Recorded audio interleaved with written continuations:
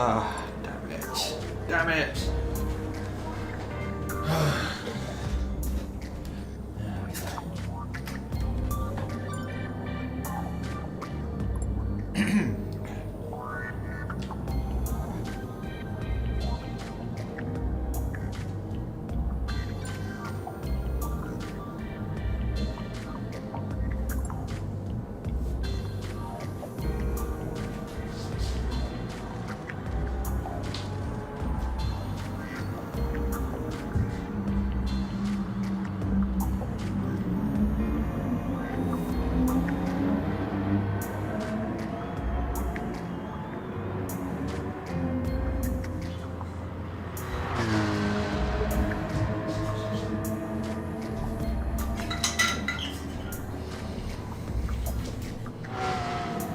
Okay.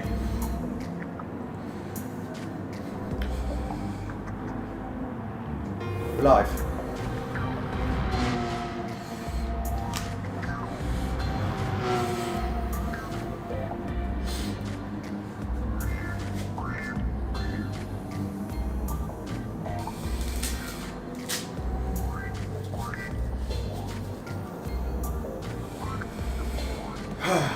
So we practice. I'm hoping as well that there was a squeak that I didn't know was squeaking. It's the throttle, and so I've got some WD-40 jizzed all over it for good measure. I've moved my microphone a bit further away from the source. Hopefully there's no more squeak. Let me know if there is though, so I can do everything I can to cut it out, because the last thing you want on a stream when you're watching it is some irritating repetitive noise. Except from me, obviously that doesn't count, but anything else, we don't want irritating persistent noises. So yeah, let me know. So we're going to do some practice qualifying laps until, if this lobby does a race, it's quite likely with a good hour until we need to go, so there's time. But yeah, let's get tuned in. We could be quite competitive today. We were racing with Adam and Org yesterday. We were racing with them. You know, we weren't being left behind. It wasn't easy, but we were competitive, really competitive.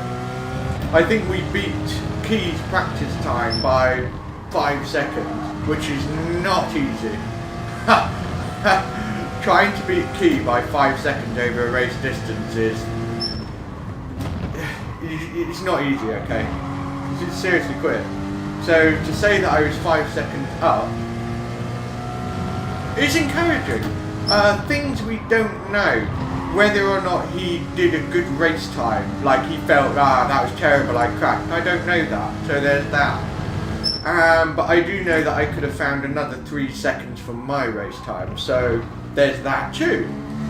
But I think we're competitive. 10 minutes till the race start, according to Mr. Ryan. So that's good. So let's do a world record lap. Here we go.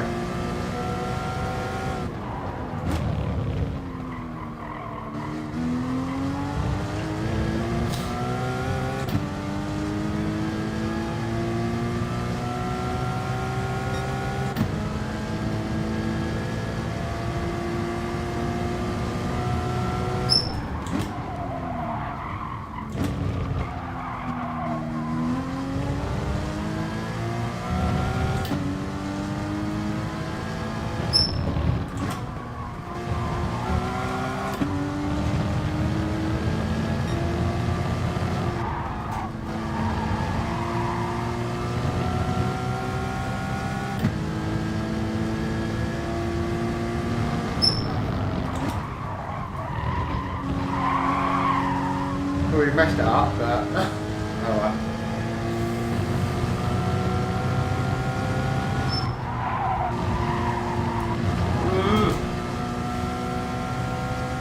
My best qualifying lap is 1:26.2. So we're only 2/10 off of, you know, the likes of Speed Racer and Adam. And they are bloody good reference points because they are the best. So if you're only 2/10 off of the best, woohoo, looking good.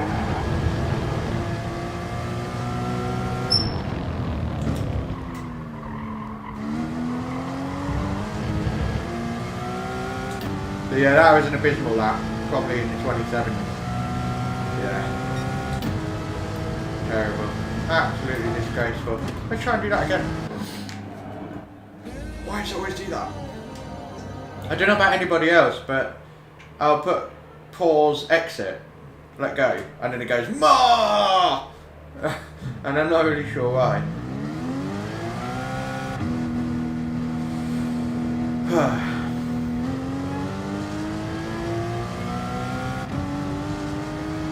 Qualifying is going to be really important. I mean, qualifying is important anyway. But yeah, it's important when you know that you have the potential to win.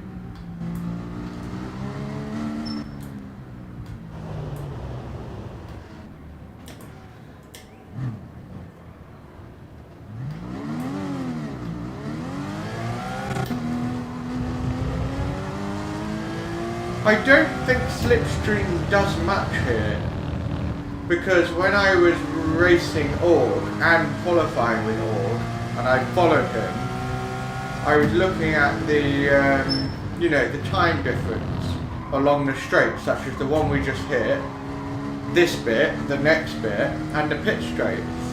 And it doesn't really suck the car in as much as other cars do, or categories. One, the straights aren't that long, and yeah, it maybe makes about a tenth or two. You know, it's not crazy, it's not massive. So it's a lot more about driver skill than getting a really good slipstream pull on the lap. And I'm noticing a lot of the boyos are practicing their quali laps without a slip. So yeah, here we go. I also noticed, for example, when I brake into a heavy braking zone with slip, the braking point doesn't change too much, so there's another indication.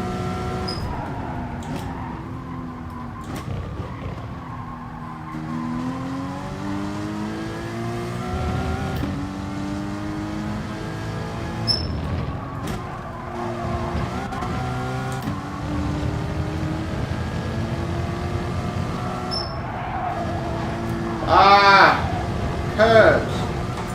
Damn it.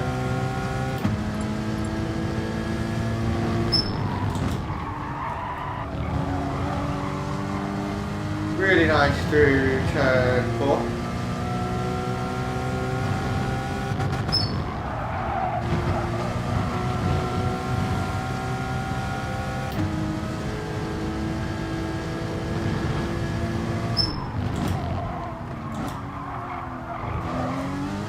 Getting a little bit of rear slide under braking. You want to braking as straight a line as possible to avoid that effectively. You don't want to turn a little bit like I was still doing. So you've got to get yourself right over to the left, straighten out, brake straight. Otherwise it's just too easy for the weight of the engine at the rear to start sort of trying to overtake the car. Try again.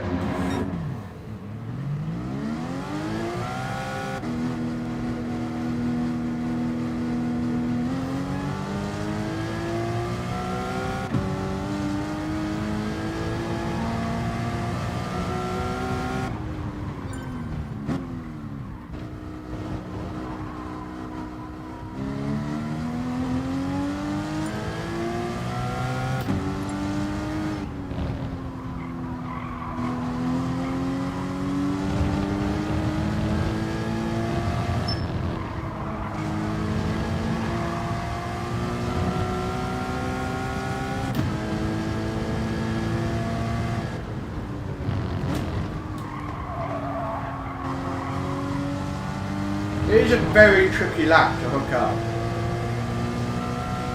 So despite being competitive, I still feel like I want to get rid of all of those teething pains, silly mistakes, small stuff, because we have to get everything right.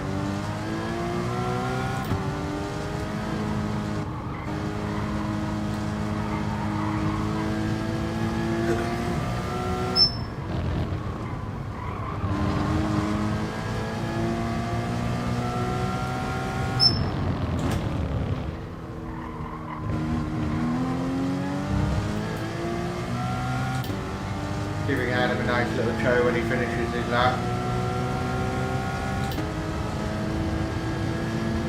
Or is he starting one? Don't know.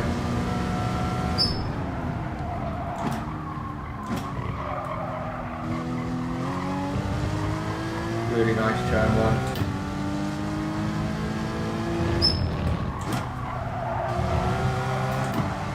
Oh, this is good. Not quite perfectly there.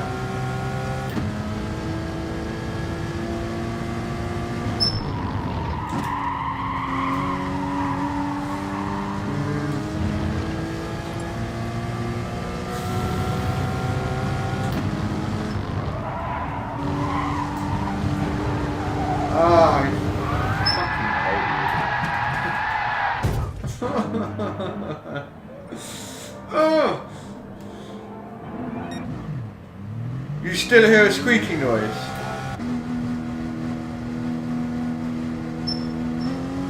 Do you know what's annoying? My hearing is so bad I can't hear it. Is this what you're talking about? Right there. Because I am doing everything I can to I've been WD-40 the damn thing. But that's it. Fuck, it's so annoying, isn't it? Well, I can't hear it, but I'm annoyed that you guys can. Like, I really, really do not want that at all. Oh my god, why?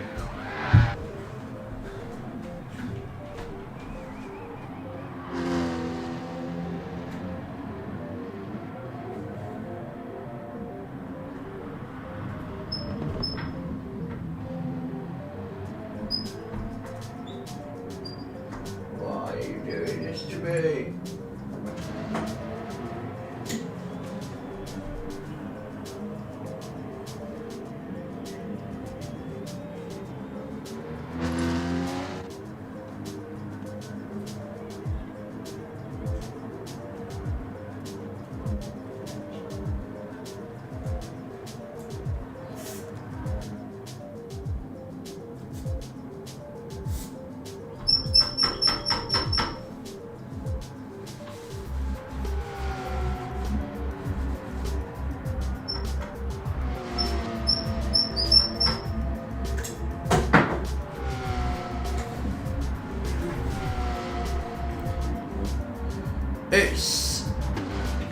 It's definitely not the rig.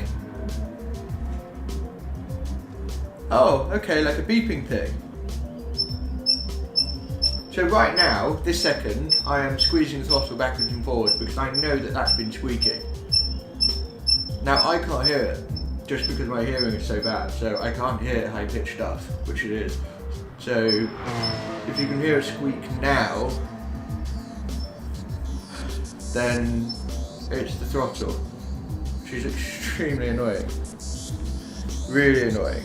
And if I can't fix it right now with, you know, spraying the best, the best known thing to man for solving squeaky stuff is WD-40. And I have practically jizzed all over it, and it's still not right. So annoying. Really, really, really, really annoying.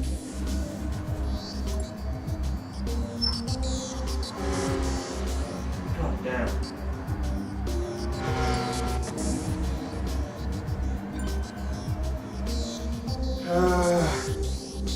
What I can try and do, I'm going to move my microphone in such a way that there's something in the way of it, because right now I can't fix it. I will have to sort of do my best. Yeah, I've got the lithium grease, covered it. Best car jack is Porsche, definitely. Yeah, I know what you mean, Andre. Yeah, it is. So basically, if the squeak persists right now, then I am sorry, and I will do everything I can to fix it ASAP, but right now, I'm not really sure what to do, given that I've put lithium grease and WD-40 on it. I'm hoping it's gone, but I've moved the microphone, so let me know if that helps. Hopefully.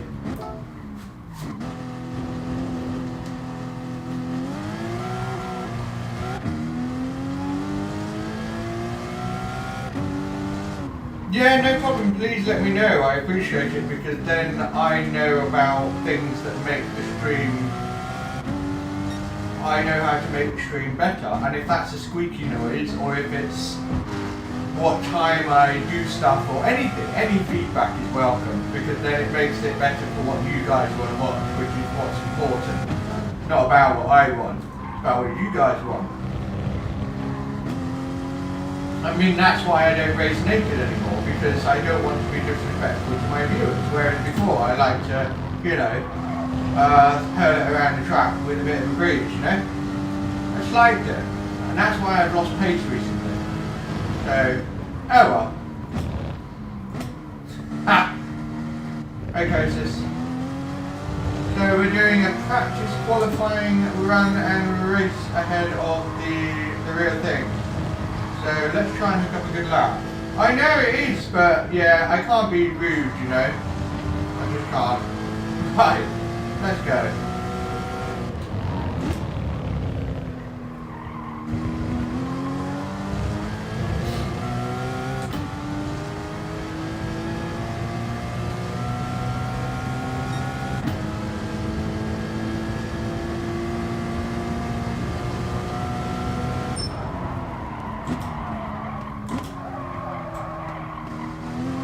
On the brakes, but not this curve one.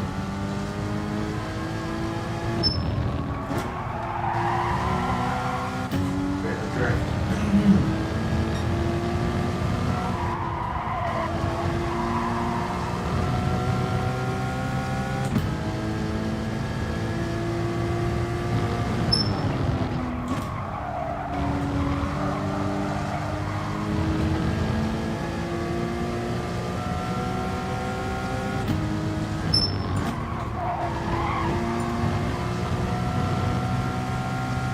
It's surprising how well the Cayman accommodates that sausage without, you know, throwing you off the track.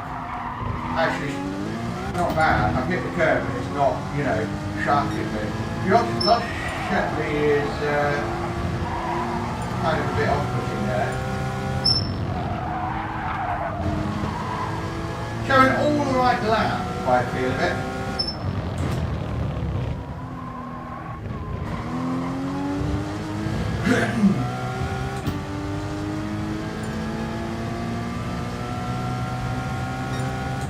It's alright, but we can do a lot better.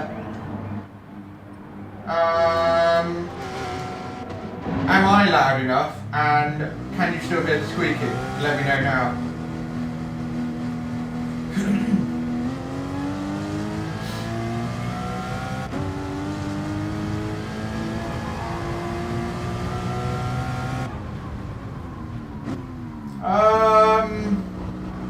The only way forward is hard snow stopper. It's the only way forward, so whether you're in the Vet or the Cayman, the best strategy is hard snow stopper, period. So that. Believe it or not, you qualify on the mediums. I know it seems counterintuitive, but it does work.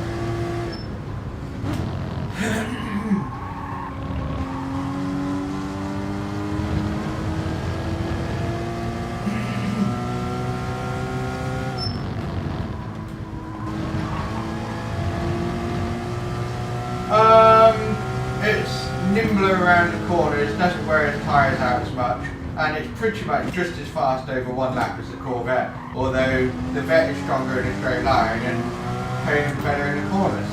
But that's fine. It depends on your driving style as well. My style suits, you know, Porsche engine position, you know, philosophy. I like it. Because when you head into a corner under heavy braking, the weight of the engine in the rear likes to sort of push the rear out and rotate it in, and I like that played with my hand.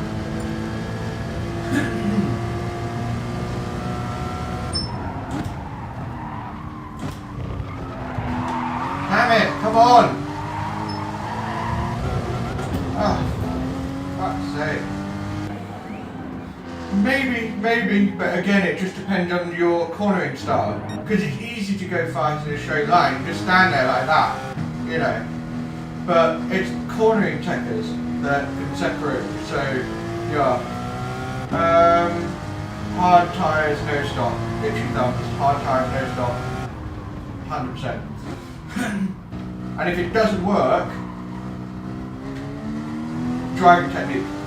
That's what it is, because I assure you, we practiced yesterday with Org and Adam, and me and Org beat Adam comfortably.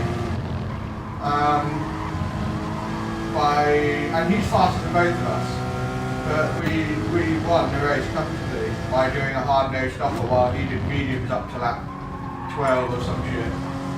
And yeah, he can only really pull a 10-second lead on me and Org before he pitted, but you need 19 seconds if you're going to stay out, you know, ahead in the pits. So that's why it's a hard tyre dip all the way.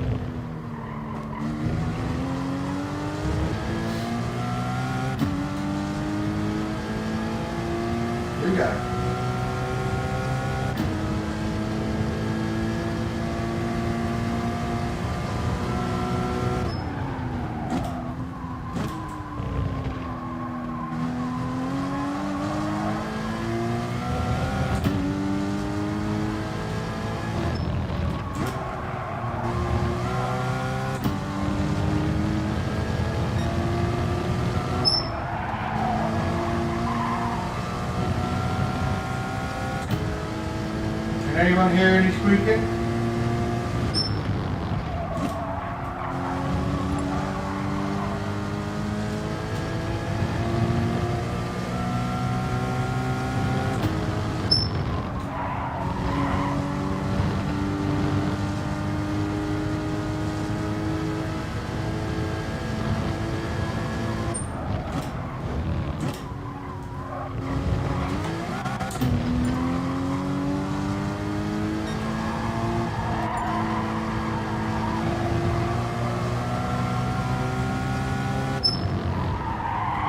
Ah, Mr. Apex, I hate you.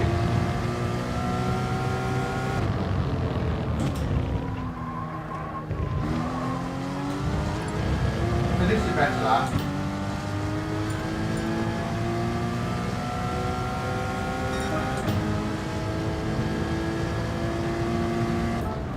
I'm still a bit off of the pace I have. I'm still 4/10 off.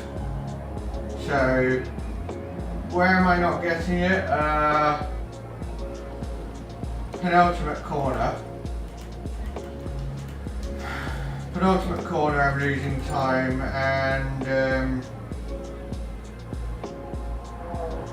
turn 3 I'm losing time. Turn 5, that's where I'm losing time. But yeah, my qualifying lap yesterday was 1:26.2. So I want to find out. The You see everybody switching onto the hards now. We're in a comfortable P5. I know we can do better. Yeah, anybody, can you hear squeaking? Yes or no?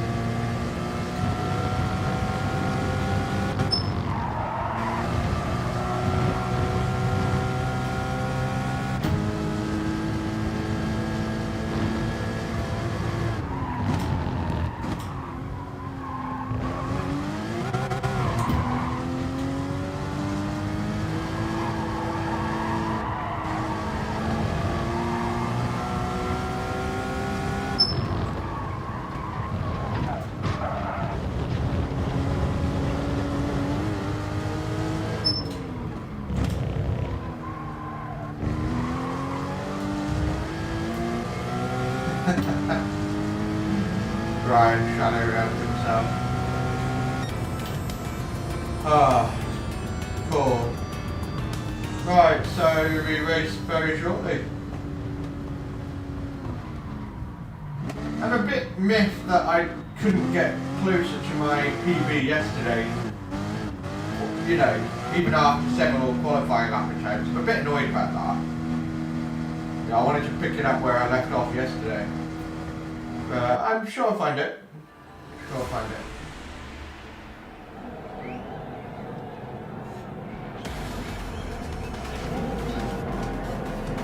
Ah, no. Yeah. 26.6 is a bit underwhelming for me. Not so happy with that.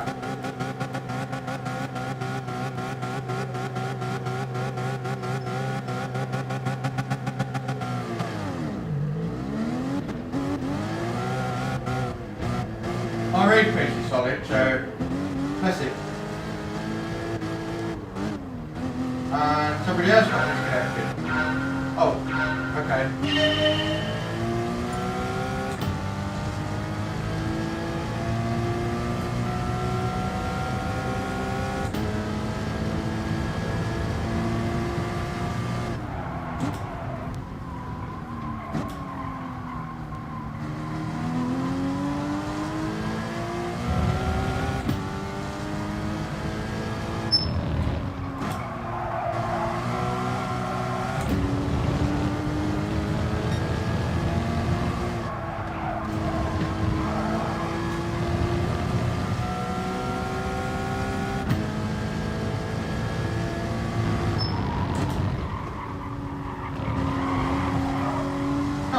Damn it! Get on the pace!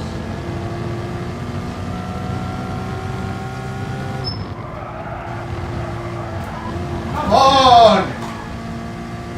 Fuck's sake!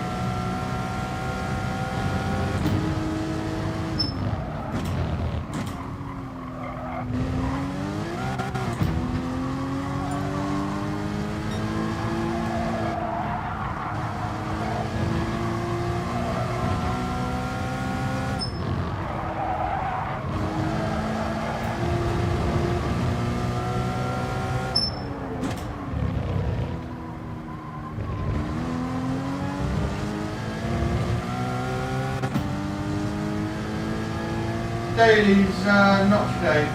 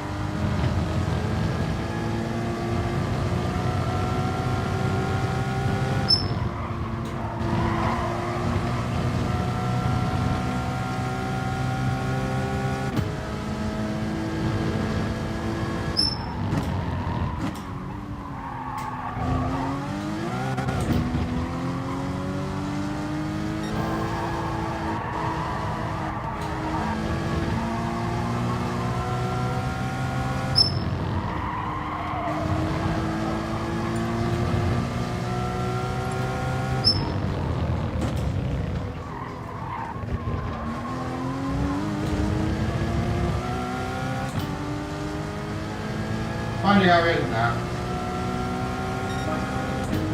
Oh! Fastest lap of the race.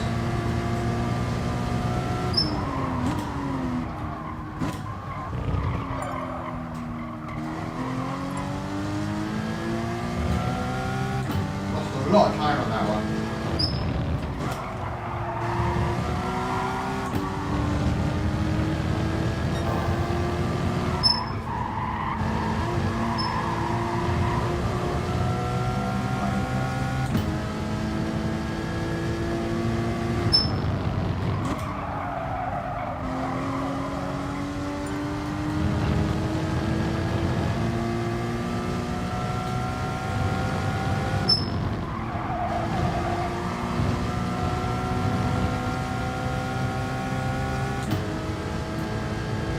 Right hand, spin it!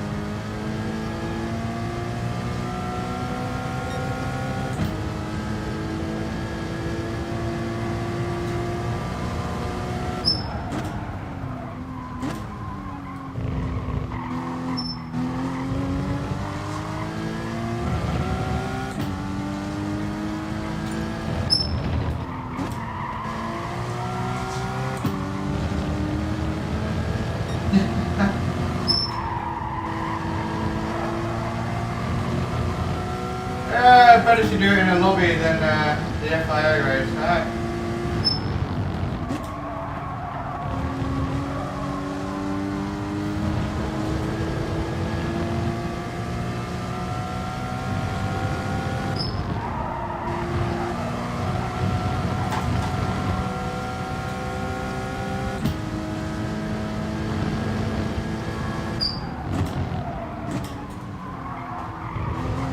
Wow, I didn't realise until just now about braking. The curb on the right, avoid it. It lengthens your braking zone, slightly less grip. Oh, fuck's sake!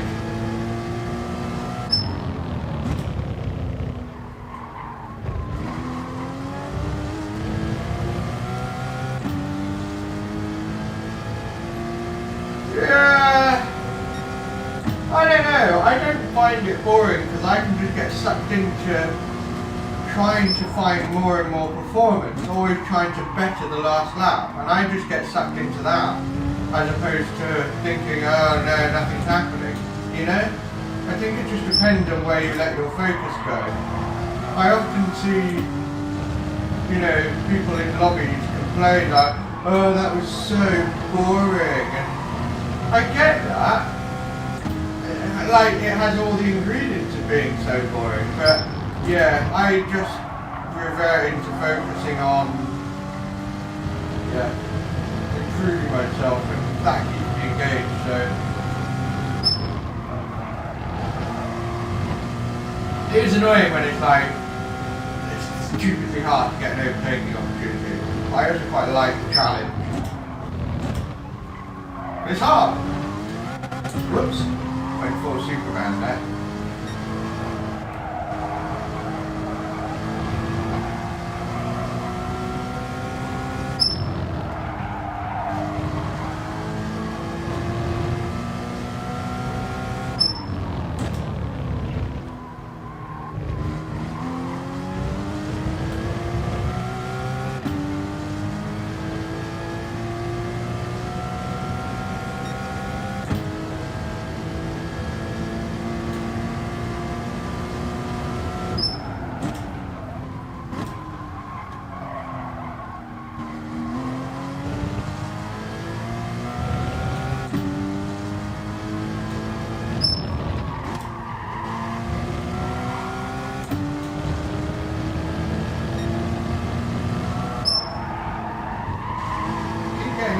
Wrong. I'm just thinking about it wrong.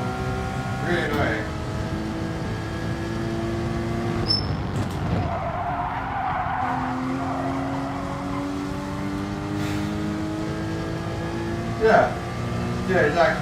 It seems like a lot of people that are typically fast or competitive are struggling to hook it up here.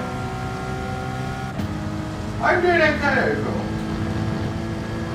It doesn't feel like I'm doing anything radically different, but obviously the nature of the car and the track plays into my strengths and the way I like to drive, I guess, the techniques I use. Something I want to understand better.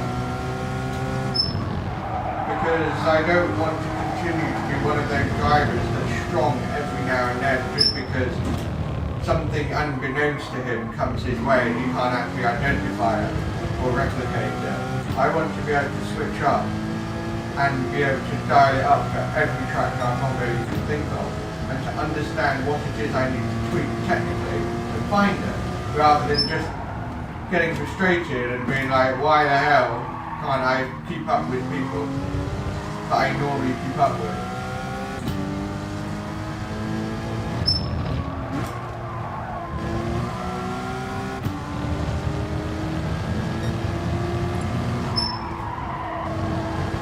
Much better. So Adam left.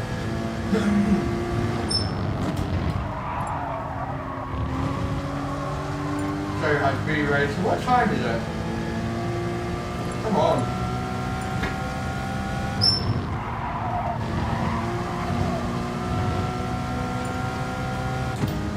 Yeah, we got about 10 minutes. I'll continue for a bit more.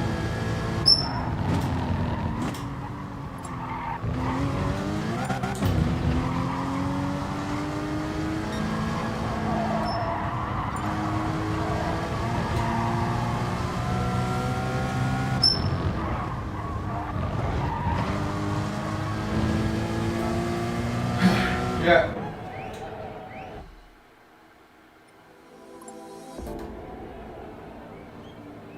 So there we are. I'm a bit annoyed that I had only a 1:26.6 for qualifying. We know we can do better than that. Yesterday we did a 1:26.2. And that was a pretty sexy lap. So why I'm not finding it the next day is a bit weird.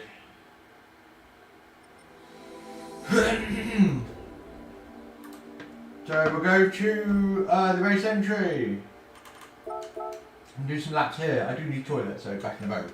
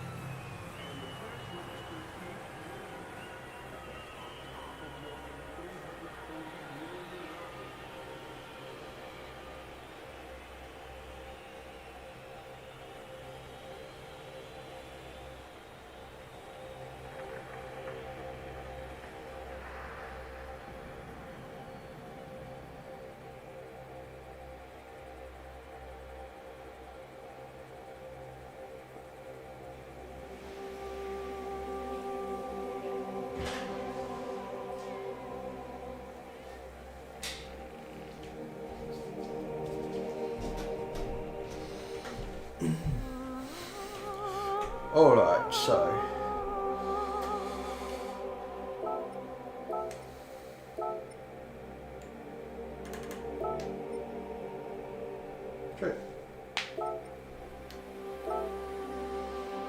sweet.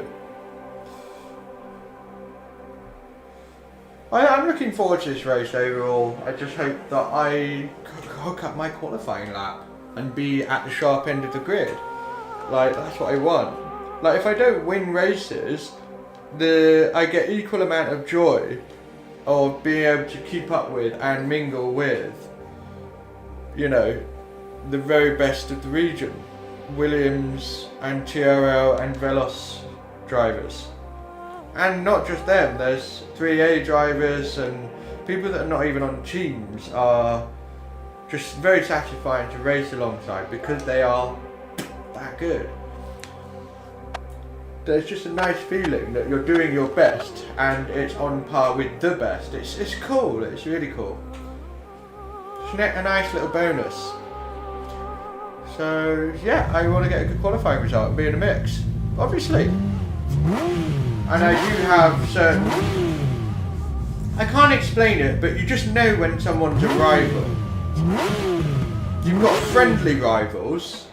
Like, I very much consider Francis a friendly rival, because we're really similar. Sometimes he's faster, sometimes I am, and we have really, really good, hard racing. You know, there's a little bit of bumping here and there, but overall, I don't give a shit. It's good, hard racing, both ways, and there's mutual respect, and I like that. But then there's the kind of rivals that it's like, I want to just demolish you. Literally demolish you. I wonder who they are. I'm not saying. Nope. Socks. All the way. I know some people like to race with slippers, but I don't even own slippers, man. Slippers aren't my thing. I'm a barefoot kind of guy. Like, probably, I suppose, blame martial arts for, you know, 17 years of martial arts is why I probably like barefoot. In this case, socks, because yeah, socks are better than barefoot when it comes to pedals. Definitely.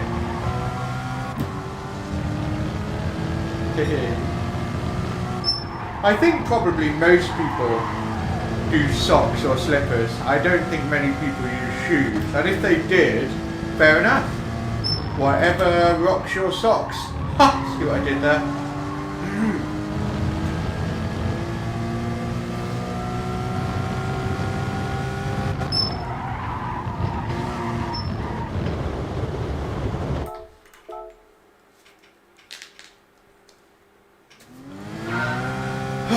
Where am I losing time? 4/10. A lot. I'm on the hard tyres. I'm not talking about time trial, I'm talking about qualifying trim. I am...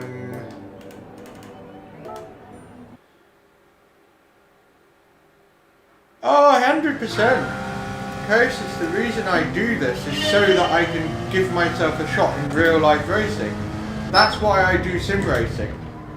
I didn't start sim racing so I could be a streamer. I didn't start sim racing because I want to play video games and just burn time. I started with the sole goal of trying to get into real life racing. That is why I do this. And along the way I've realised that I quite enjoy streaming, and if an audience enjoys watching, great, get involved. Why not? But, yeah, to what end? How long do I keep this up? Dunno.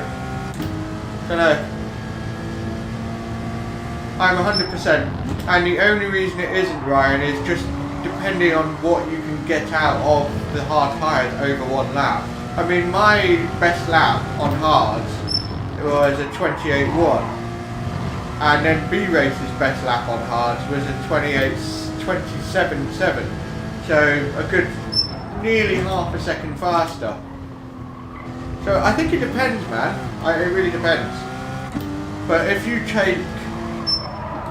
Basically, if you did a race distance with mediums and then hards, and then did another race distance with hard, I'd be pretty surprised if you didn't do a faster race time on the hard, even if you're not feeling comfortable on them. Just because even TRL Adam could only open a 10-second gap on Org, who was lapping at the same pace. He could only open a 10-second gap, and the pit lane loss is 19 seconds, so it's only just halfway. So it's not really there, is it?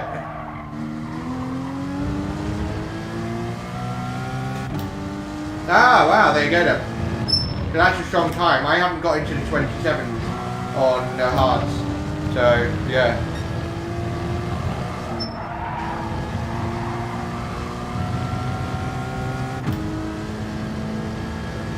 .26, yeah, 100%. The 26 dead qualifying time is...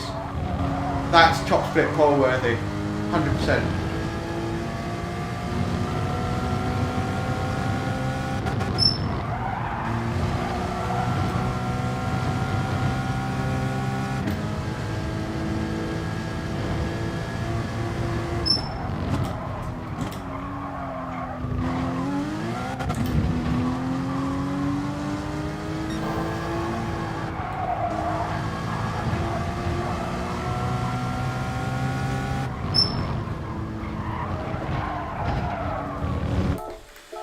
Oh.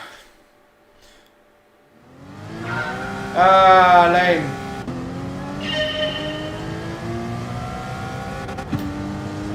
That sucks. Do you know what's amazing, MJM Racing? That you got into the top 16 Nordschleife. I didn't. I mean, you're higher up in the rankings than me. That's my fault. Not delivering on my performance and making mistakes. But I was gutted I missed out on that lobby. Gutted. Because my qualifying time in top split just after it would have put me top 6 in the top 16. And it would have been a really good chance to score my best ever points. But alas, it was not to be.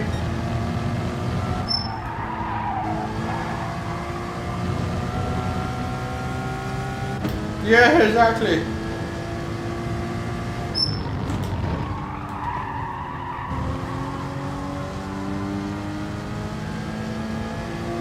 Basically, Francis, it is no stop hards all the way for the race. And your qualifying lap should be low 126s to be competitive. 26 dead is potentially pole in top split. To give you a little bit of info there.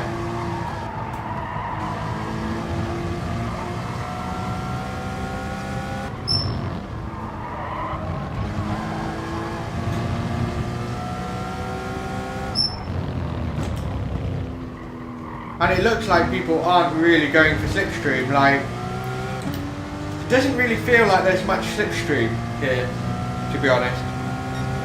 Cayman is over one lap. The Cayman and the Corvette are virtually identical, but they have their strengths and weaknesses in different places, and it's pretty obvious what that is. Cayman in the corners, better on the straights, but the Cayman is better over a race distance, definitely. The Corvette will just destroy its front tyres.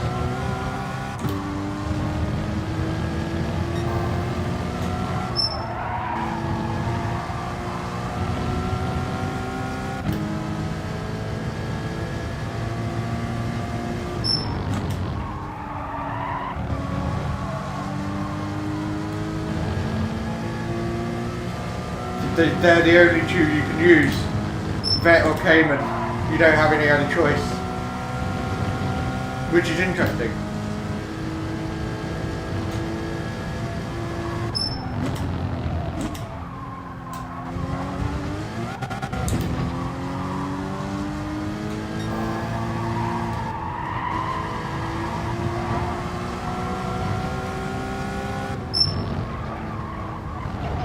Fucking corner!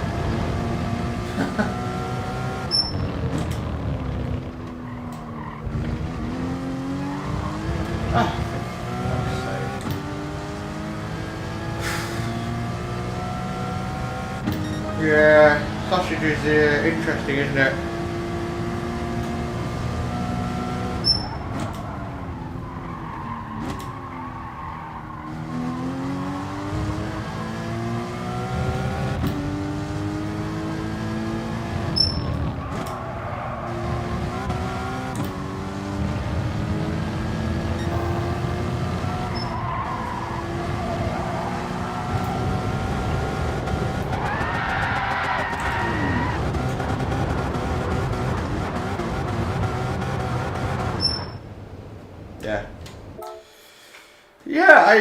We were competitive yesterday.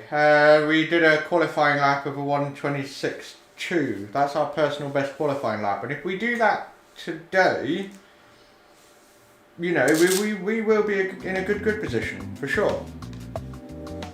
We didn't even make split one. Fuck it. This should be a good practice run. This is a winnable race. This is a winnable race. Is it? You've not done a Nations Cup race before, Ryan? I'm surprised by that.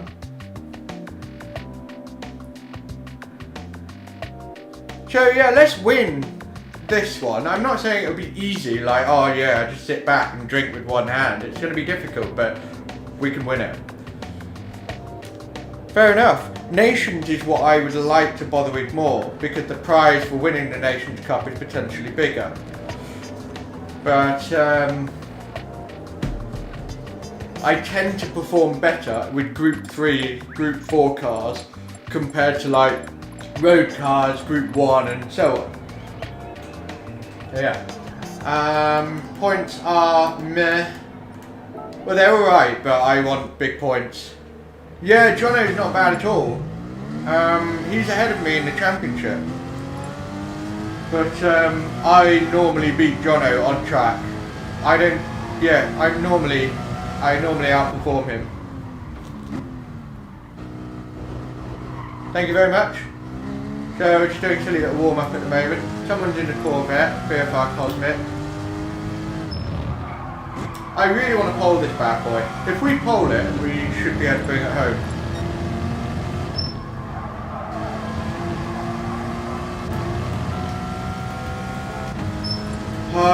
Boomtown.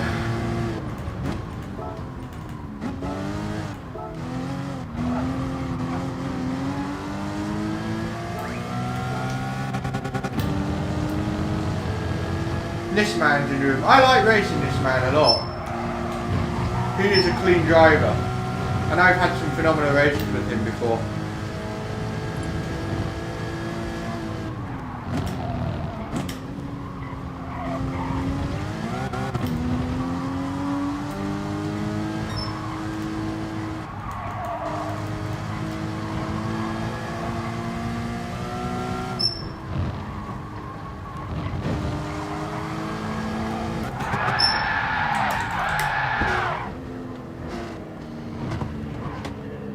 Seriously, Roy? No fucking way. I didn't know that. Small world, isn't it? Wait. Where... What go-kart track? Like, where? BBU's -1. Just because it gives you a little bit more front-end grip when you're braking lightly for the higher speed corners. That's it. That's just my preference. It's definitely not working putting it to the rear. Just a little bit to the front, but not too much. Not too much. Ha, nice. I wish I could go go-karting. I wish I did it when I was younger, like, I did motocross instead, because my dad bought me a bike. But I wish he bought me a go-kart. I would have been Lewis Hamilton by now if he did that. I mean, come on, look at me. Friggin' awesome, I never crash. So, the logic is unflawed. You cannot dispute that logic.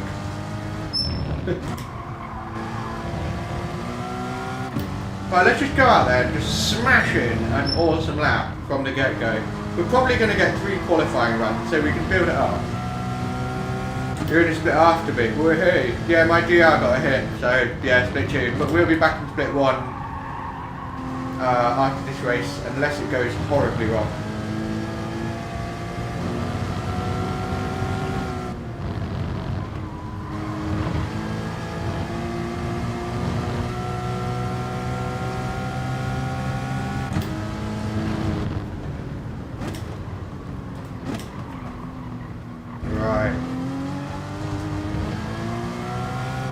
Building up to the lap.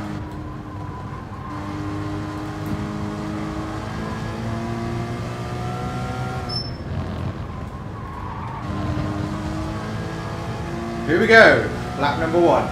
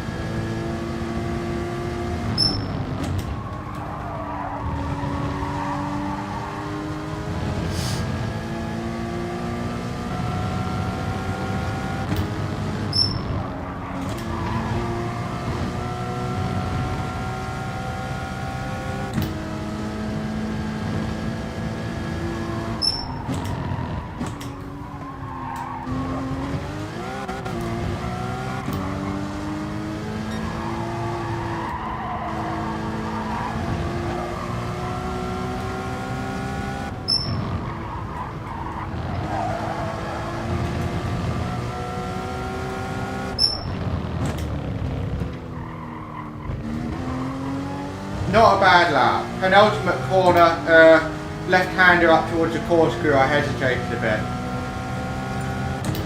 Strong lap. Let's improve it. So those 2/10 can be found with the penultimate corner being a bit iffy and carrying more speed up the left-hander.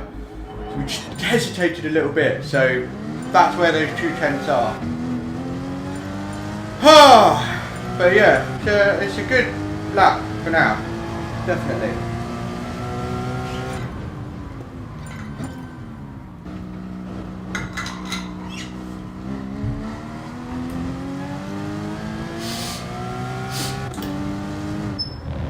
Finding another 2/10 though, like B-Racer is doing, well, that's getting a little bit more into the alien territory, I'm not gonna lie. I'm not really sure where he's getting that.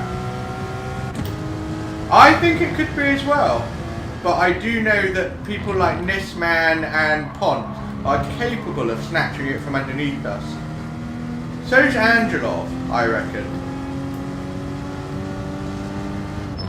Maybe, I don't know. I don't race Angelov enough, but I know that some SRC drivers are strong. Yeah, there we go. See, I'm not really sure about that final 2/10, but I know I can get a 26.2. Definitely. But I've done it. So let's try and do that.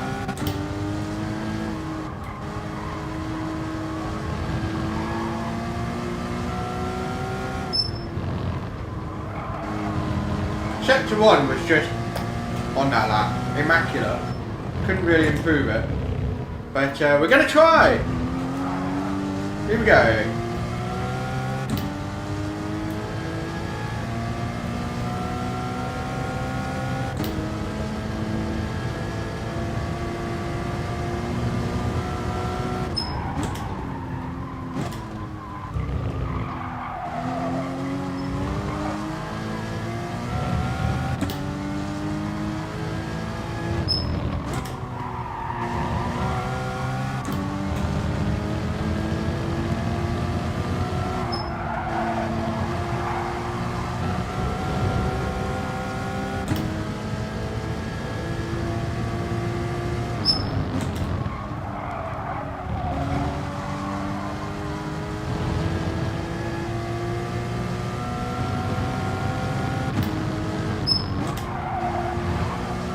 Much better through there.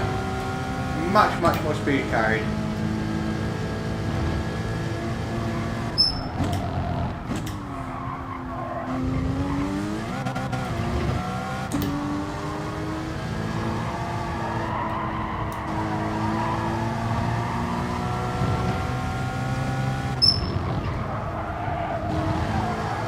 Much better through there as well.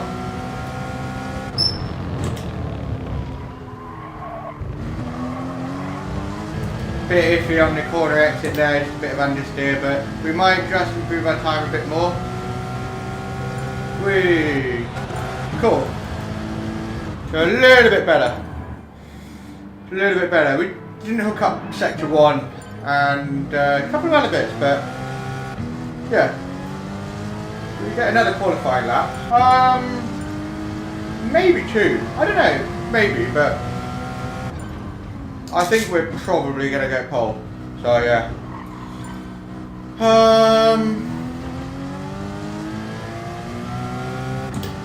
I just knew after yesterday's lobby practice with Adam and all that we were going to be competitive. We're going to be at the sharp end. And the only annoying thing is not getting into top split on the first slot. But when your DR's hit, yeah. We had some seriously bad luck at the Nordschleife and Sunday's Super Cup, with people just suddenly losing the ability to use their brakes at the right time, shall we say.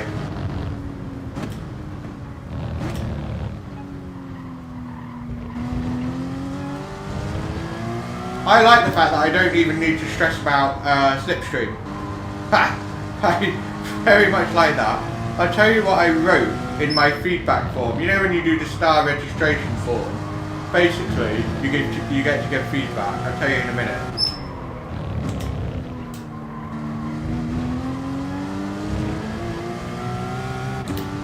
Here we go.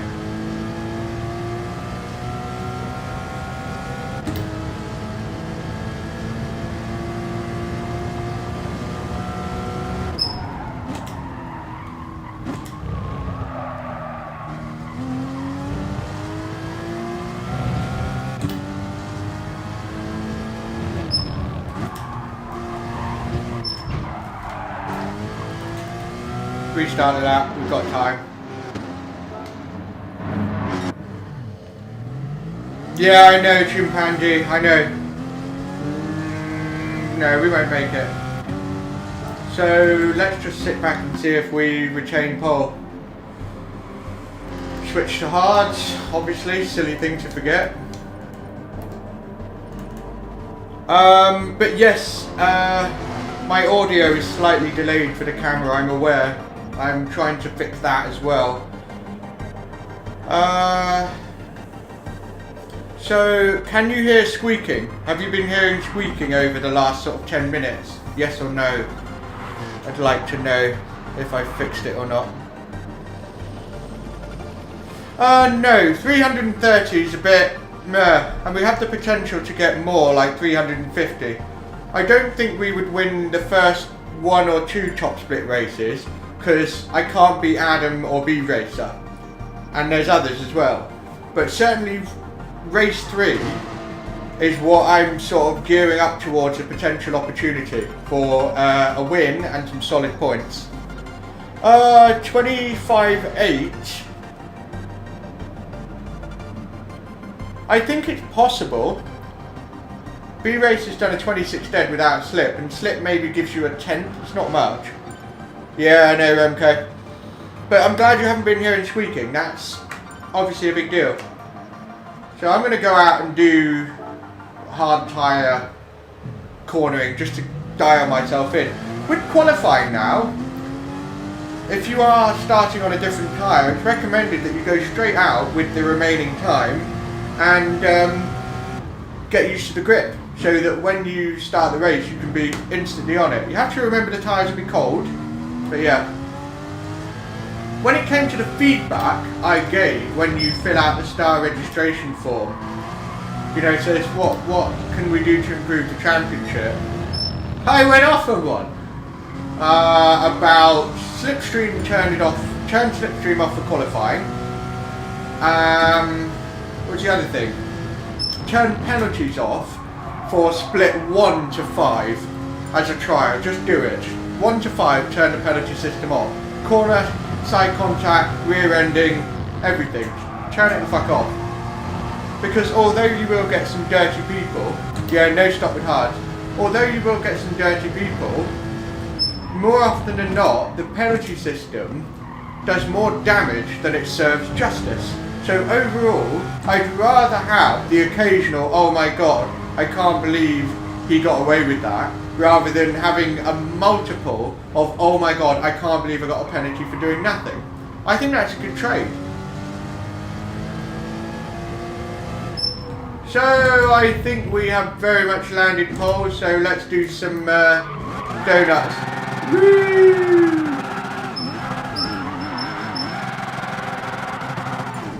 Cool! Pole position. Split 2, but pole position, so I'm happy with that. Just got to bring it home. Yeah, he's quite a solid driver. Like, I've seen him. What race was it? There was a race where I couldn't beat him. I was behind him. I think it was on this track, and he pulled away. He outpaced me, but not all the time. So yeah, P1, sweet. So don't bin it, right? That's it. What would my time get me in top split? Does anybody know? Let's take a cheeky little look. P1, obviously. Actually, don't even need to look, do we?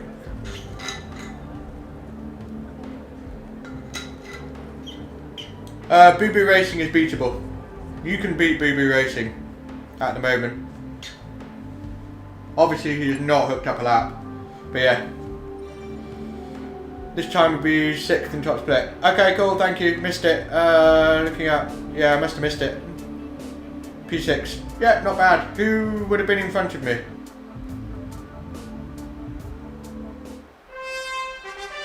Thank you. Should we meet this time?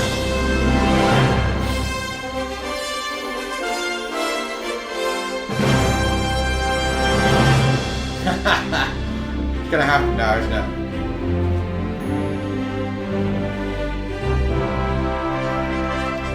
All I want to focus on right now is to just quickly pull out a lead of about 2 seconds and then just settle into the rhythm.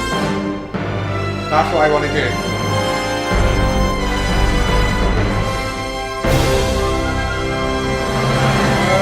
Chimpanzee, are you a fast driver? Yes you are, but you can be much faster. Yeah, I know what you mean. Let's do some sort of Super GT intro. Another Herc 3D livery, which is beautiful. Really cool. I like the contrast of matte and not metallic paint, but shiny paint. Excuse me for not using the right lingo. But yeah, another masterpiece.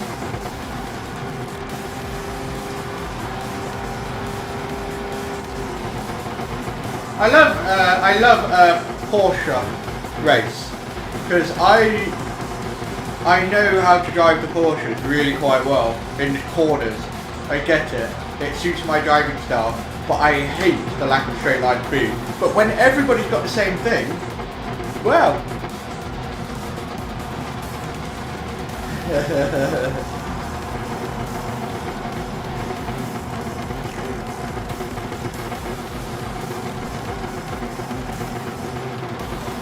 Yeah, well, hole in your lobby, 26.2. Who landed at 26.2? Because that's pretty good. Racer, Geo, Medi, Adam and Rick. If I was basically just behind those 5, that would be awesome. You know, we could get a good result today, guys. I have to hook it up when it matters.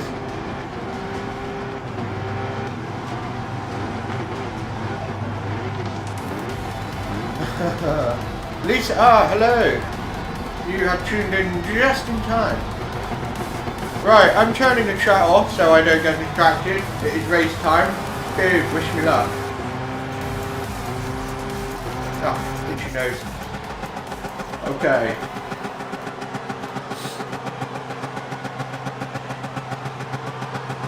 Clear. Nobody in front. I like that.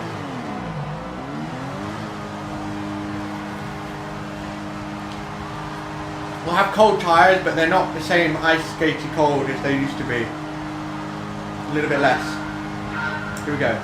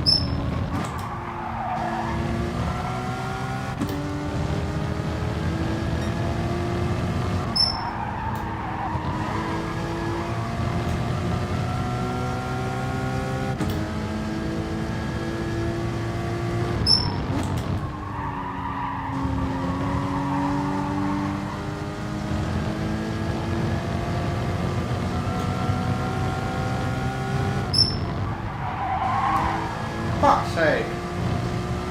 Fuck it.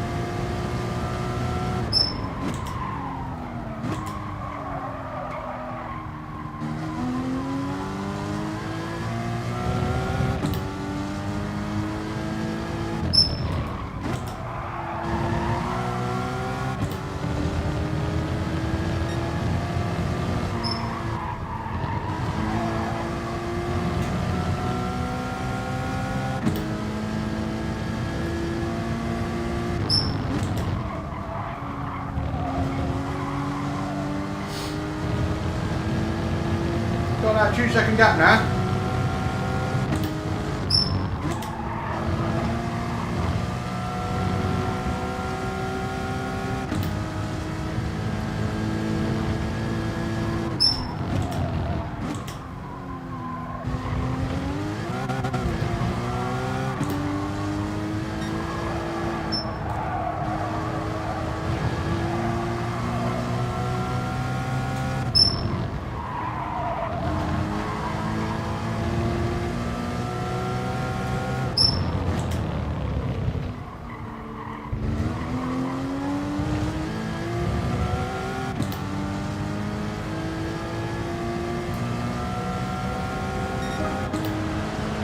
hey.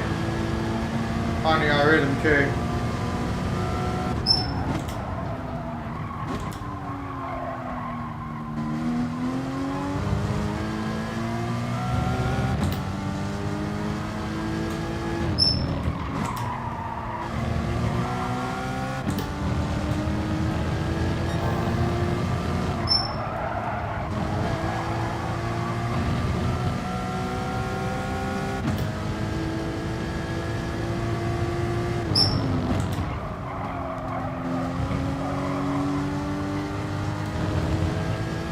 Something went down between two people.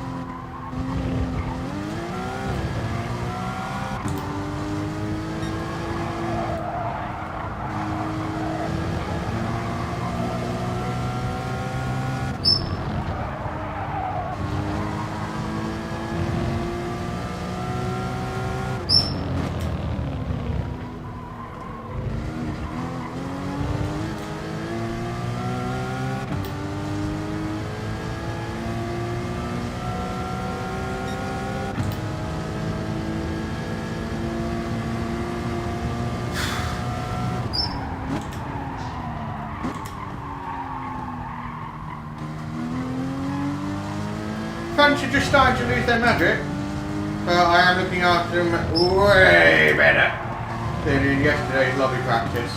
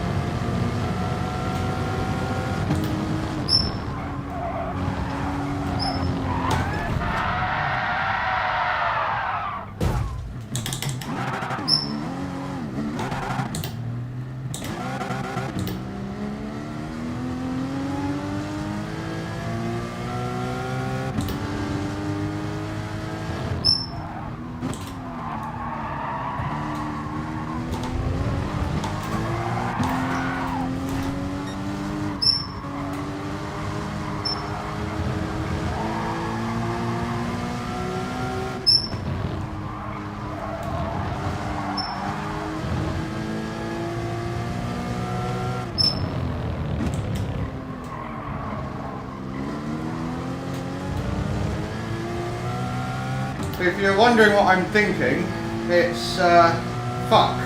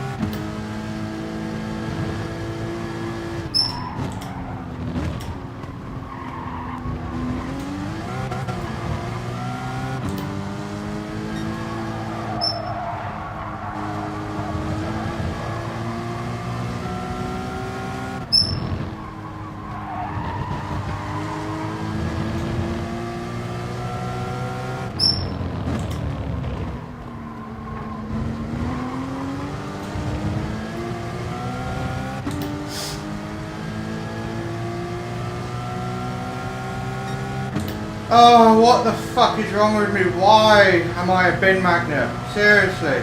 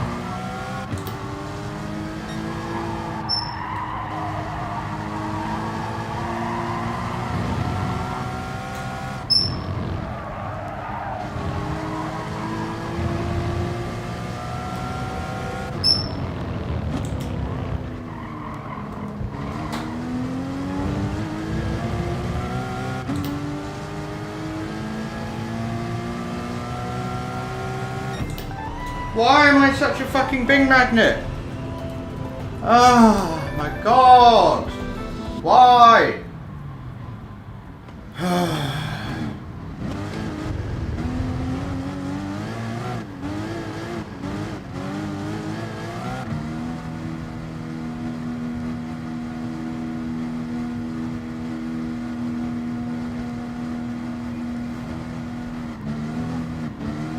I don't know, chimpanzee. Anybody that's racing that doesn't think they're going to win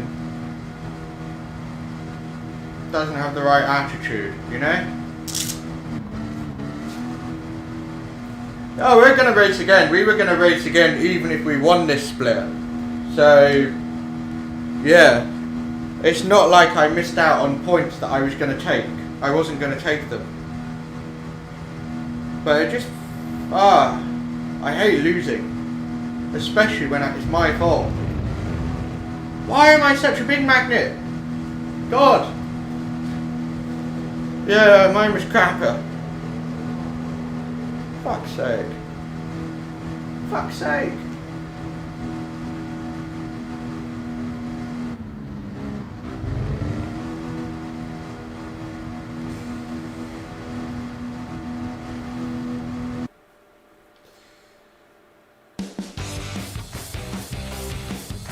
Yeah, it wouldn't. Just annoying throwing away a win. I mean, it was on the most difficult corner of the track, but stupid. Fucking stupid. I didn't like the way IMJ Concept tried to sort of barge his way through. at the corkscrew when I was still trying to get back on track. I got a bump from behind and he shoved his way around the outside. Kind of annoyed me a bit, which is why I didn't really feel too bad about a little bit of an elbow into turn 1 when I got past him. Even Steven, you know?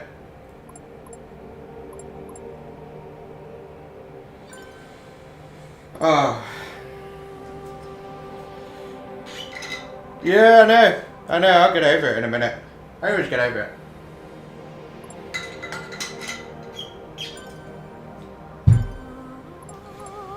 Oh.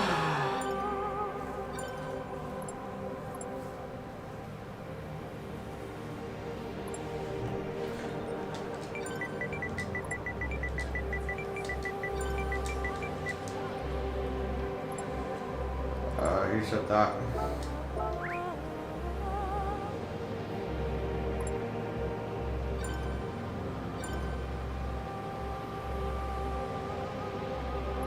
So I was on course for doing a 22.15 because I was about 5-6 seconds ahead of this man when I binned it.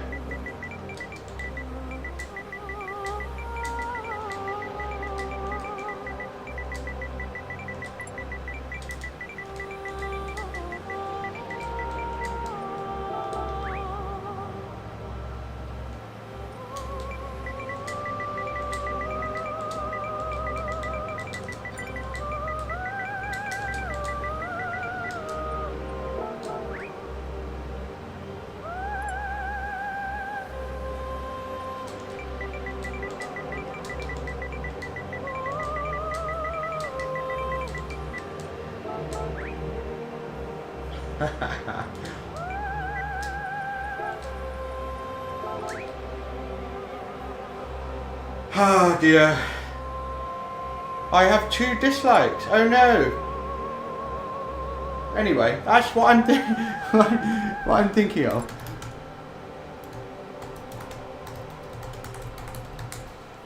Is where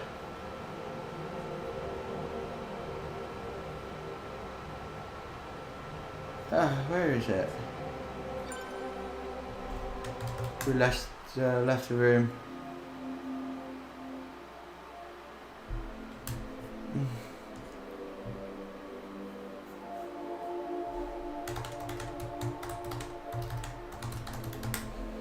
I am thinking of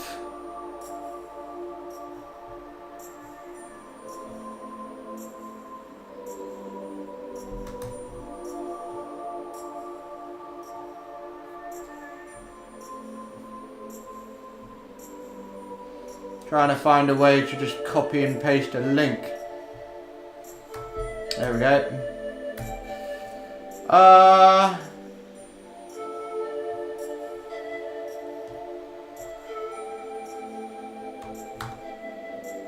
That's what I was thinking of with having any dislikes.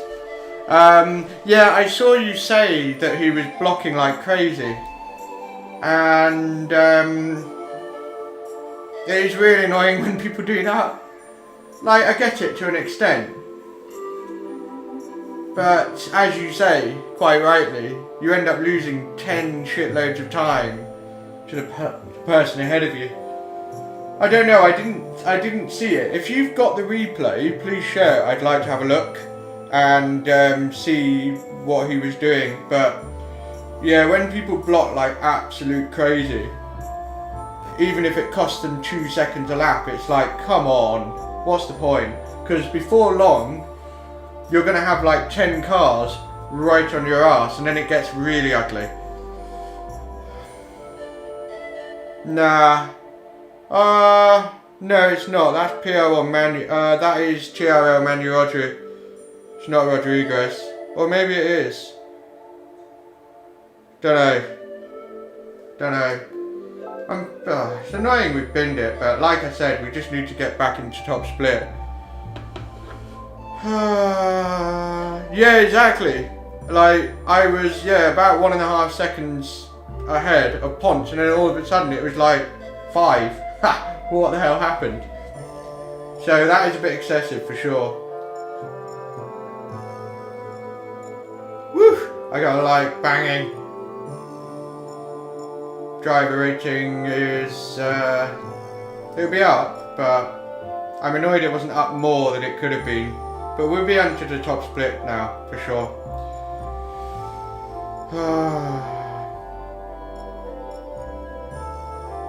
50 likes sounds good to me.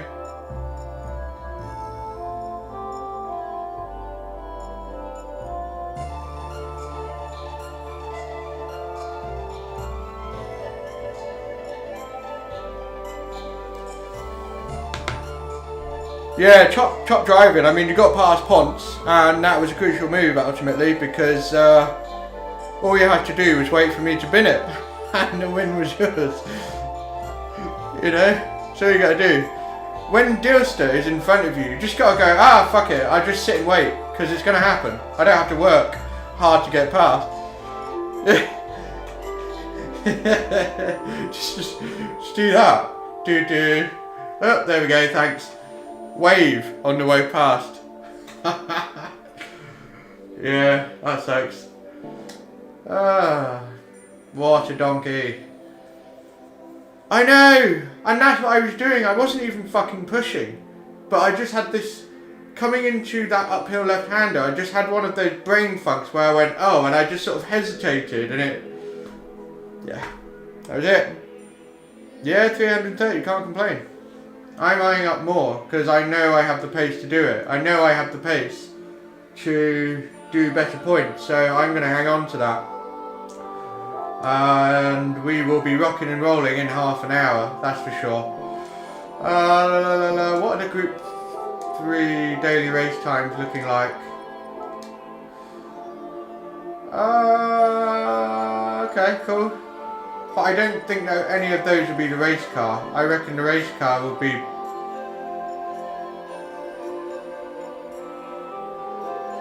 probably the Porsche 911. Am I right? Has anybody done daily race C to know?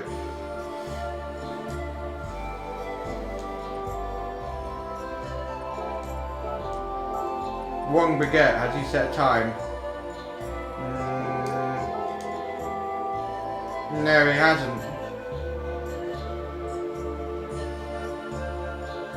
I haven't yet got the most out of the AMG around this track yet, but if I can't get close to the 152s, then I might do it, but I also might not. Tron with a banging time there. The Renault's probably awesome around there. Awesome. I think you need a car that's good around corners. And all of these cars are pretty nifty around corners. Yeah. Porsche, thought so. Ah, I can't believe I binned it from the fucking lead. That is 2 race wins lost via binning it. 2 in the space of a few days. You stole your name? Yeah, the Renault's difficult to control, Jack. It's the same reason people are struggling with the Cayman. Because if you brake or turn too aggressively, because it's so nimble, it just tips it into a slide. So this is why the Porsche around Laguna is coming into my favour, because I'm smooth and minimal about my input. And so I'm able to find it. But when guys like to race more, like flick the car in and be a bit more aggressive, when you do that with the Porsche around Laguna Seca, it doesn't work. You slide about, you lose time, you've got to be minimal and smooth as fuck. And that's why I'm competitive with today's Nations Cup. Suits my driving style. So I don't have to think too much, and I can just be more or less competitive. When I don't bin it. What is wrong with me? Seriously, what's wrong with me? It's the most annoying thing. It really is.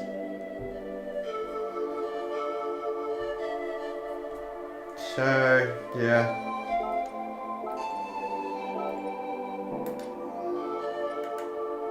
One baguette delivery. I need to make a new account, and I'll do that. I'll do it soon. After these FIA Gran Turismo Championships rounds, I will probably set one up and start building it up.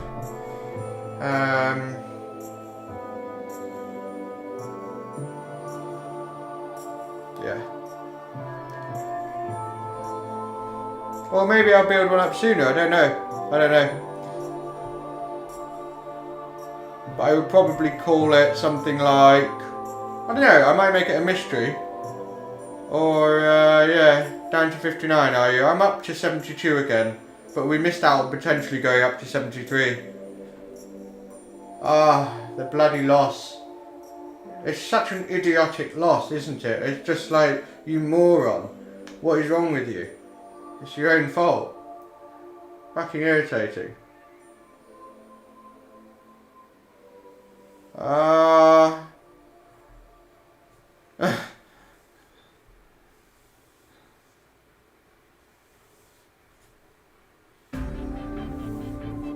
Yeah. So, in terms of the itinerary, we're doing the 4 race, but I need to eat some food because I am getting extremely hungry and I can't race hungry. It's just not good at all.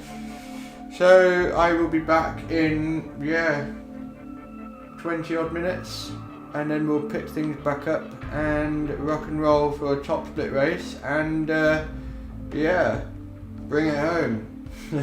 Deliver a good result, that's what I'm looking for, some good racing. Yeah, overtaking is stupidly hard for this track car combo. You just gotta nail the corners better than the guy in front of you, and you will close in and you will be able to make a move. So yeah, I will be back in 20 minutes and we will be rocking and rolling again, and I see them.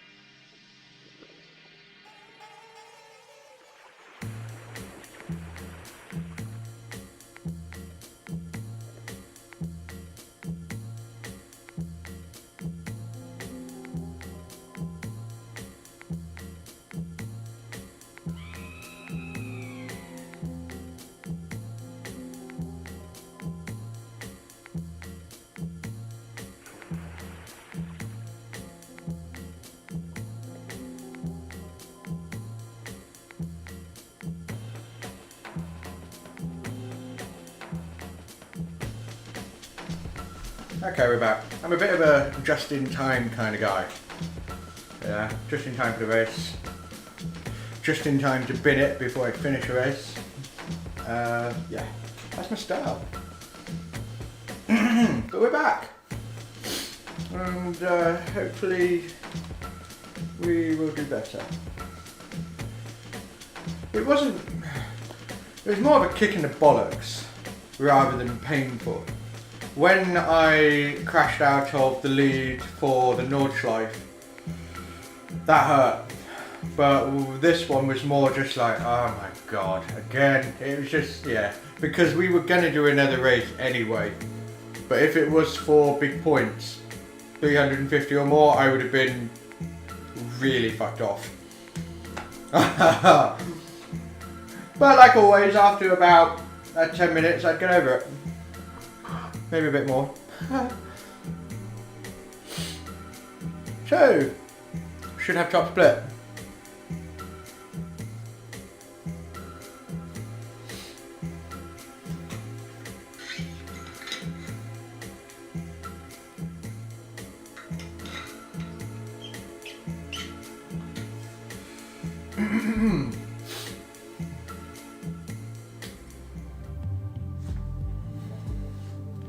There we go, top split, cool beans. Only just, but that's good enough. So let's get a better result. It's going to be tough because I know that Org is better than me. I would imagine PR1 Fire and Will are stronger, same for the Williams boys, but we can still be at the sharp end. Just got to hook up a lap. Yeah, it's pretty strong room. I think my biggest opportunity will probably come in slot 3. I hope so.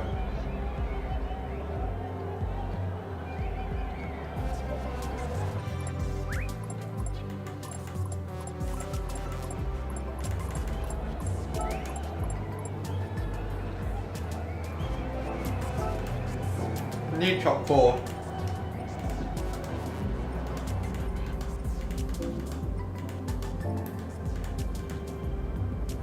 Yeah, this is a good lobby. I know, it's the worst, it really is. It's just, you know, it's like, honestly, why? Very irritating. It's psychology. It's basically your mind slipping or overthinking what you're about to do, and then that natural feel just goes boop, and fucks off, and you just make the stupidest errors.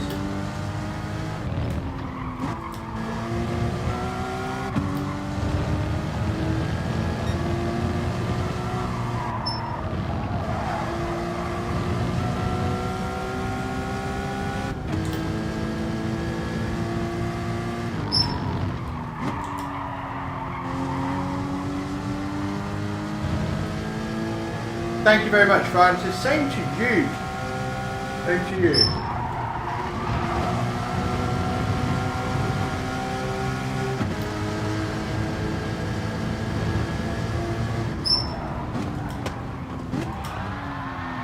Whee.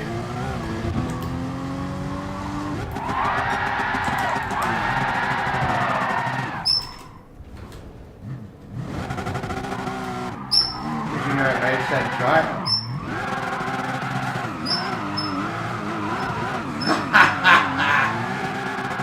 Yeah. Okay, we're done. Let's rock and roll. So we've got 3 flying lap opportunities to hook up a sweet lap. So let's do it. Come on. Wish me luck. Tons of luck.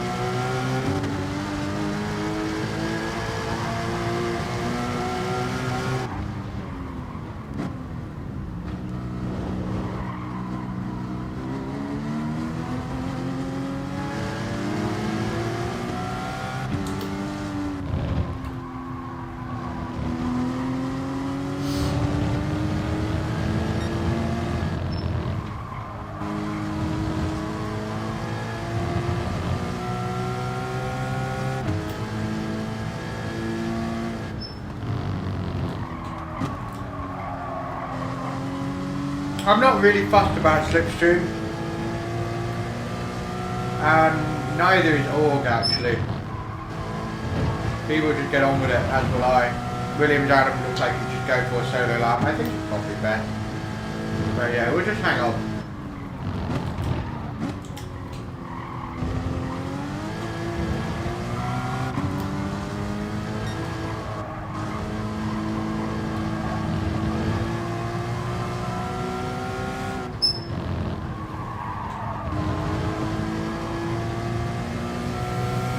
Here we go.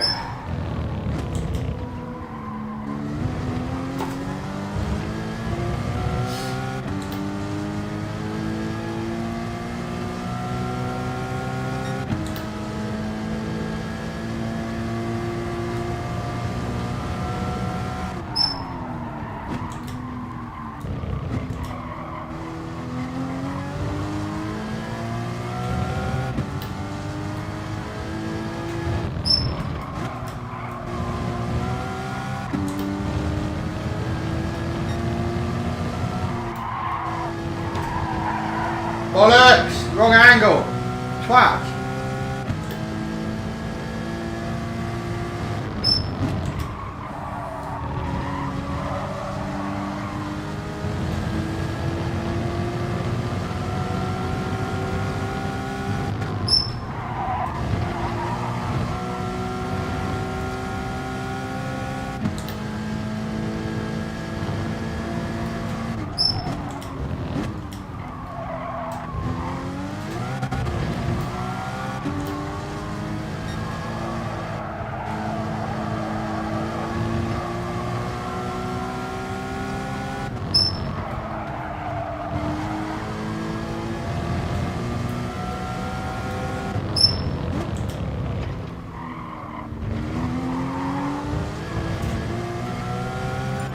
Lost a lot of time in turn 3.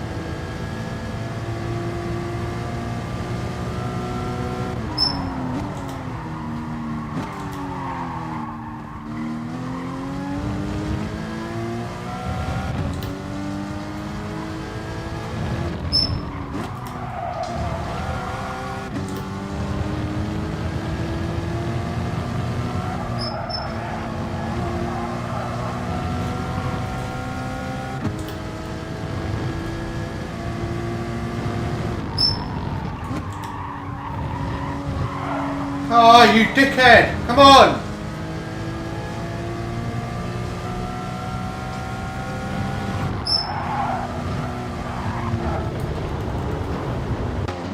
Ah.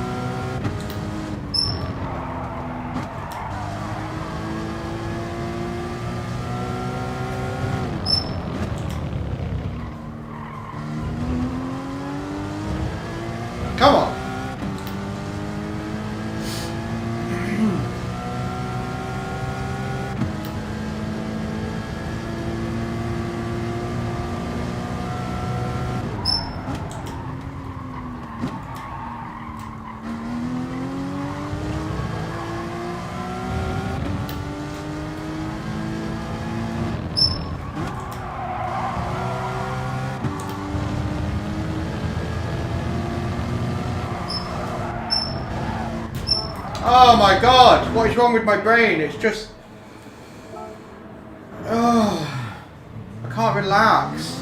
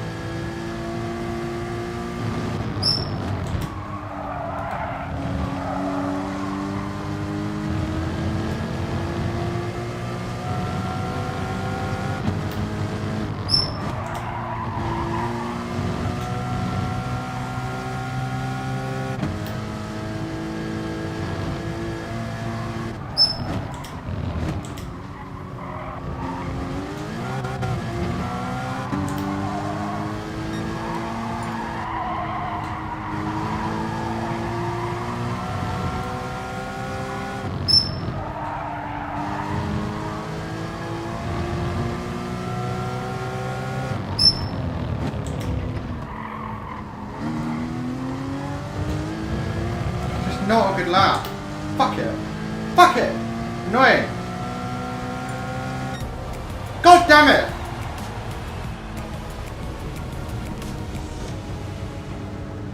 Why couldn't I hook it up?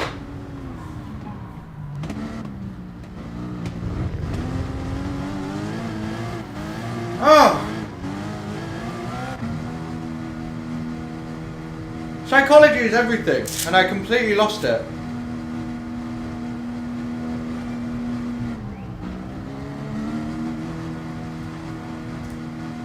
Fucked off.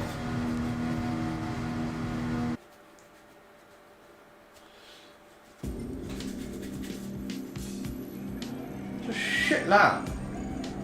We got our last qualifying lap, we'd be P6, something like that. But no, my fucking brain went on holiday. Why? This is what I've got to work on. I come to a track where I'm competitive and I can hook it up. And then I fucking don't. Just, it's my number one issue.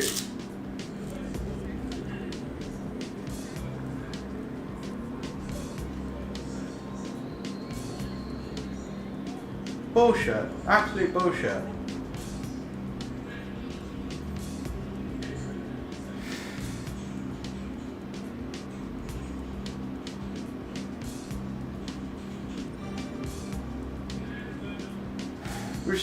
We've still got a race in our hands, obviously, and we're going to have a good race, but I'm disappointed straight away. I'm just...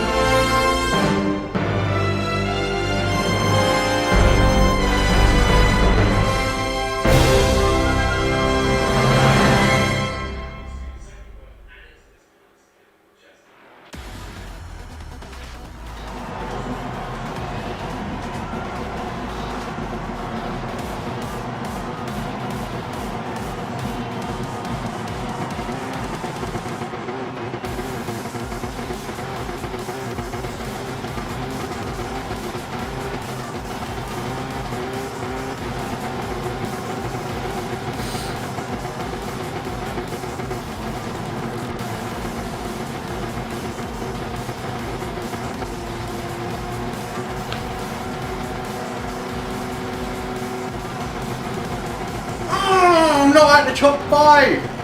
Ah! I hook up a 126.2 yesterday, and today I can't seem to get there. Why not?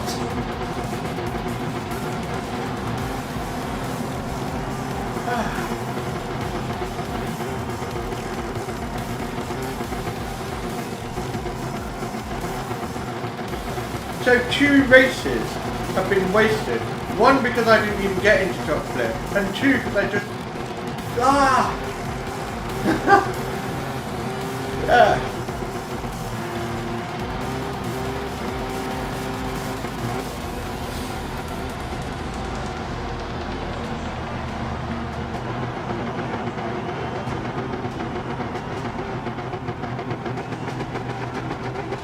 Crap!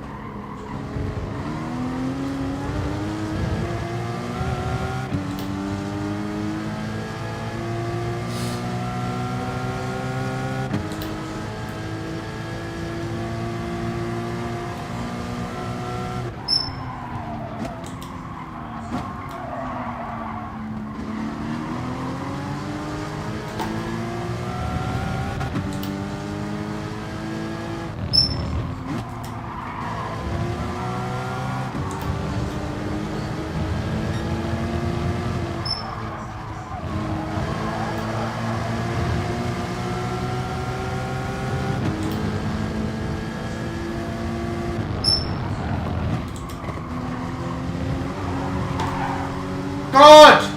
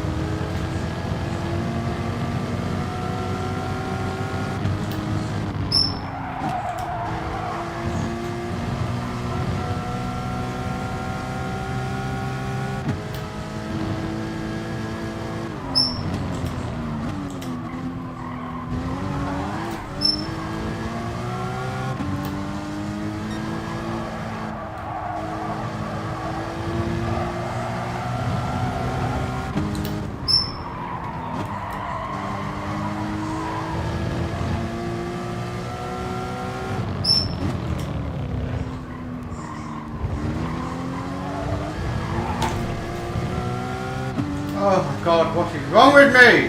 Come on!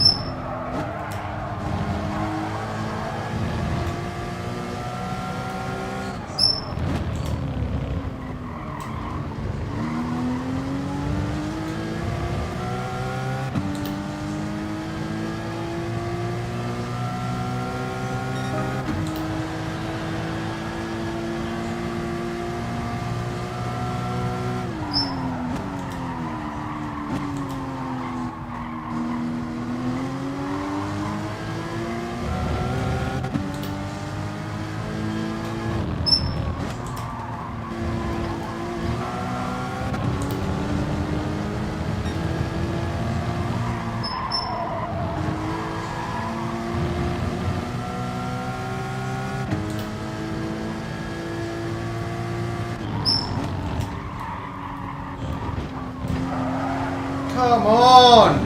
Oh, I'm really annoyed with myself at the moment.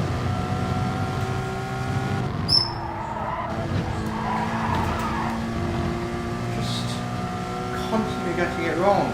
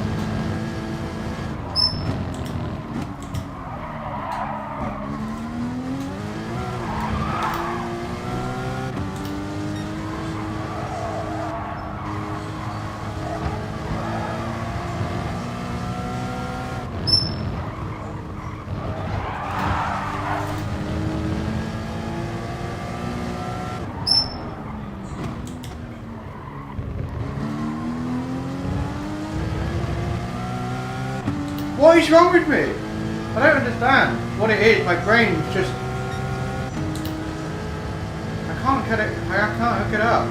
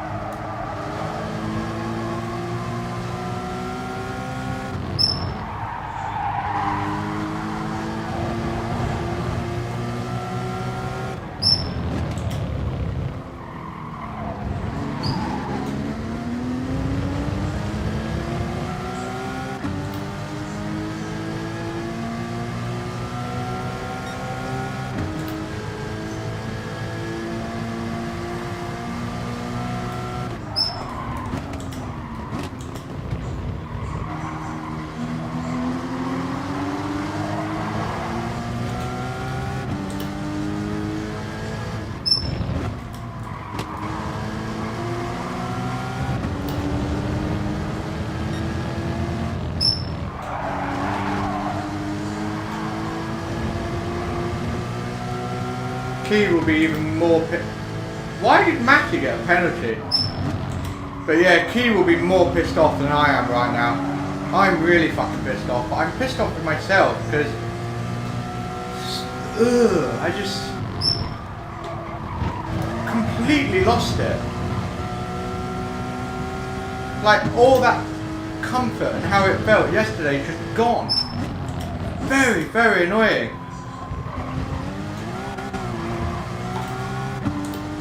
So stupid.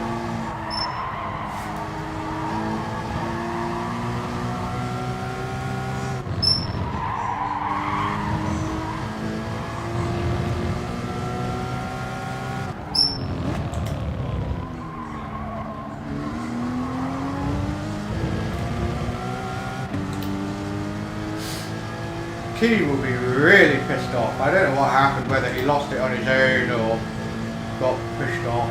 I don't know.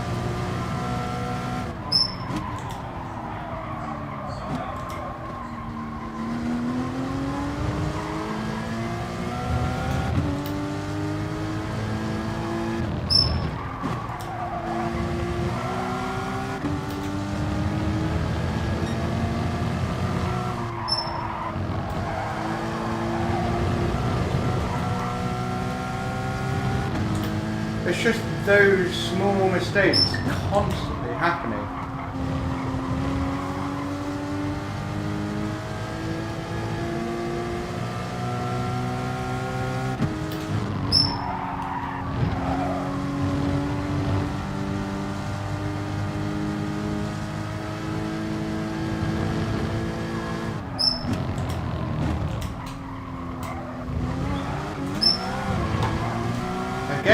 Again, it's just...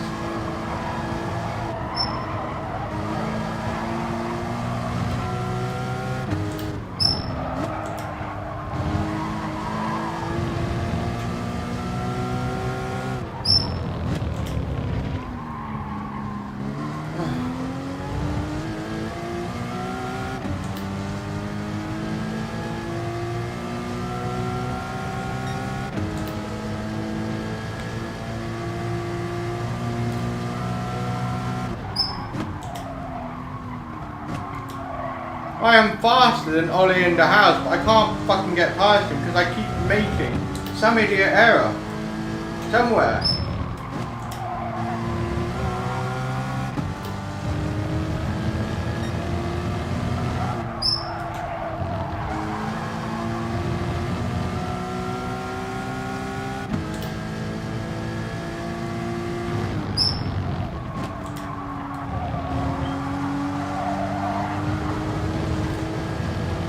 There again.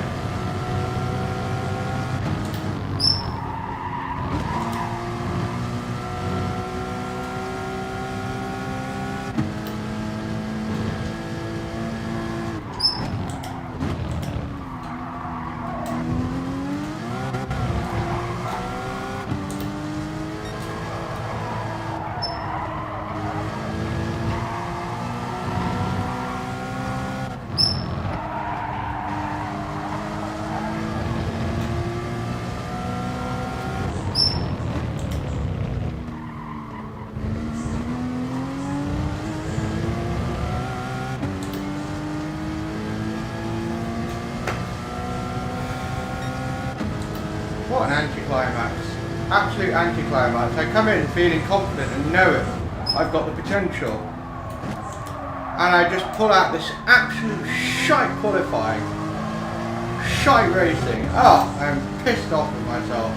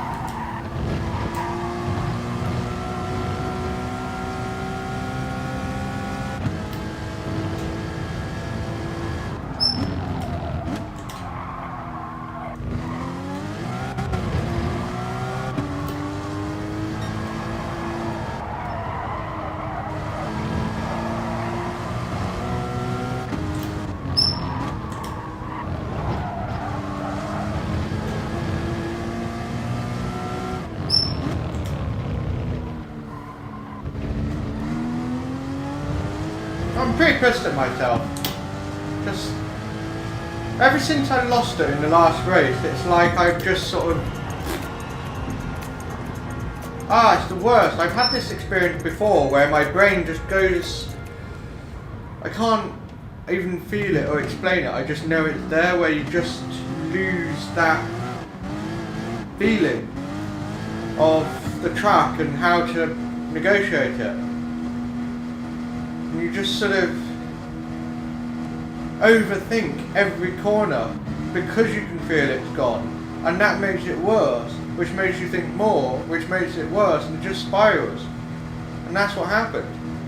Just turned into a beginner. So annoyed with myself, really, just stupid to say that we had everything in place to be top 5.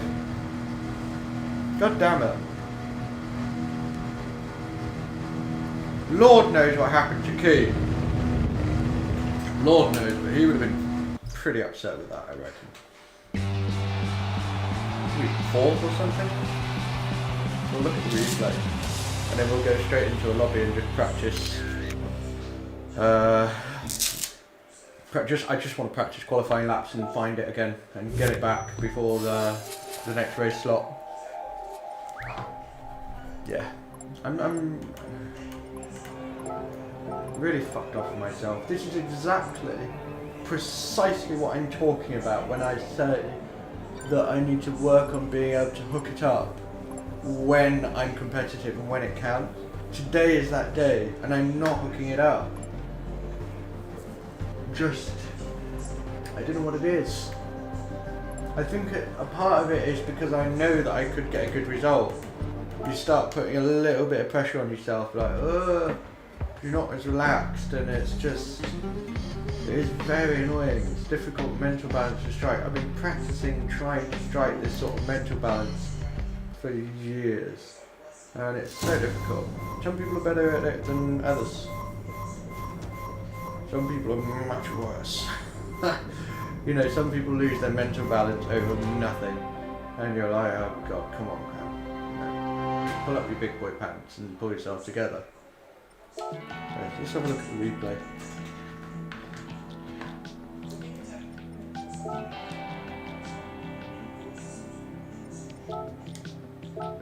Oh, I don't understand what happened to me.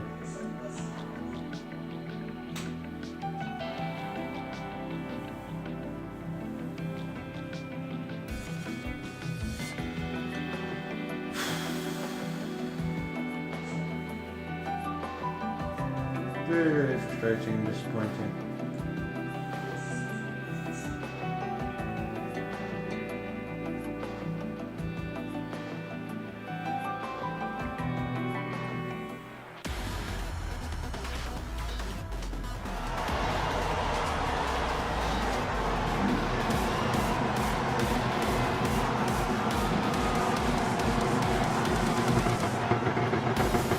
This is the kind of race that Varo should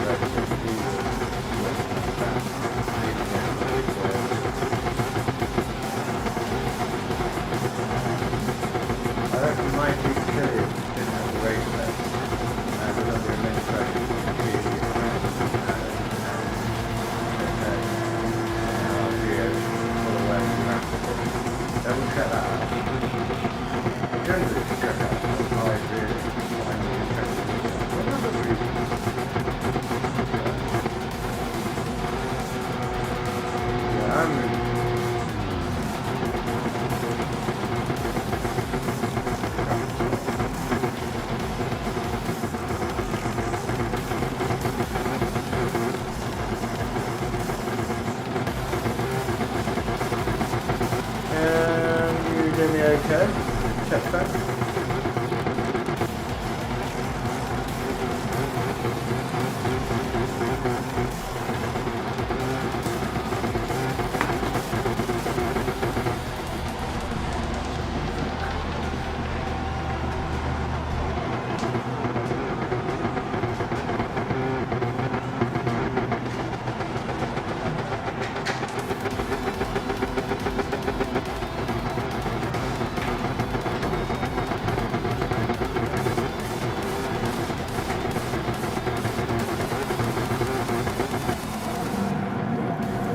Okay, maybe it's that. Maybe it's because of the game sound. Why I'm not talking loudly. Right, so I should go straight up to control here. Look at funky.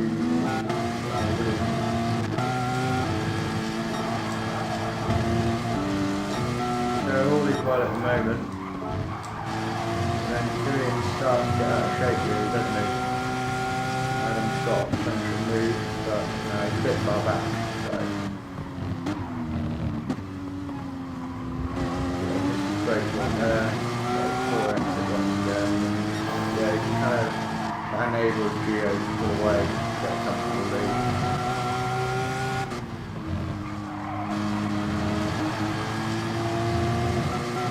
Okay.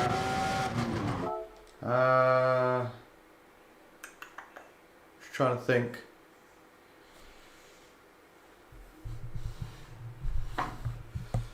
I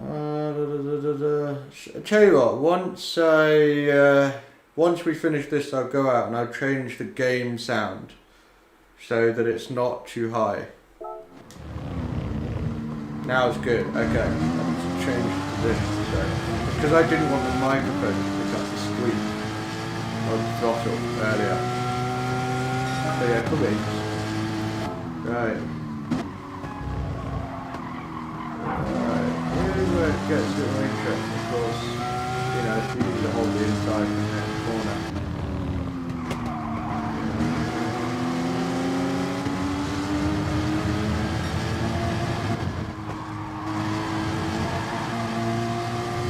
Okay, understood.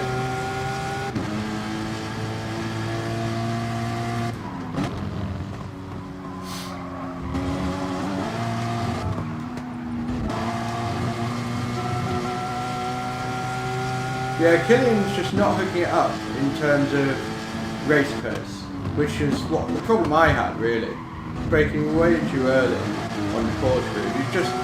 He's doing what I do, he's got a brain fart, because he's starting P2 in a strong top split lobby with Williams drivers all around him. You know, pressure's going to be a bit higher, and yeah, it's affecting him because he's just making micro mistakes on every corner, which is what happened to me. It's just, yeah.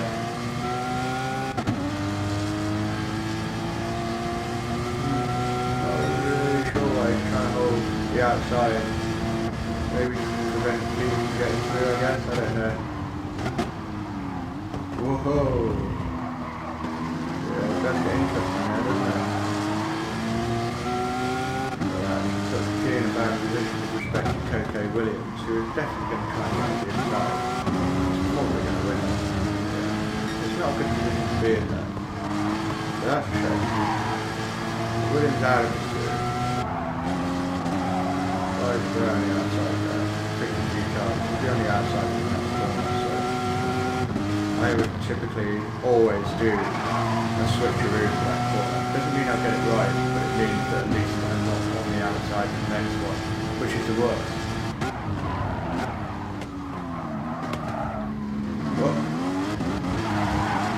fortunately for P, we misjudged that one, and that enabled FIA SVDR to get through. So that's 2 positions lost. I mean, it all really started. That was terrible. Just another brain fuck thing, because Kieran here was thought, right, here's an opportunity. And he's done exactly what pretty much everybody would do, taking the inside. Of course, you know, Coco Williams being so close. What would I have done? I don't know. Probably would have kept doing what Key's doing, but you know, Coco Williams had the opportunity. You know, in hindsight, it's probably best in Key's shoes to basically not allow Williams Coco to break deep by moving past like that. I don't know. But from there, it's just, he's on the wrong side for the next few corners, and it's just nothing to do, you've got to concede. Here, I don't know, it wasn't worth trying to go around the outside at all, I don't think. But that's not even where it went really bad. Obviously that little tap there, another tap there which wasn't his fault, and then boom, 1 second penalty for nothing. And this is why I said in the start player registration to PD, turn off the fucking penalties and we'll split 1 to 5, because yeah, that was a bit of a misjudgment. Yeah, Key's fault there. But yeah, just turn penalty off because it causes more problems than it actually serves justice. In the end, rather it was off. Yeah, I'm surprised he didn't really put himself across there, but that's a bit unfortunate. So there's 1 second penalty. And it doesn't even, it gets worse. Obviously he served his penalty. And yeah, he's gone from potentially getting P3 holding on to P4 to P8, so he's obviously had a hunk of bad luck like I did, except mine was mostly self-inflicted.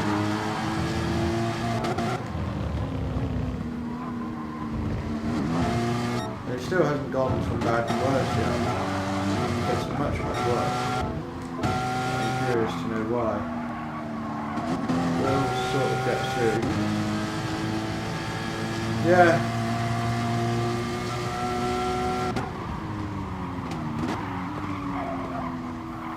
I think he's a good driver, like, clean driver, and always tries to be clean, like, that's plain as day to me. Anyone that tries to say, oh, he's a dirty driver, like, he is, I don't think he is at all.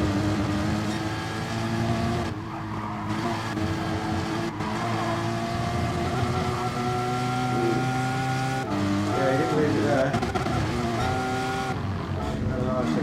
It gets worse, and then it just spirals, because you get frustrated. It's so easy to do, you start thinking about when it all went wrong, and when it sort of just keeps doing. It's very, very difficult to bring yourself out of that mental state when you go in it. There we go, you're gone. And actually game over. Yeah, that really sucks. So basically I did a key, like, I just turned into an absolute dingus. Even though I didn't really start in an incredible position, top 5, I started down in 16th or something, but I was just all over the shop. Francis was, he's just demonstrating that he hasn't had practice. That's it, he just hasn't had practice. So he's missing break points left, right and centre, but the fact that I didn't get through, even though he's making all these mistakes, is just tantamount to the issue that I had, which was like, I'm just not looking it up. Hit the sausage, yeah, that's what happened. So, it doesn't happen to just me, it happens to all sorts of different drivers. It happened to Key in that race, where it just spiraled more and more, just bad luck, and also losing that state of mind where you just flow and you're relaxed. It's really hard to stay in that state of mind, especially when something destabilizes you, and especially when you get pissed off with yourself for making stupid mistakes. Just gets worse and worse and worse.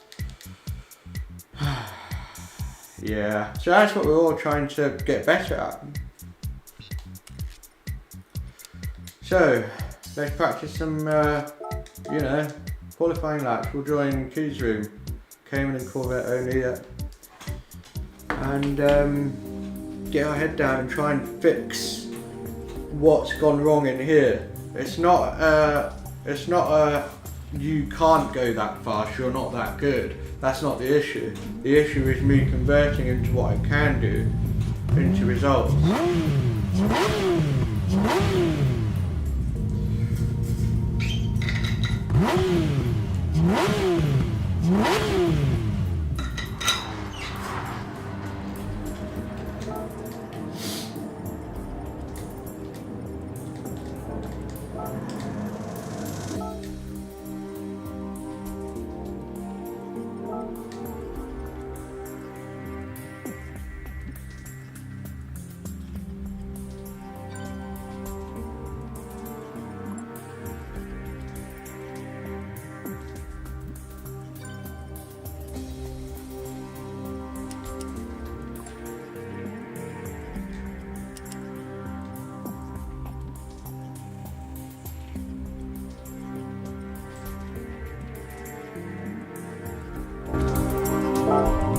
Oh no, you douche.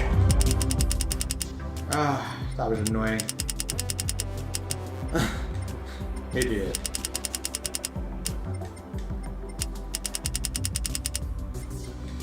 Round fish.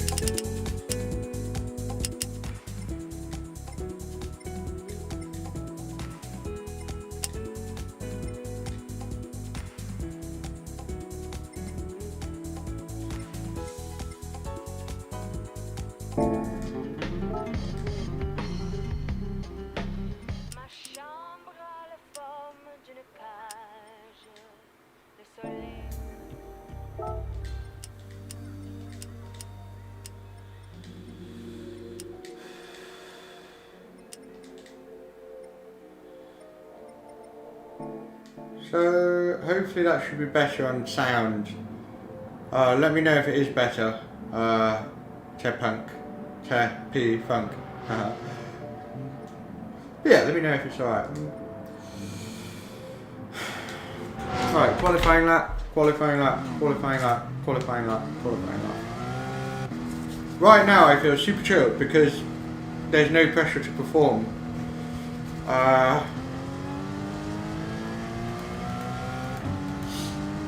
So far so good. Cool beans. I'm glad. We've got a Cypriot driving in the room. It's not often you see people riding with the Cypriot flag. That's cool.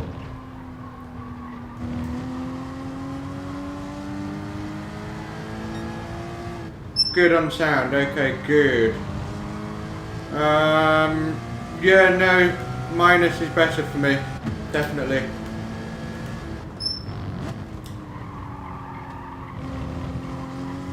Cool. Glad to hear it. See what I did there? Ha ha ha. Oh, it's so funny. Jesus Christ. I can't even handle how funny I am sometimes. It's ridiculous.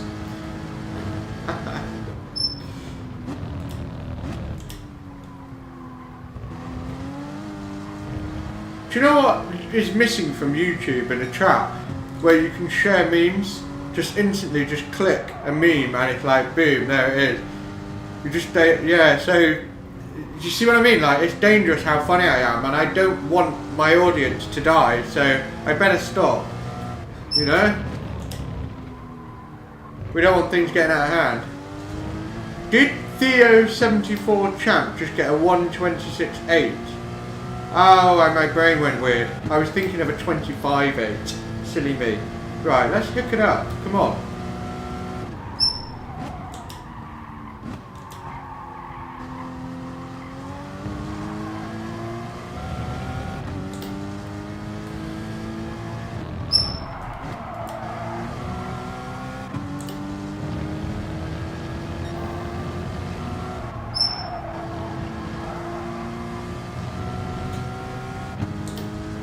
Oh yeah, you're absolutely right. Absolutely right.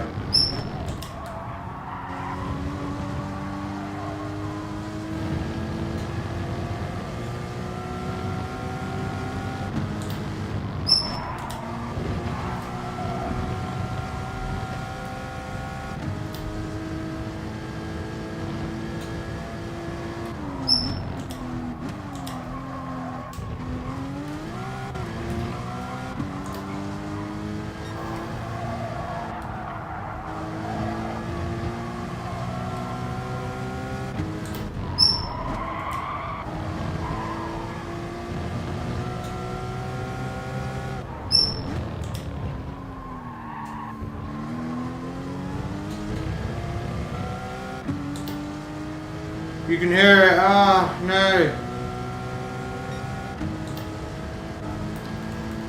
It's really annoying that you can hear that squeak.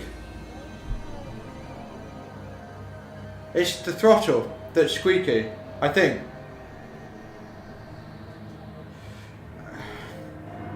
I think it's the throttle. The most annoying thing ever. It is so annoying. I can't hear it, but I know it's there. I put stuff all over it, so stop fucking squeaking, it won't. So I will be looking into how to fix that as soon as possible. So please forgive it.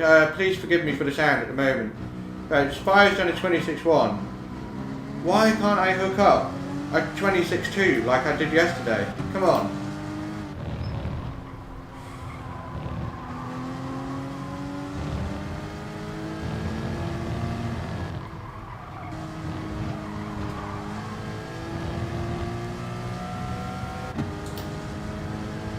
That's a clever idea, actually. A very simple idea.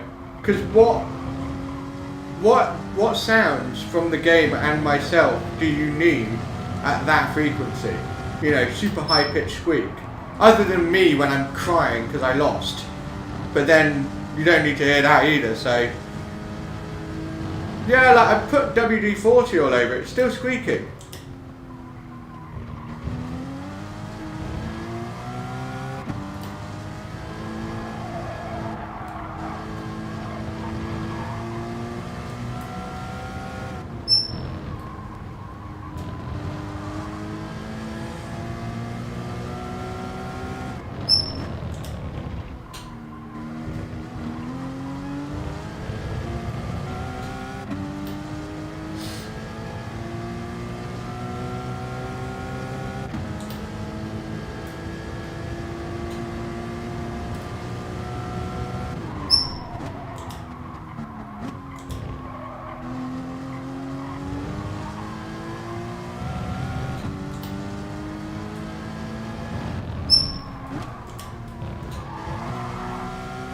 Fuck's sake.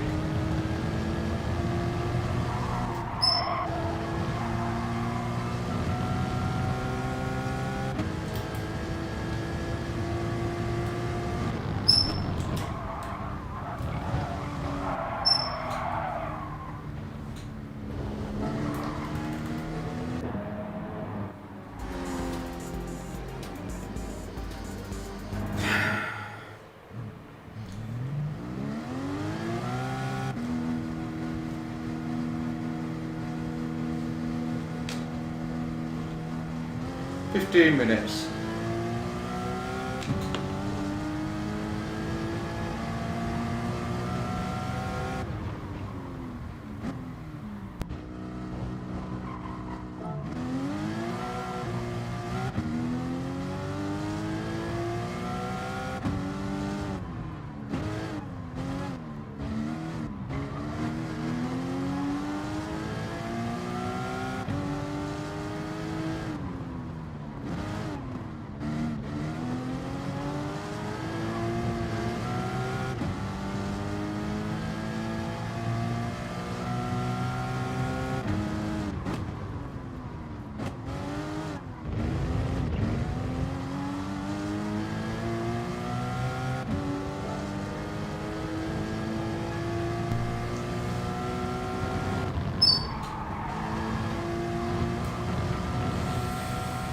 Oh, okay.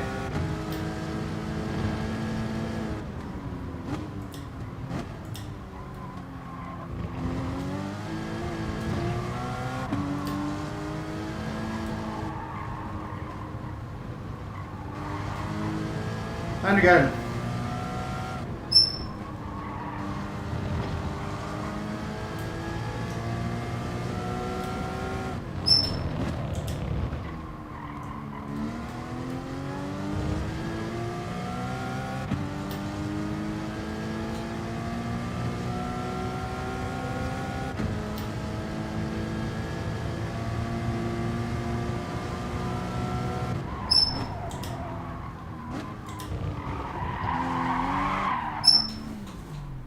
Fucked it!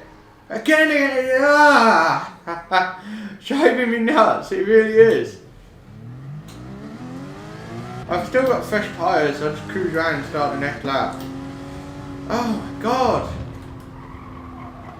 What's wrong with me?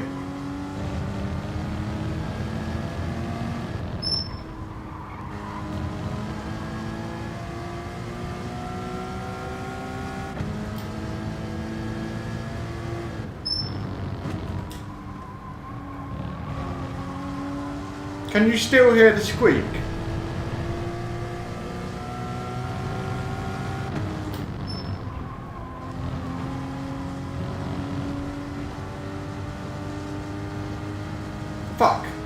try something in a minute.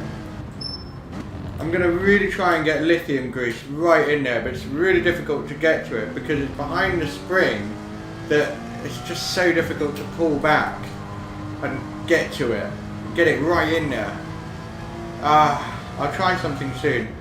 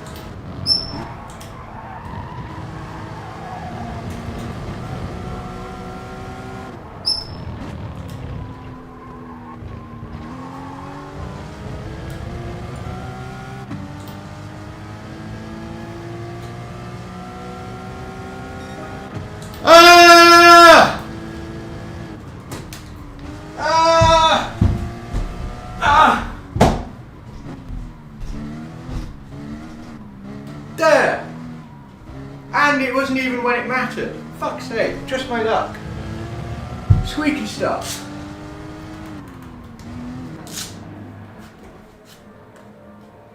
I love that track. Maggior GB2 is awesome. But I haven't verified whether or not the AMG is going to be competitive. It was last time, ages ago.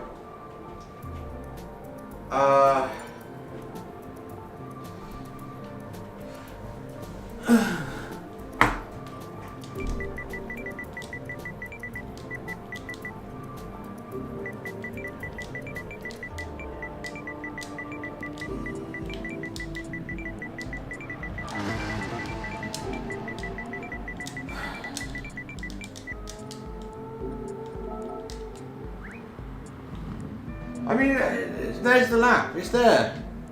I can't believe it's taken me so many laps before I did it. 56.8, it's a really difficult track to get right, but very rewarding when you do. Right, the squeaky thing. I can't believe it's still squeaking.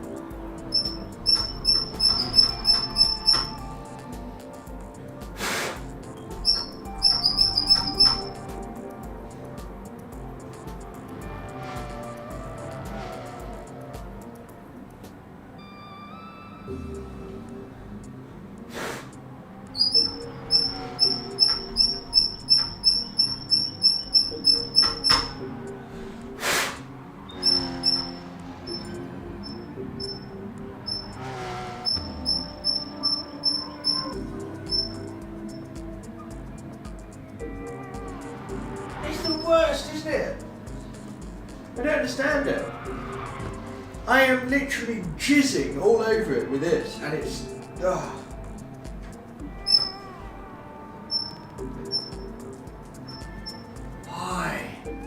Why are you doing this to me?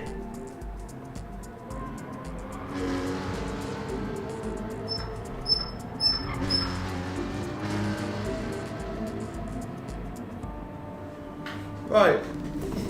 No, this is new. This is new. This has only really come up in the last week. So, doing a little test. Can you hear it now? I just heard it.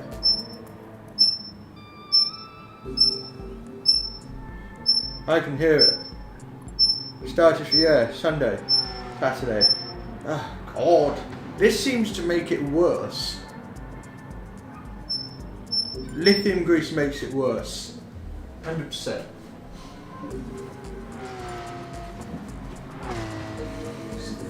Freaking worst. Why are you doing this to me? Why are you doing this to me?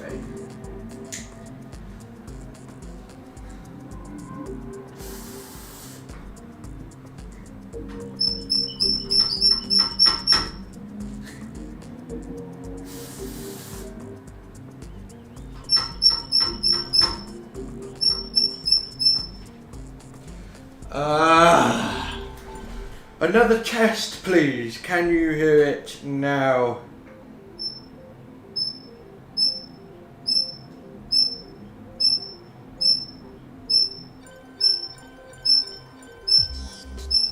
Yeah.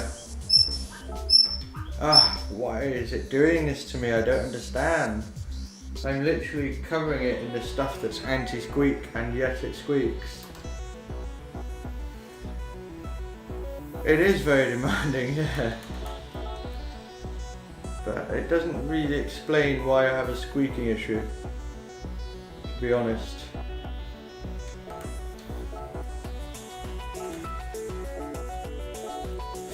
It might be something that you would sadly have to tolerate, even if you can tolerate it. When you've got so many other streamers to choose from, I wouldn't blame anybody if they watch something else until I fix the squeak. That's what's bothering me about it. I wouldn't blame them because it's irritating. I can just imagine it. It just drives me nuts.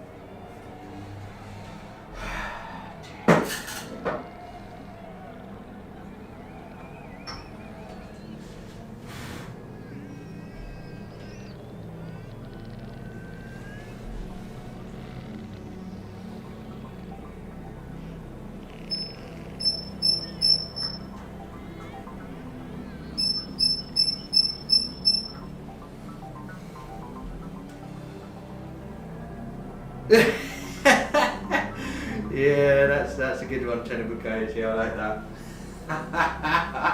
Hey, if I can provide a niche piece of entertainment such as somebody that actually crashes, you know, good. Because when you watch people like B-Racer or Joe Set, like when do they ever crash? So I suppose I bring a whole new dimension to watching a streamer, don't I?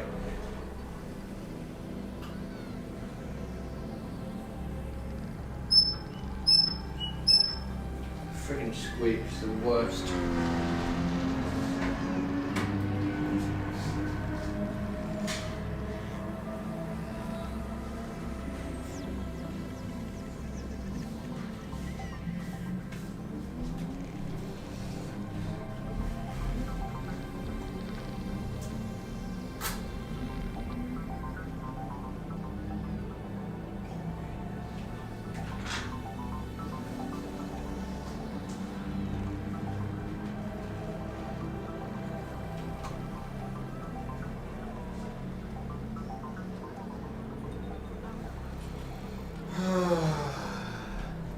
That's the ones, yep, those are the brake pedals I am using.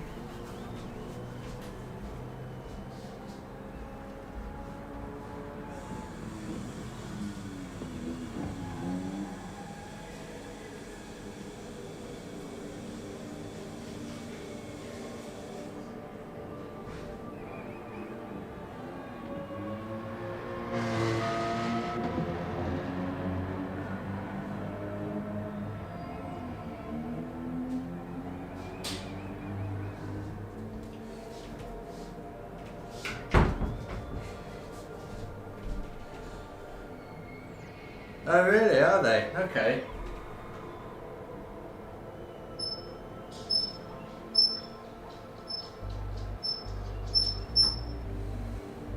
It's annoying. One thing that might help is if I put the microphone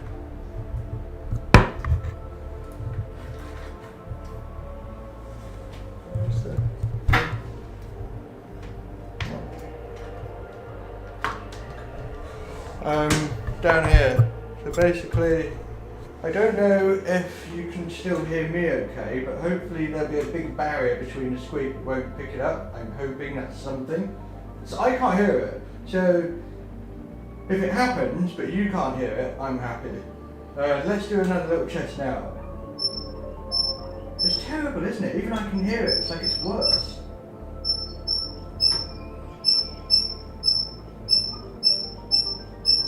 Fucking hell.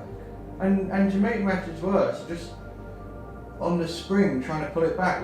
You know when you rip the skin away from your nail? I've done that. It's the friggin' worst. It stings like shit. I'll get over it. You know, I am a man. I'll put up my big boy pants. Trust me, I'm not crying. You are. Yes, it's annoying. Let's go, Troy. Hello. Yeah, I used WD-40 because the lithium grease just wasn't working. It's terrible. It's freaking terrible. Are they? It's annoying. I don't want you guys to hear it because it's the worst, isn't it? Not WD-40. Uh-oh. Shit. Well, it hasn't, so I'm not really sure what to do. Yeah, that's the thing, I just literally covered it in grease now. I'm going to do it again, but yeah. Top split again, cool, but not as strong a room.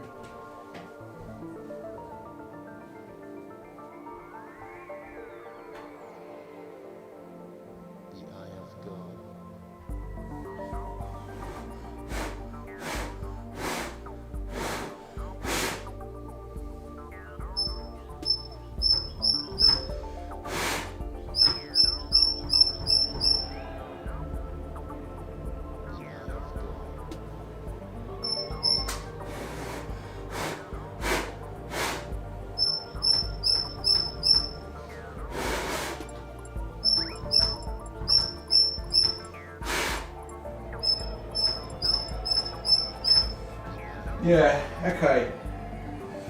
Right, I've just done like a huge load that Pornhub would be proud of, all over it, with lithium grease. So I hope it makes a difference. Yeah, I'll probably do something like that, proper good grease. I know exactly the stuff because my father used to use this blue coloured grease. Because when we went motocross, we had to change the air filter a lot. It's got covered in dust. So what you do is take it off, clean it out, and then around the rim of the air filter, you just put that grease on so it creates a water, dust tight seal. And that stuff also doubles up quite nicely. So I'll just get my hand on some of that shit. But hopefully, I hope the squeak diminishes. The point track's pretty good. Right, get on with it.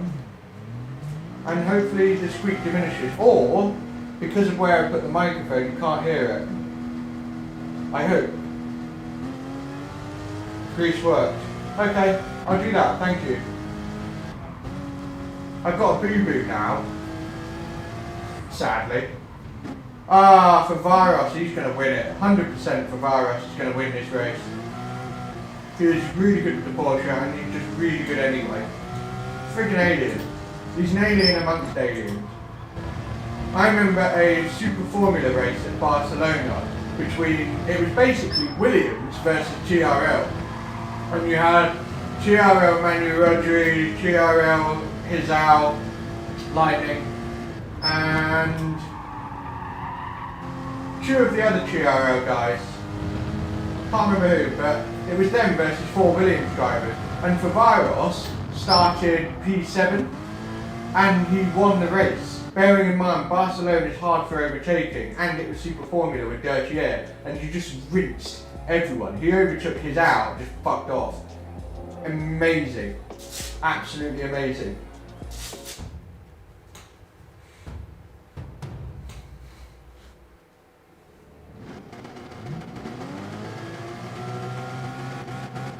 I know. Ever since that crash, it's like my brain's just gone blur.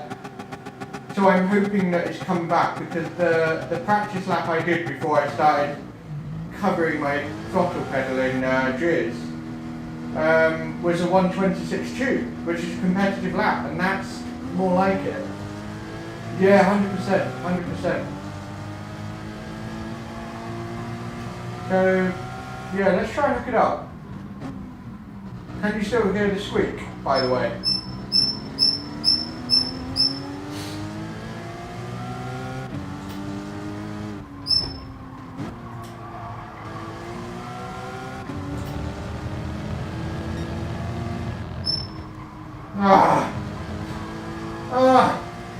Alright. Don't worry, I'll be busting my balls to get rid of it. It's a #1 priority.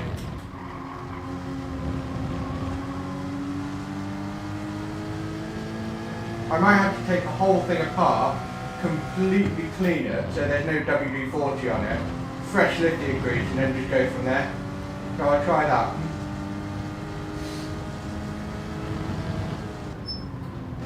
Just trying to pull back the spring a minute ago to try and get to it, I slipped and it gripped the nail on my finger back. It's the worst. How it broke, yeah. God, it's the worst. Violet Alexander. Haven't seen that before.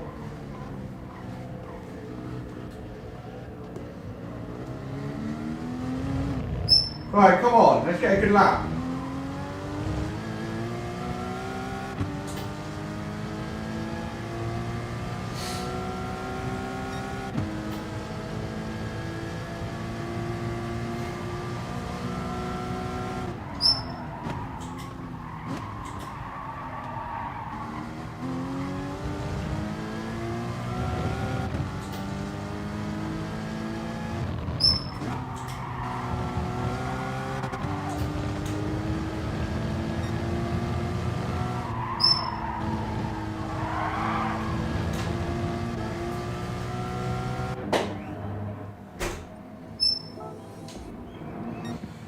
Even worse.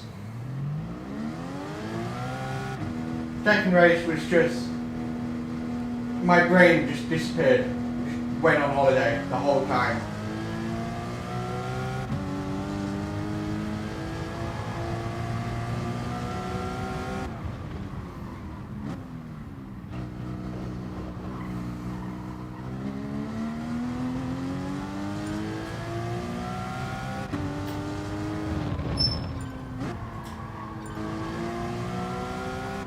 I'm curious to see what Favaros does. I'm really curious. We'll find out very soon.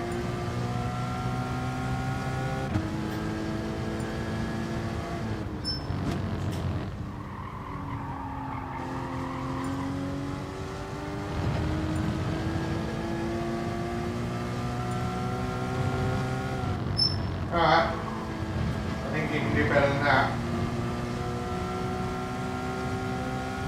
Yeah, I know. And it's just come away from me.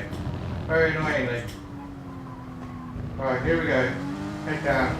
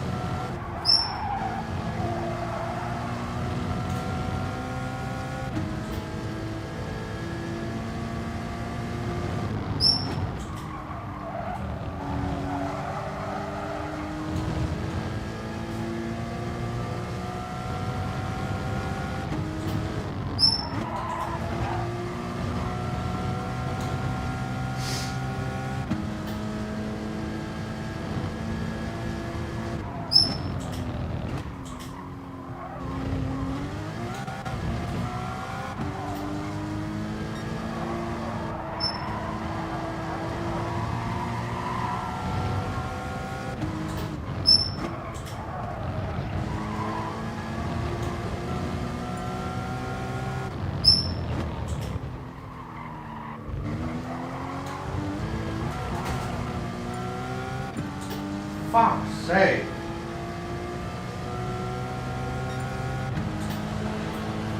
Oh, come on, get it right.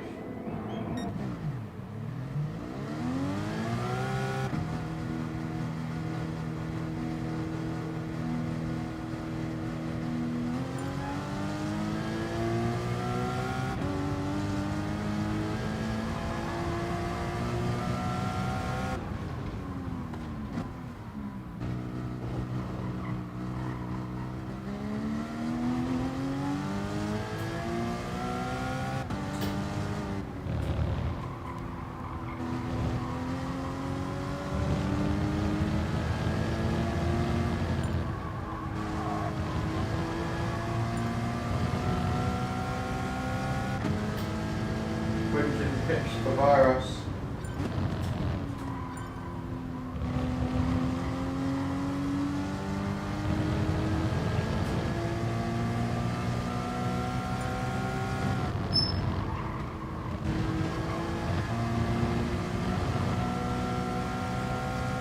The virus pitch Quinton.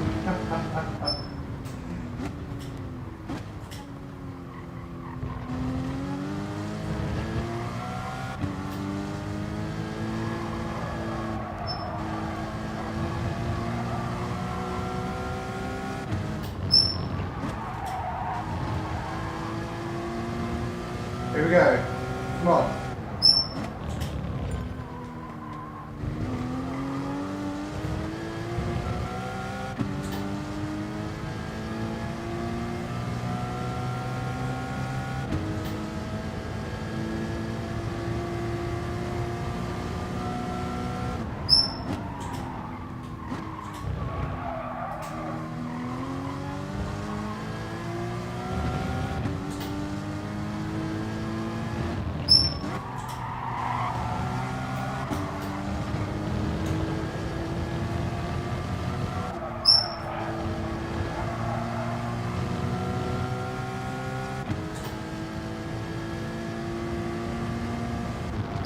Thank you.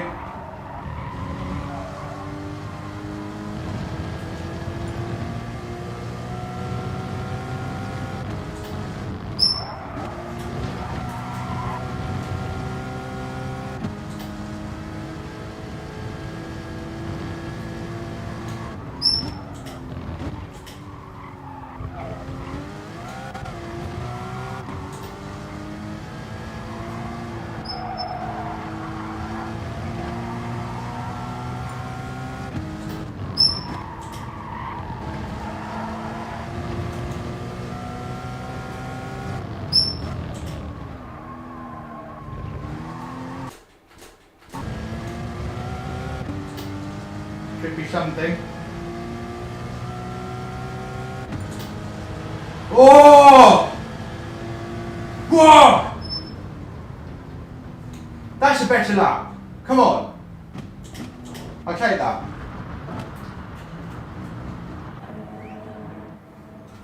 Come on. Much better. What's the point for top 4? 336. Cool. Whiskers away from pole. Less than a tenth. That's better. Come on. Much better.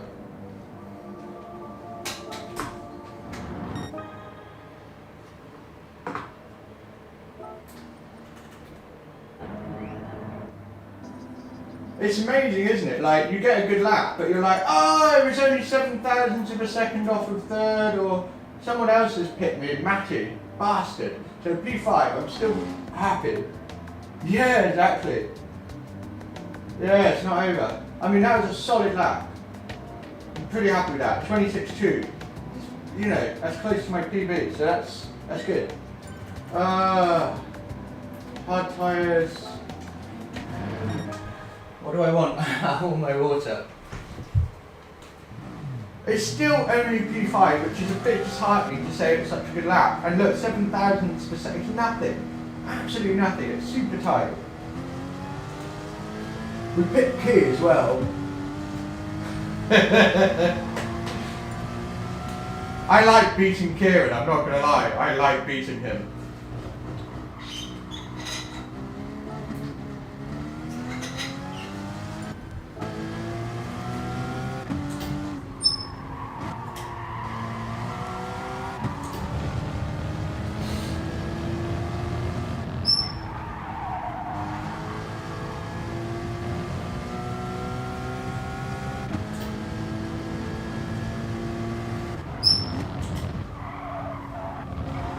I tell you what, we went absolutely balls out, full set through this left-hander. I literally just thought, fuck it, I'm just going to throw it in and hope for the best. And I managed to hold it.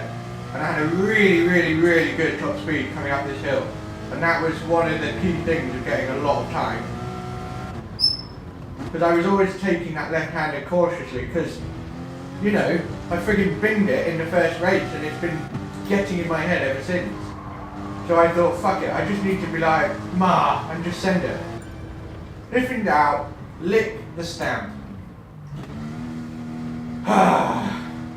Good on you, Jackie boy. But wow, is it tight. I got the final corner just a tiny bit iffy, but it was still okay. But we definitely lost P3 in the final corner. Because I was basically understeering and just stamping on the gas like, fuck it, just go, hold on. But we just didn't get quite the right exit. But then Kiwi Fire Cocaine might have thought, ah fuck, if I got turn 4 just that bit better I would have been P4, so it's the same. Matty's like, what? Ah. I love racing at sharp end. I like racing against Manigas as well. Because he's always super tidy. So I know that when I race wheel to wheel with him, I don't have to worry that he's going to do something douchey. So I can just relax and enjoy it. But it's like when you go wheel to wheel with split 3 drivers, you know, going around the outside, for example, you're just not really sure if they're going to punt you off or something annoying. Yeah. Well, it's not over yet. Still got the race.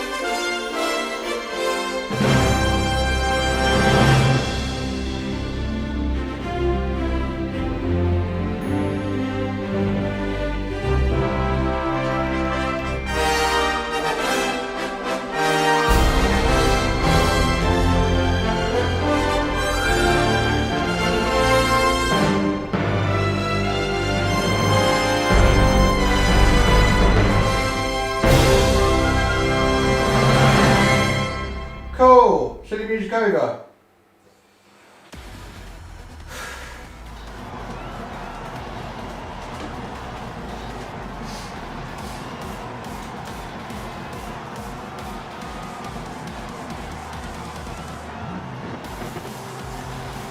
I thought Favaros would get a better time, to be honest. Look at that, 5,000 per second. Half a 10. 2100. It's nothing. There's less than a tenth between P1 and P, is it 6 as well? And 7? How far off was Fire? Yeah, basically a tenth and a half between P1 and P7. Ugh! Nothing. It's nothing. Wow. And it means that if you're that tight, you could have got pole, because you only need to get one part of the track a little bit better.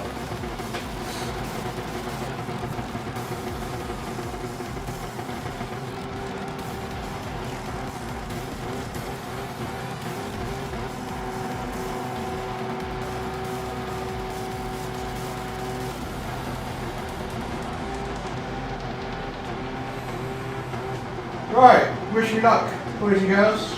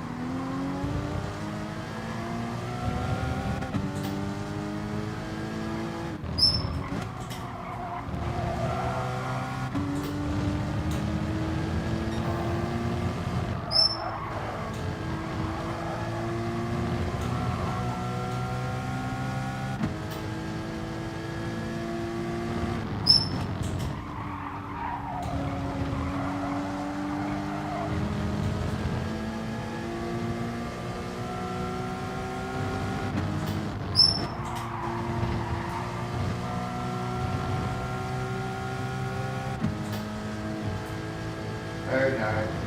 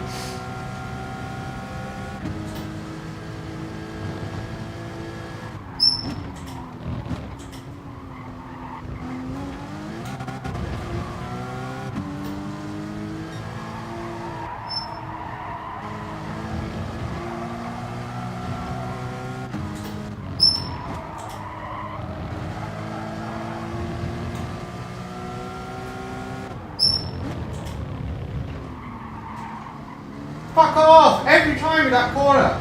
Come on! Fucking understeer.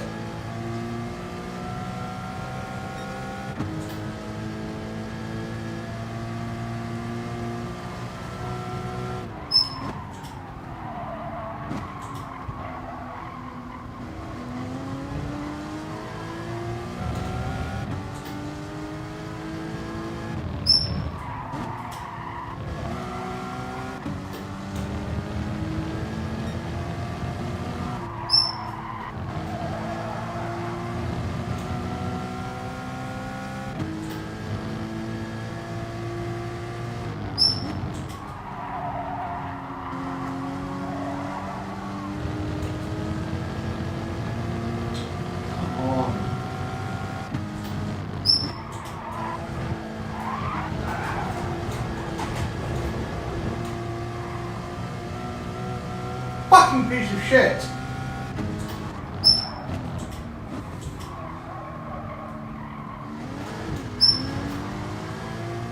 Fuck's sake!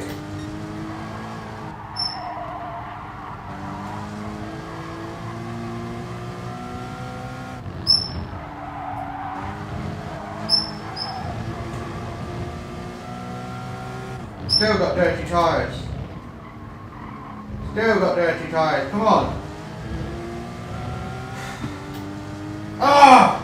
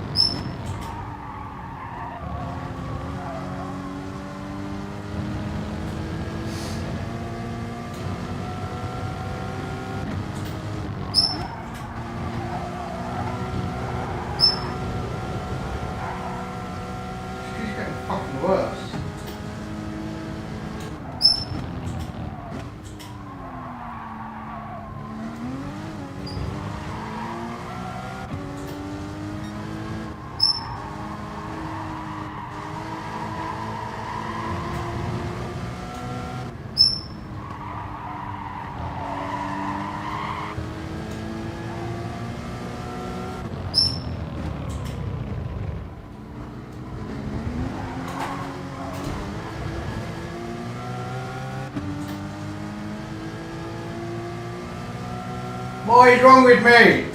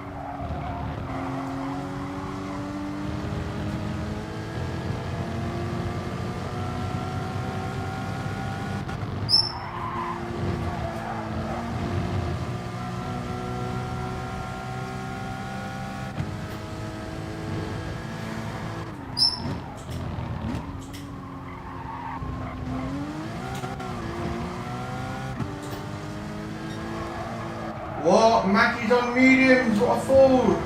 Why is he on fucking mediums?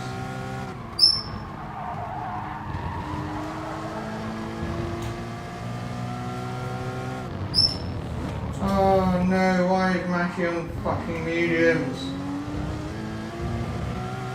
That makes it even worse for me, because if I just didn't make these mistakes, I'd probably be easily top 4. Look at where Williams Coco is. Actually, that was a weird little flip. What was that about? I don't know what the fuck's going on there. Yeah, I don't know why Mackie is...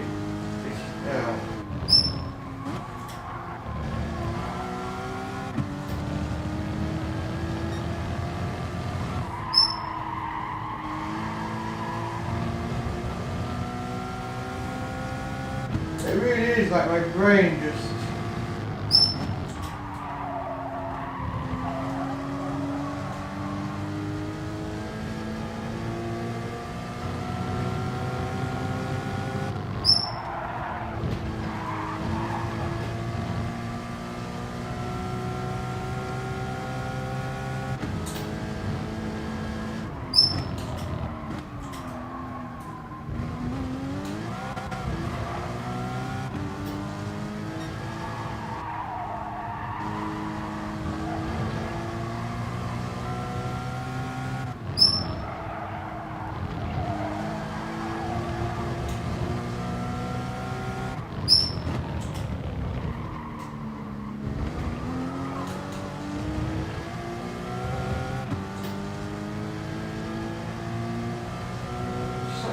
pace.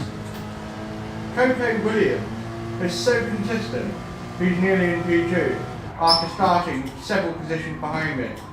That's my problem, consistency, and getting into the right headspace when it counts. Fuck.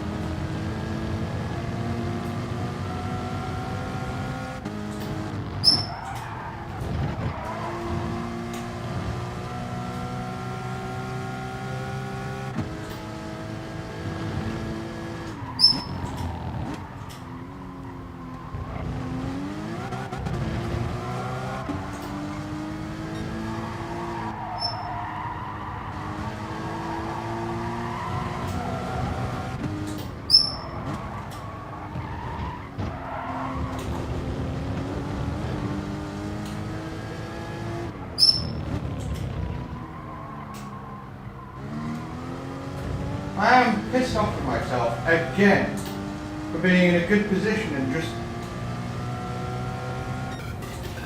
floundering it.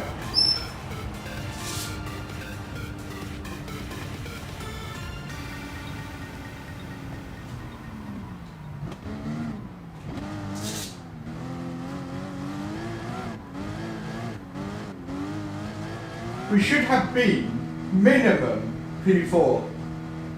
Minimum. we could have potentially been P5 if FIA didn't accidentally smash into the back of us. He missed his brake point. It happens. So I wasn't that pissed about it.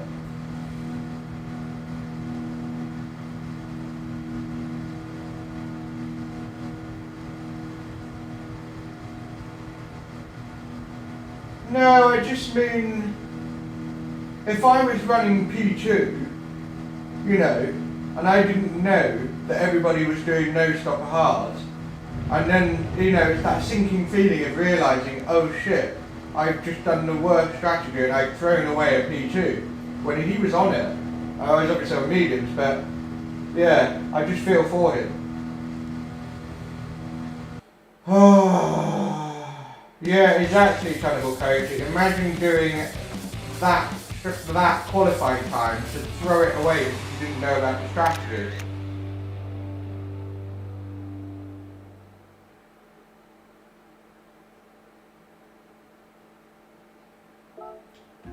Yeah, you have to wait, Jack, until it's all finished.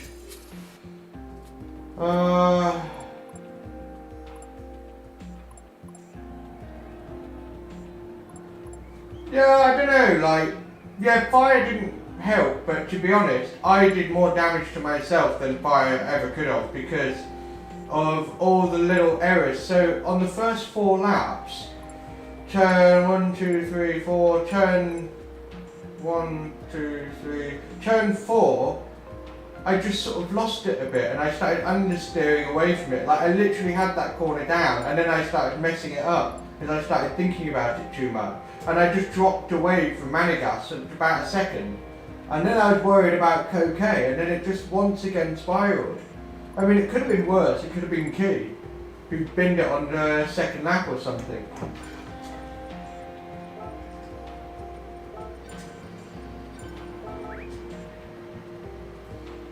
I don't mind the thing with Fire, like, he's a really good driver and, you know, he rarely makes mistakes, so you can't get mad at that. Like, he is human, he's going to make a mistake from time to time.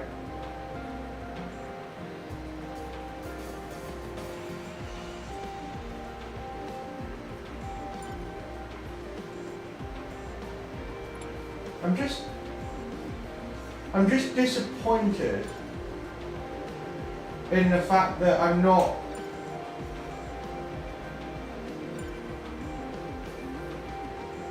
losing stuff that I don't need to lose. It's not as if Williams Coquet caught up with me and Will caught up with me and PCM, SGJ and Fire all caught up with me and I was literally getting everything right and I'm just left there like, oh my god, I have no answer to that. It wasn't even like that. It's like if I got it right and I know how to get it right, they wouldn't have been an issue. They wouldn't have. No, it's on me. Nah, I mean, it bothered me, don't get me wrong. It's never great if something smashes you from behind, and obviously Will was able to just drive through. But it wasn't, you know, it wasn't really a game changer. Because if I was where was I? P6 when it happened? 304 points. You know? But if I was riding in P3 and it happened, I would have been really pissed off. Excuse me? No, I don't know. I don't feel frazzled or anything, like, you know, overworked. I feel fine. It's just, I can't explain it. I can't explain it. Everybody knows, if they've done racing, what it means, what I'm trying to describe. Everybody knows that feeling. Where it just sort of comes away from you. You cannot put your finger on why. Ooh.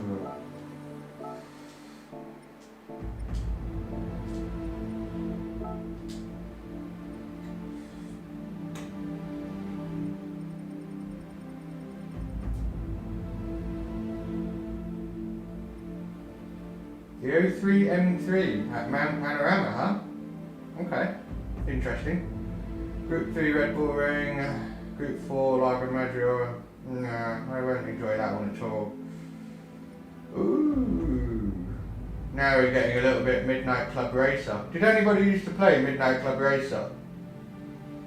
It's all about proper, you know, Toyota Supras, Nissan GTRs, R33s, R34s, R32s, that sort of thing. That's going to be weird. That's also going to be weird. That's going to be cool. I like that very much. Not really keen on that one at all. That could be quite cool. No, I haven't played Most Wanted, not heard of it.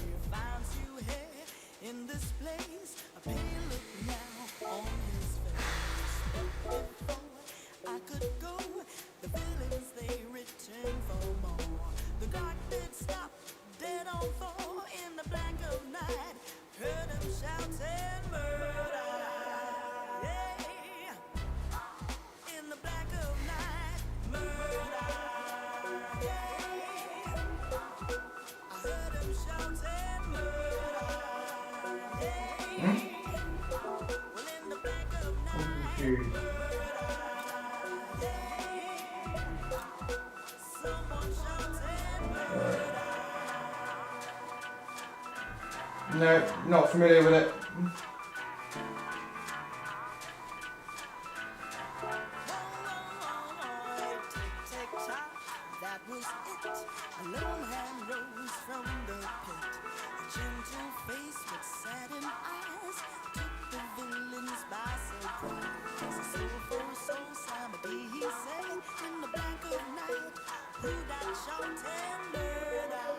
Cool. I used to play Gears of War like there was no tomorrow. I just used to go onto online lobbies, team deathmatch, and just murk it all night. You know, I was just there like a zombie, like, "Ma, die," and just having the best time. And then I'd be like, "Oh shit, it's 4 in the morning.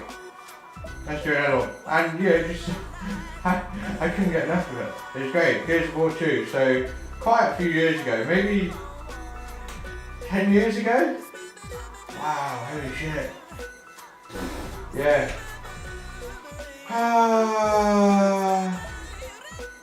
I see. Need for Speed never grabbed me. Never grabbed me. I played it and I was just like, nah, I don't like it. Because it wasn't about realism, was it? It was about... To me, it pandered to the kind of people that like to hang out at McDonald's car park at midnight on a Wednesday night with a girlfriend with, you know, pigtails, bubblegum, and maybe 40 different STDs, and neon lights underneath the car, and stupid sound systems. Like, that is not my kind of tribe as far as petrol heads go. And Need for Speed's kind of panders to that. You know, just, I don't know, maybe I'm wrong, I don't know. I haven't played the more recent ones, but when I played the earlier ones, I knew straight away, I was like, nah. It was just a bit more of a clown show.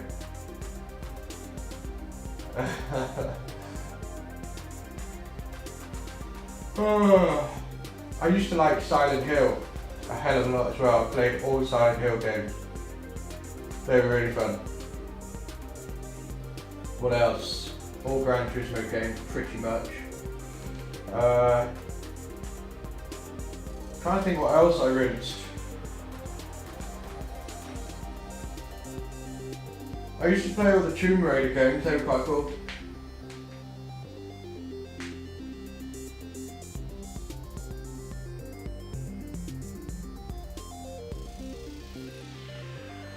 Yeah.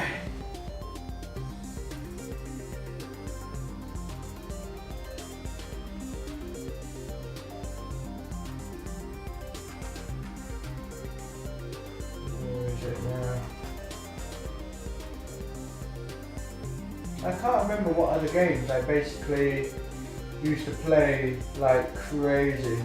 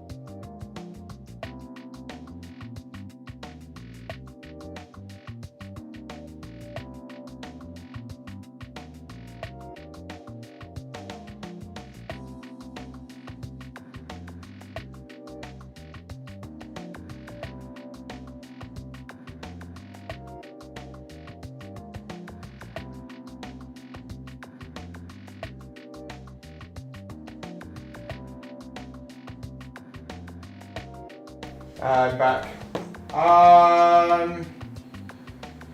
So yeah, probably Need for Speed Most Wanted was the most popular racing game. That's fair enough.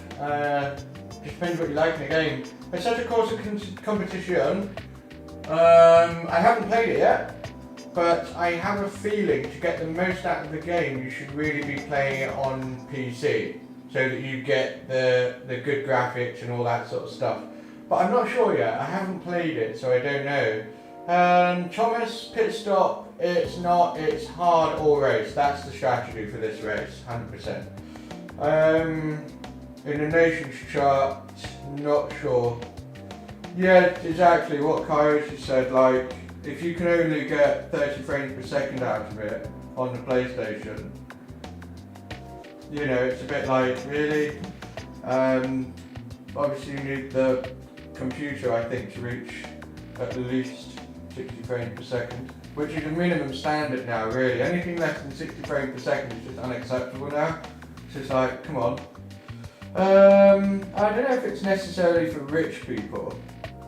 I mean, yeah, you need money, don't get me wrong, you do need money, but I don't know. Depends how you define rich. Because you can get people that get literally like, I don't know, you'll see their room and their setup and it will just be like, oh my god, this guy must be loaded. But unbeknownst to you, it might just be if the camera went outside that room, it's a 1-bedroom flat and they've got a piece of shit Citroen daily driver car and nothing much else. So they basically, the money that they do spend is only on what they're passionate about. That's entirely possible. I mean, to put it into perspective, I could have easily by now bought the quad monitor mount, so top screen, triple screen, bank screens. I could have had the podium DD with the wheel, the red one that I really like, and all sorts of other nice shit, and a higher quality camera, and just higher quality everything. I could have bought that ages ago, but I didn't because of what your priorities are, on what you want to spend your money on. I'd love to spend my money on this, but I kind of prefer to spend most of my money on things that make me more money. You know, you can't spend all your money on things that don't give you a return, otherwise you will never get anywhere.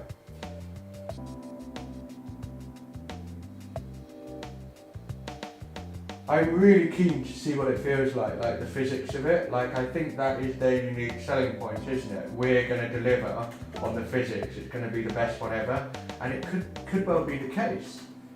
But, you know, if people feel that anything less than 60 frames per second is unacceptable, then it's kind of going to be a problem, isn't it? I mean, I wouldn't be happy with less than 60 frames per second. It would piss me off. It would be like, how is a game that's now 4 years old been delivering 60 frames per second, and then you twats release something this year and it's not? Like, it's a bit, you know? Yes, it is possible, but you need a computer. And when a lot of people kind of only play on consoles, for those people it would seem like, why? Like, what you do? It depends. But what you've got to remember is the amount of data on the markets, user data, all sorts of data. Companies that produce these games have access to that data, and they will produce and release something based on what the data tells them. So whilst you might get an army of people saying, oh, it's terrible, they might not actually really give a fuck that you're the demographic complaining, because they might actually think, we didn't really release this for console users, we released this for PC users, and we are going to tailor it to that market. And that is standard business practice. You can't please everybody, because by trying to please everybody, it's always worse. It's better to please a niche that you want to target and develop. Much better. 2017, 18, 19, 20, my bad, you're right, I got my numbers wrong. So it's nearly 3 years old in a couple of months, basically 3 years old. But that's just being pedantic, really, isn't it? Like, it's still, tech moves so rapidly. Do you know how long it takes for Apple to declare one of its any of its devices as what do they call it? Not antique, but something like retro. In other words, it's old school. 3 years. After 3 years, it's classed as you know, antique. That's the way they see it, because things move so fast, and they do. Which is why I think it would be really stupid if PlayStation 5 doesn't support current and future Fanatec wheelbases. They're one of the biggest brands. Why would you alienate them? It just makes no sense. I would be shocked if they don't make the PS5 compatible with Fanatec. I really will. I just think I can't understand that. There will be a reason, but very difficult to understand. Yeah, not in the tech space, mate. Not in the tech space. Maybe in clothes and music, but in the tech space, a couple of years, it's retro. I can't remember the exact word that Apple like to use to define when something's basically out of date. And but it's a couple of years. Retro, antique. Like that.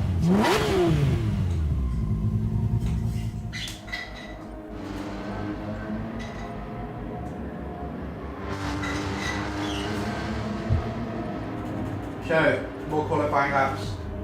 This is our last race of the evening. So, time to seriously hook it up this time. Not just in qualifying, but the race as well. It's like I put too much pressure on myself. And then I started making micro mistakes, which led to me thinking to myself like, come on, you idiot.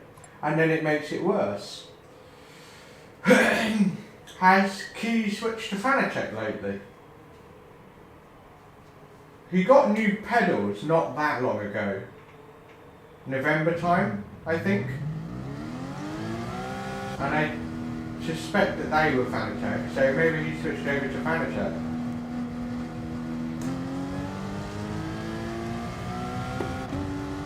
Yeah, same as me then. I really love it, I really do.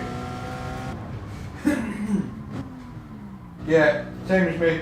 I've had the V3 pedals and CSL Elite Wheelbase since, I think over a year now. Yeah, a year and a half. Fuck, it's July, isn't it? Jesus. Yeah, a year and a half.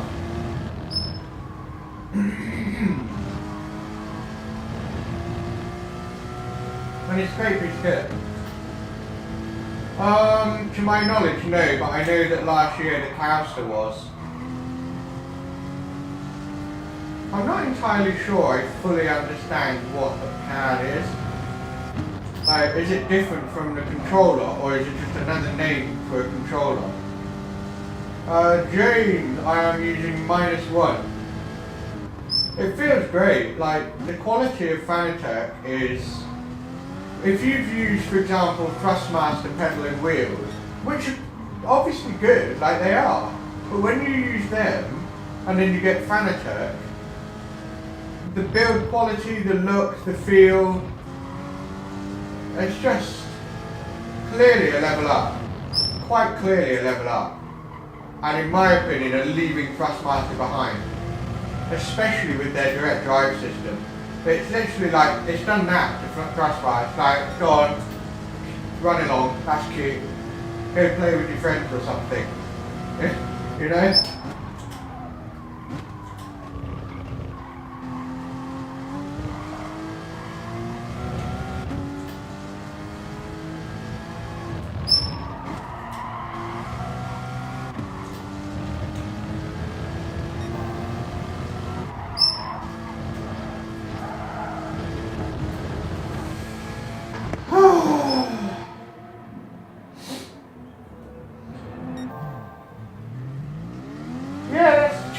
Is what I use, but I never had overheating problems. That's odd. I think that's a problem unique to your wheel. because I didn't have that problem, like overheating, so I could run it at full force feedback and so on. So maybe give Thrustmaster a call on that one, or email, whatever. Or, yeah, I don't know. But I didn't get overheating issues. Same with this one, I run quite high force feedback because I like it to feel a bit meaty. And yeah, I've never had issues with it.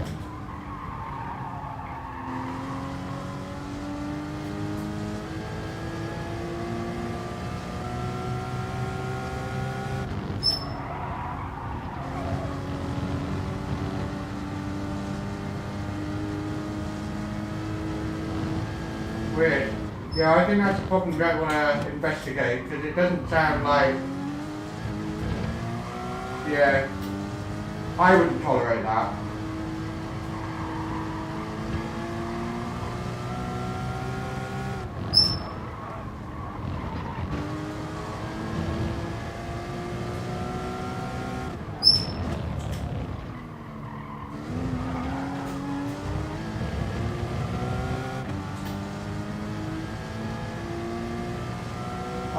Yeah, that's the big problem, isn't it? That's the worst thing about it. Yeah, I know.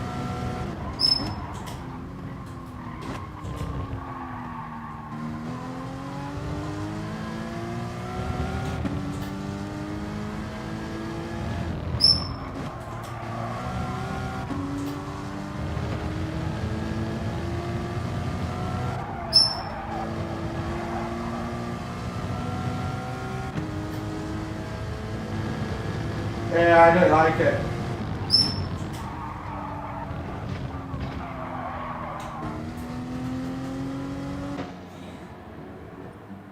Yeah, the only thing, of course, is whether or not they don't make it compatible on PS5. But if you're going to also race on PC, then it doesn't really matter. You'll be happy. I'm not sure that people really want the controller if they can help it, chimpanzee. You know, if everyone could afford it, they would not just have a wheel and pedals, but probably want the Fanatec stuff. It's the nicest stuff. When you take it out of the box as well, like, they even designed the box or put thought into the way that the box is, so that opening it is a real treat. It's actually like what Apple do with their product. They put so much attention to detail. Like the way that the boxes, when you pick them up and lift them and then they just go thud, and they just drop out perfectly. Like they literally, it's not an accident. They went through the most painstaking process to make sure that every single goddamn time you open an Apple box, it is just like that. And I reckon they time it as well, because I tested it. I got a bunch of different Apple boxes that I have for my laptop, my phone, etc. And I lifted and timed how long it took. And it was staggering how close the times were. You know, like when it did the perfect thud. It's great. I swear to God. So yeah, Fanatec even, you know, put a bit of attention to the way that their boxes are designed. But once you get into that and you look at the quality of it up close, you're like, straight away you're like, this is another level. It's just so nice and tight and it's proper.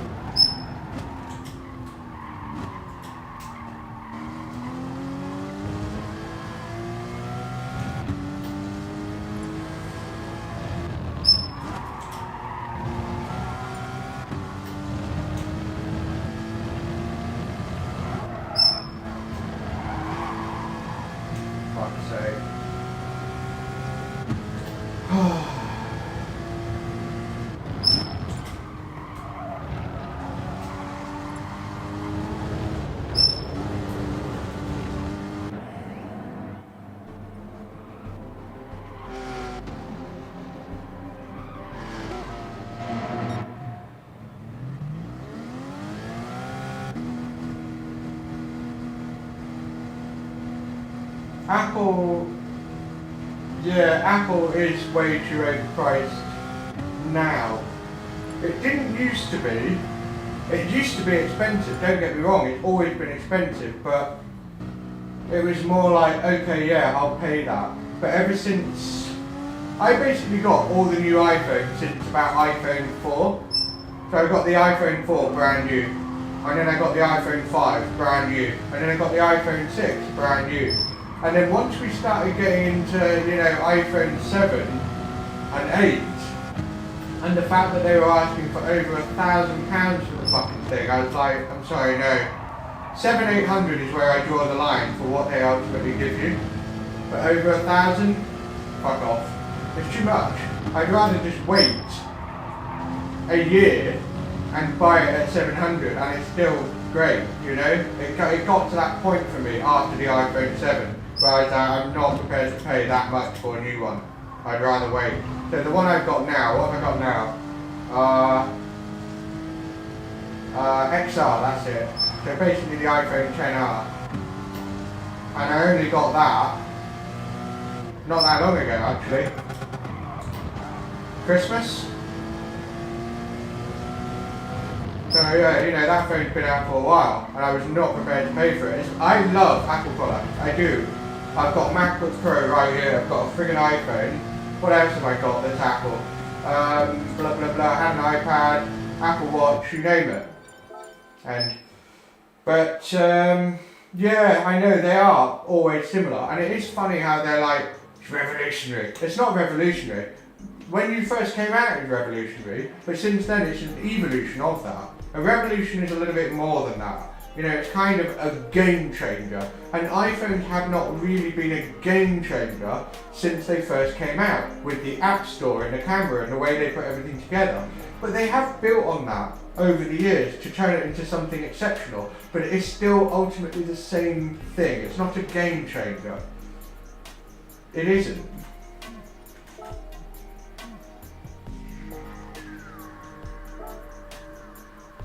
Yeah, chimpanzee, maybe the G27 is just a piece of shit. You know, maybe it's just that and you should upgrade. Because, I mean, you don't even have to get a Fanatec CSL Elite, you could get a Thrustmaster or a GT, for example, which I've heard is great. Mikhail Hizal, after the World Tour, switched off the Fanatec CS Elite and went to the GT after the World Tour, so that says something. Yeah, exactly, Constantino.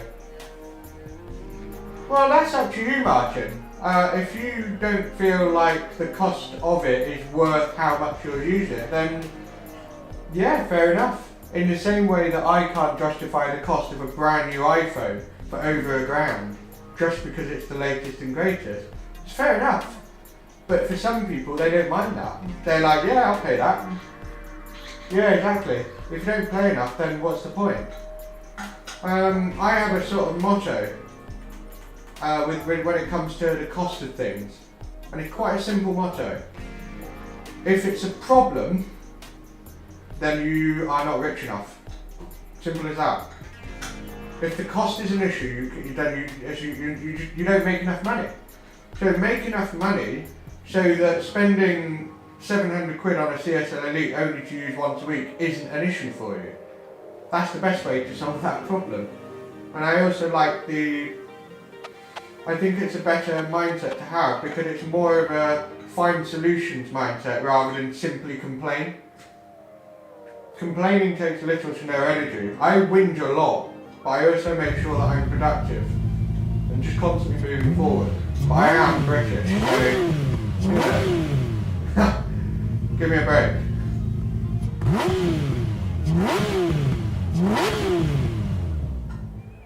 Yeah, they do handle differently, mate.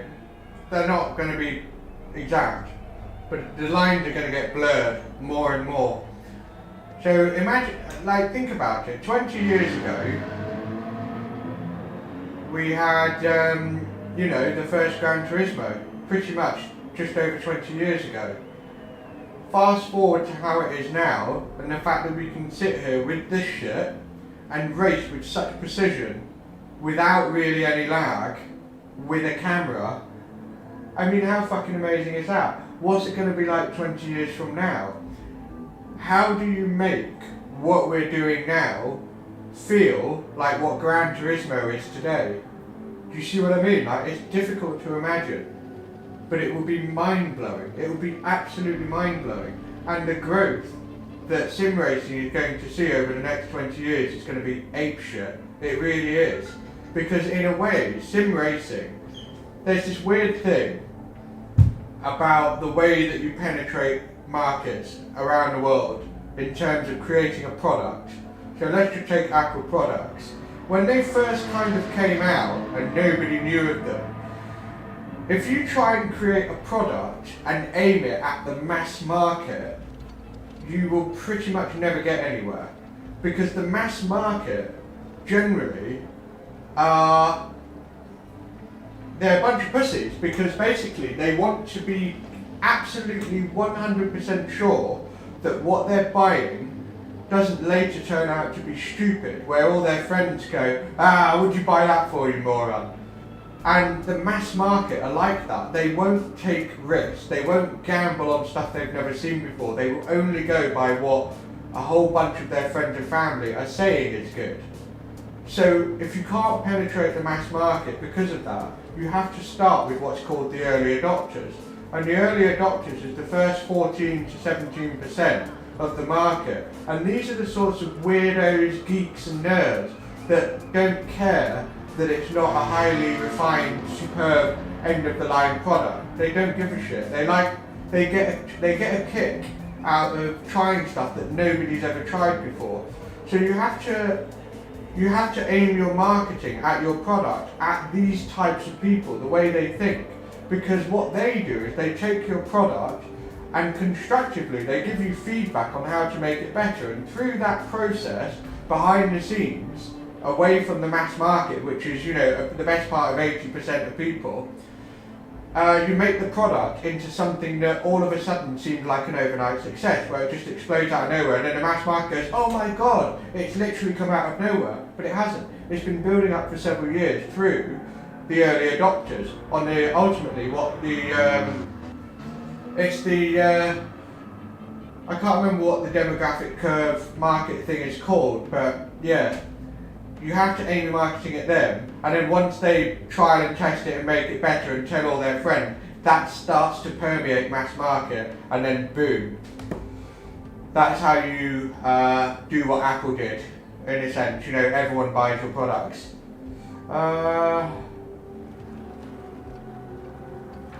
Yeah, that's another thing as well. Yeah, exactly, that's the thing, when people talk about people trusting, if you want someone to buy your product, whatever it is, personal training, an iPhone, a tech, a gadget, a this, a that, whatever, you have to understand that people need to have that degree of trust in you to know that what they bought wasn't stupid. That's the thing. So most people, when they buy stuff, they don't necessarily want the very, very, very best of everything. Every now and then there's a certain product that the individual insists is the very best of the best because they're very passionate about it. That could be a car. So I might be much more obsessed with buying the best fucking car in my life because I love it so much, but phones, gadgets, sim racing, everything else can just be good enough. And so, given that most people don't necessarily want the best, they just want to know that what they're buying isn't stupid, then you need to convey trust. So if you can't convey trust and convince people that this product, people aren't going to laugh at you later like, what a moron, how did you fall for that? That's a really crucial thing. It's so important. And this is where people go wrong with businesses. They come up with a product, they assume people are going to buy it, and then they get their fancy website for $3,000, they get this marketing thing going on, they do Facebook ads, they Facebook ad to 20,000 fucking people, and then what happened? Tumbleweed. Nothing. Because you've missed out that entire process of trust. It's fundamental. It really is. So people put the cart before the horse, and a golden cart as well, with their fancy website and fancy t-shirts with their brand on it, their logo. Nobody cares about your fucking logo until you build a reputation around that logo. So Apple's logo is their reputation. So when you see the Apple sign, all it is a sign or a symbol of their reputation. Top end quality products, this, that, yada yada yada. So you instantly know by the logo what the promise is. But when you create a logo out of thin air before anyone knows who you are and go, look at my logo, advertise, nobody gives a shit because the logo doesn't mean anything because nobody knows what it's supposed to mean. It's backwards. Anyway, I've gone off on one about things completely unrelated to racing. We're coming back to racing. Hope you learned something.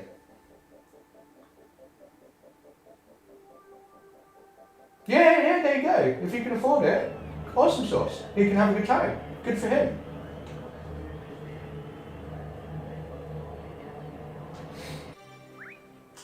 So what are the points? Matty will probably be a little bit wiser now. We need top 3. We have to get top 3, otherwise it's all for nothing. And once again, I have let an opportunity slip through the net, which is my number one problem.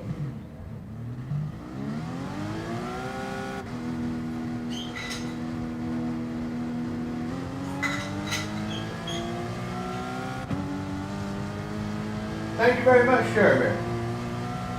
You just missed my epic rant about the demographic spending wave and, you know, products and stuff. I don't even know why I went off on it. I think it was something to do with talking about the quality of Fanatec product. Oh yeah, it was about the future of how amazing sim racing is going to be. So when sim racing first came out in 1997, or more specifically Gran Turismo, not sim racing full stop, it was ultimately niche and mass market don't care because it's like, huh? So you know you needed those early adopters to play it, help it develop it into something that the mass market now obsesses over. Standard. And even if it takes 10 years, it takes 10 years. Gotta respect the process.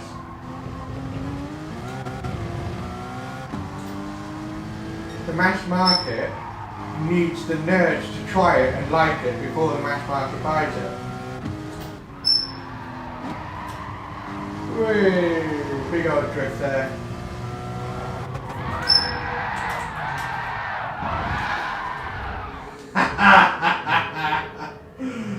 Another good bit of fun. Woohoo! Cool. Yeah, exactly. It did. It did.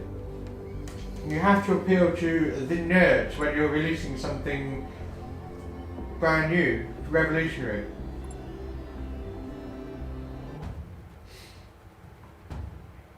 Right. Come on! Let's hook it up.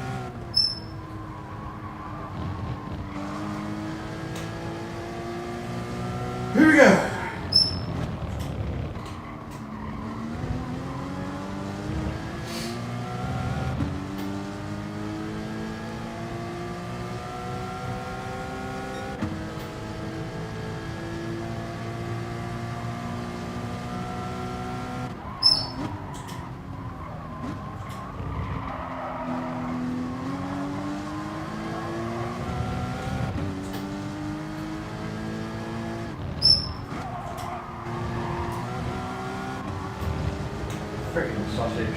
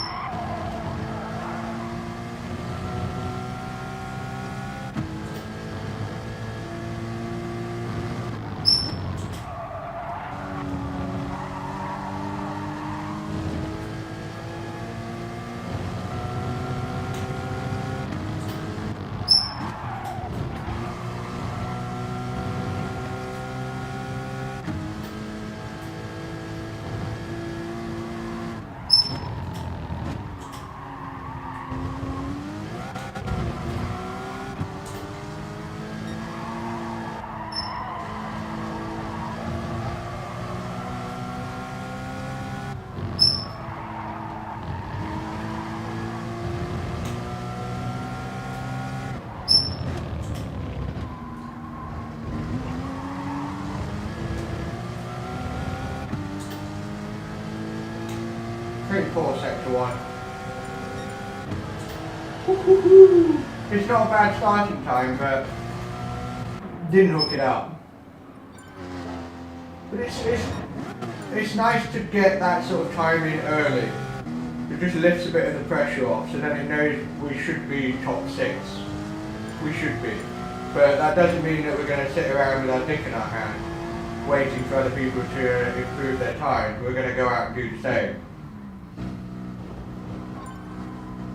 We've got a good final sector, for sure.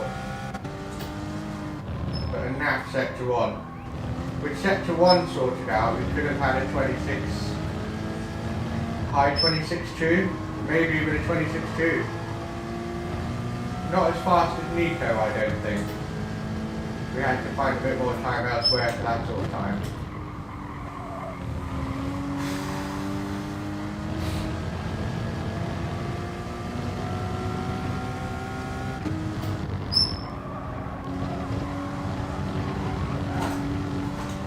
This second qualifying lap, I'm going to be a bit more risky with it, because I know I've got another one in reserve.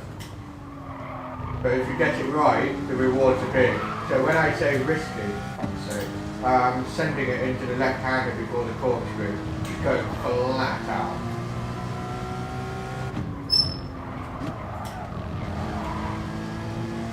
Right, here we go.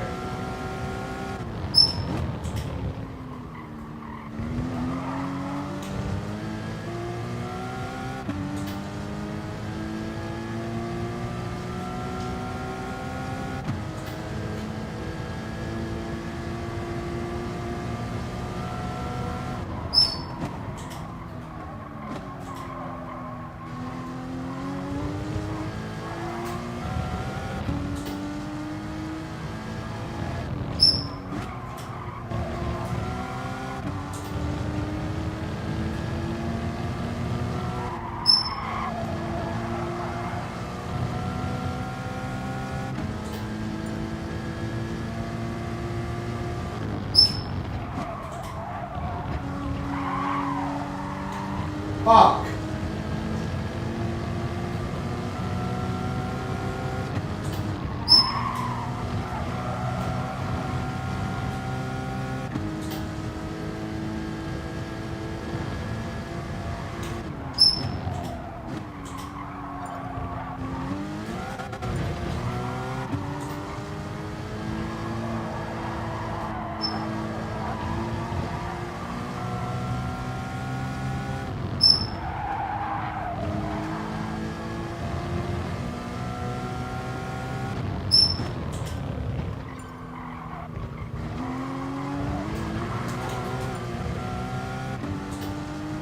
God damn it.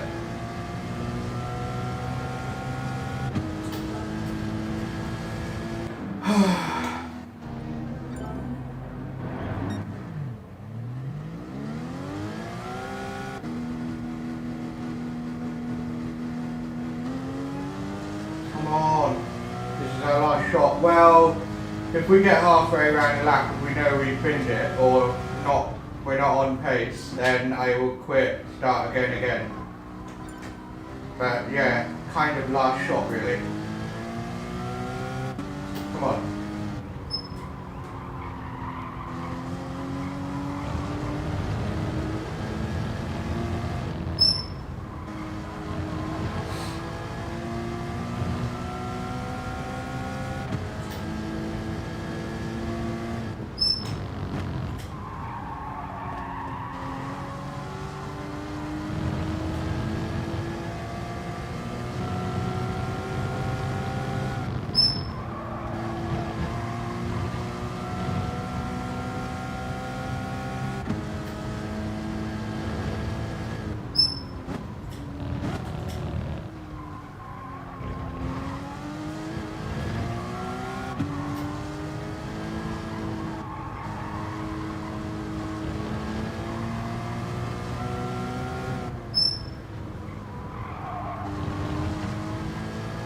Come on, let's go. Golden lap.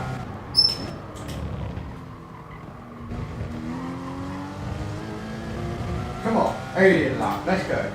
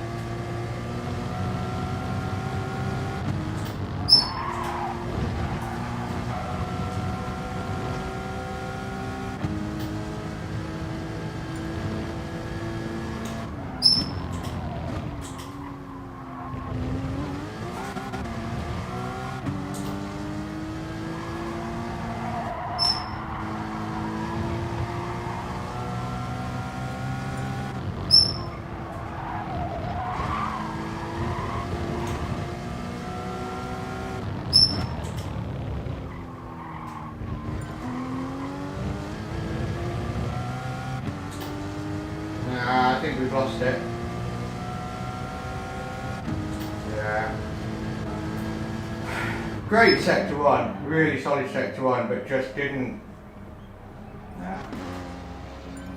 It's such a fine line. Such a fine line. But we are P5, which is good. We're where we at least want to be.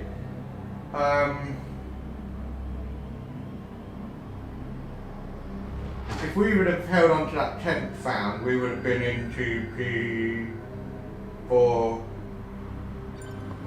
Yeah. Oh well. I'm happy with P5 if someone doesn't pit me. I hope.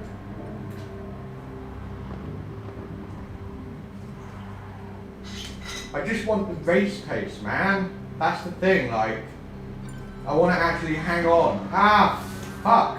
Pipped. I want to hang on with those guys, not get left behind because of stupid mistakes.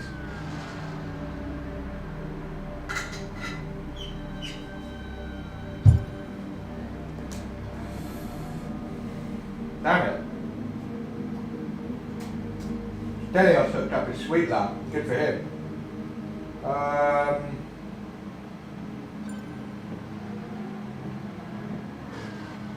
A ring rectifier. Sweet. Yeah. Yeah, I look at apex speeds for sure. And that's kind of... But even when I take a note of apex speeds or exit speeds, I just, even without looking, I know whether I'm faster or... fuck! Fuck it! I know whether I'm faster or slower, or that the corner is taken right. I can just feel it intuitively. But I do take notes of cornering speeds for sure. Yeah, go on then, Martin. What's your joke? It better destroy us with laughter. Otherwise, I'll be very upset.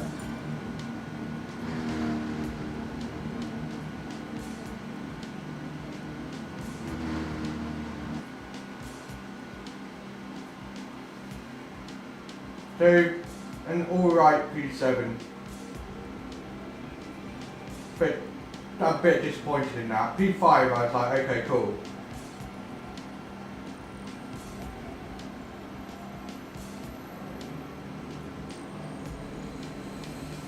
Let's check I've got hard tyres, yeah.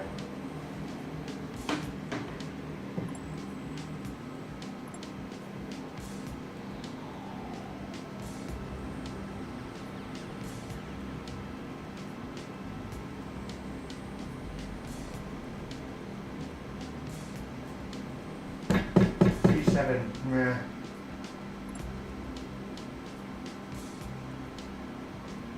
Yeah, I think there will be some bends for sure. So I would like to overtake some people, and I would like to not bin it, and I would like, yeah. I don't really want to win because people bin it. I want to get past on merit. I'd rather that. But I'm not going to go, oh no, somebody binned it. Let's I'm not going to do that, obviously.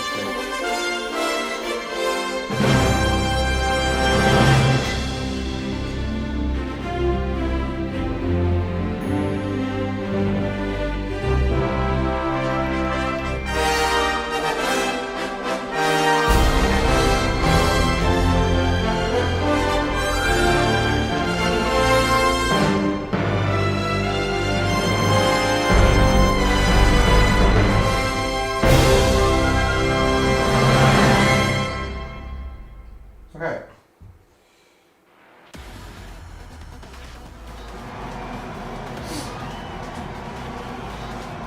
So come on, let's have a really good race. Come on. Let's do it. This is our last race of the evening, so we're going balls out. Absolutely balls out. Shame we didn't hook up our lap.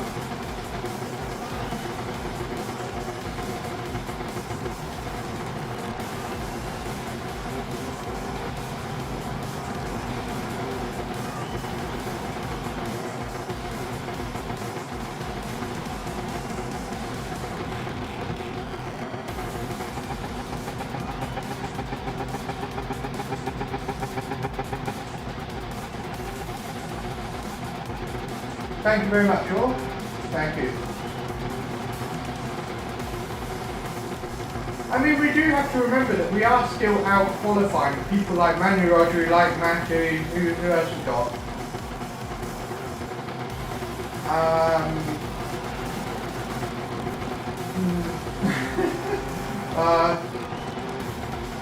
Yeah, you get my point.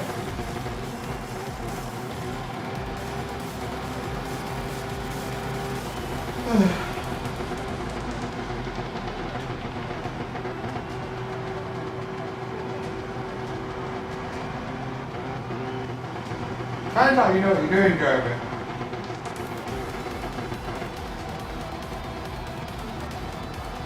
I'm surprised he's on the Williams Junior team.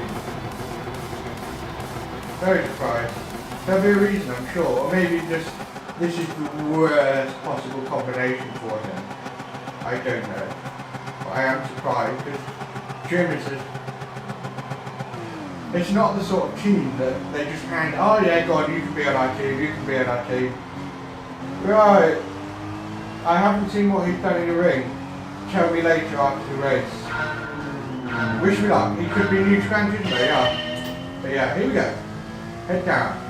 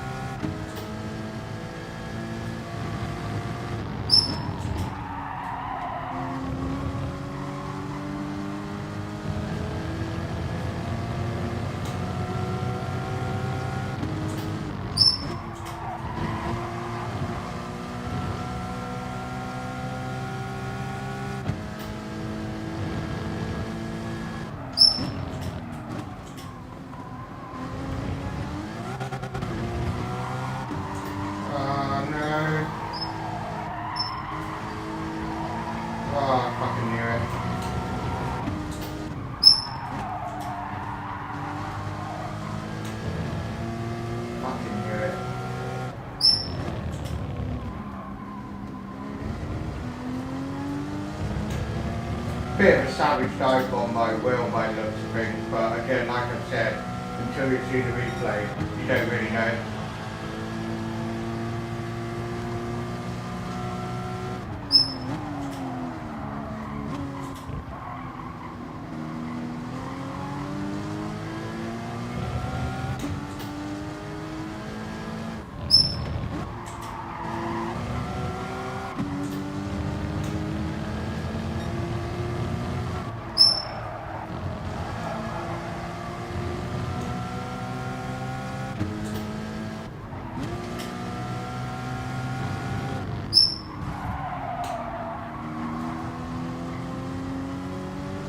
Bit of a tap from Stelios. Ah, shite! Fuck's sake! What the fuck? Idiot turned out! It's just... I backed off for fuck's sake and he pulled over to the right like an idiot.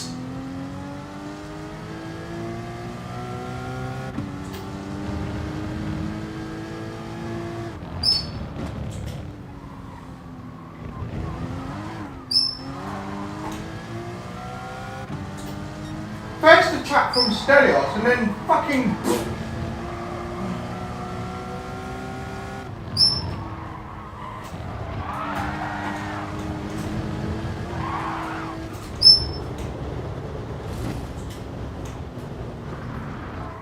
I'm rage quitting.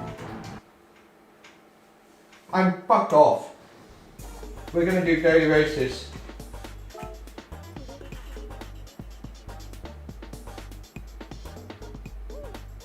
Dickhead!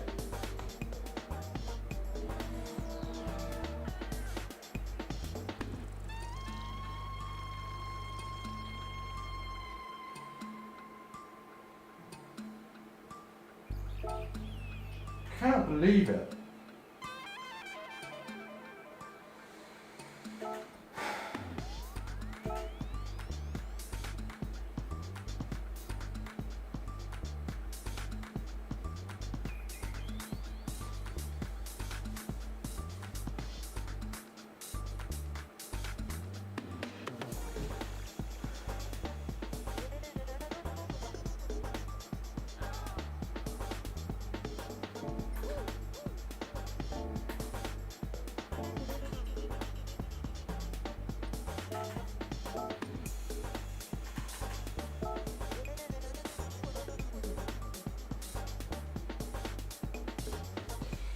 I'm debating on whether doing another Nations Cup slot.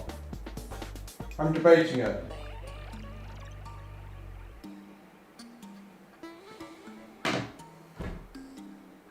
It was like I got past Stelios and then he somehow managed to tip my rear, which lost my speed.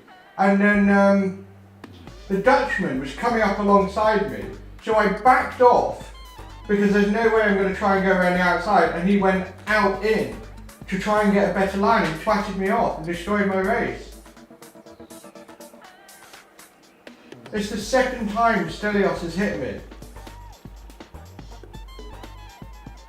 It's getting fucking annoying.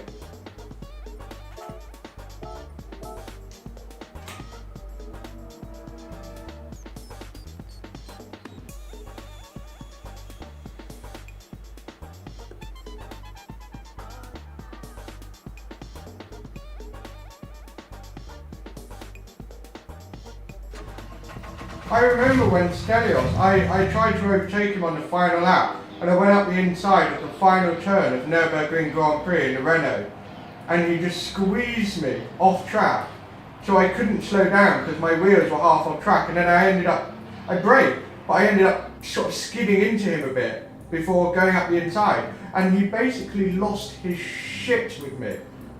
Completely lost his shit with me. And I also had a couple of other people from Greece come into my lobby, I can't remember what they're called, and then they were giving me shit for something that happened 2 weeks ago. That incident, like, you're a wanker and you're this, and I just thought, I can't believe this is going on.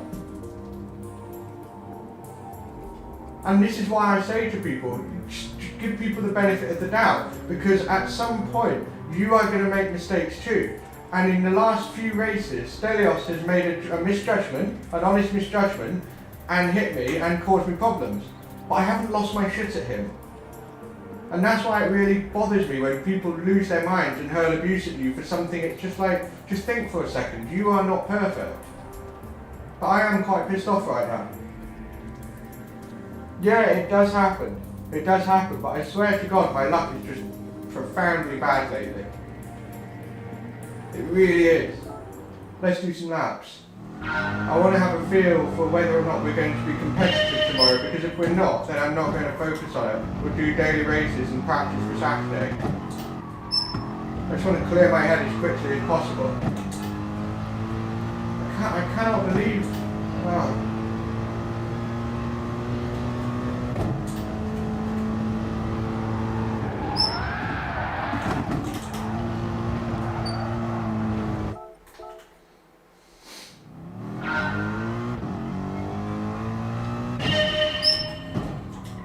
We are going to do the last Nations Cup slot. Well, it's not the last one, obviously, but we are going to do the 20 past 8 one.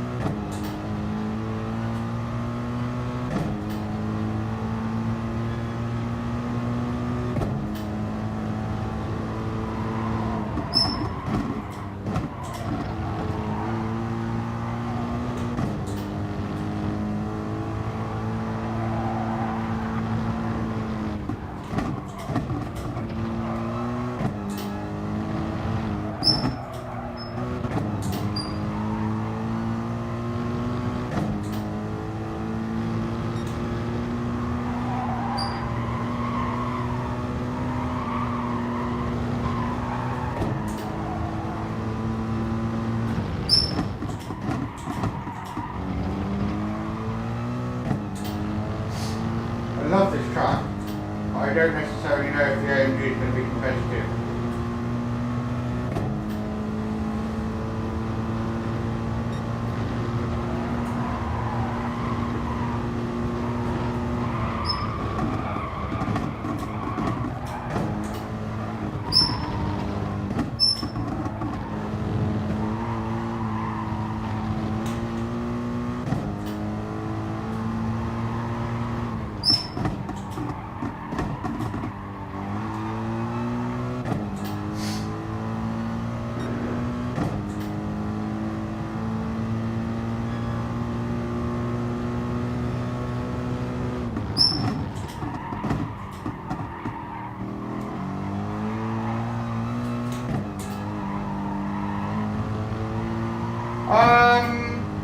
By the way, can you still hear squeaking?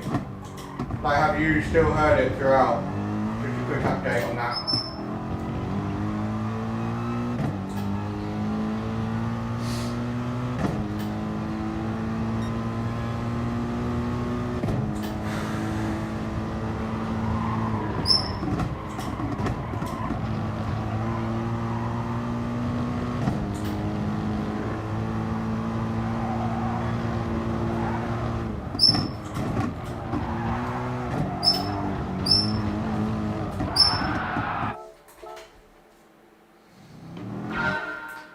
Anyone? Any squeaking?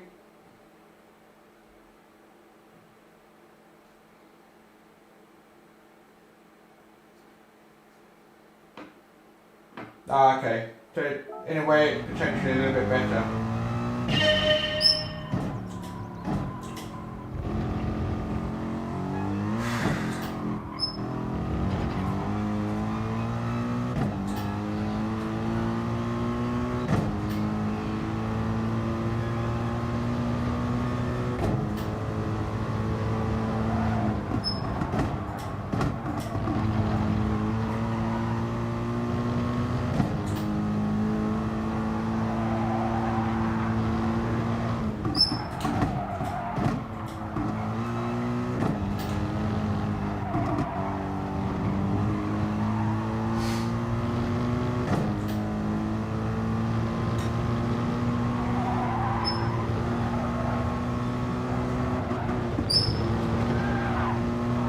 Whoops, a little bit of corner cut.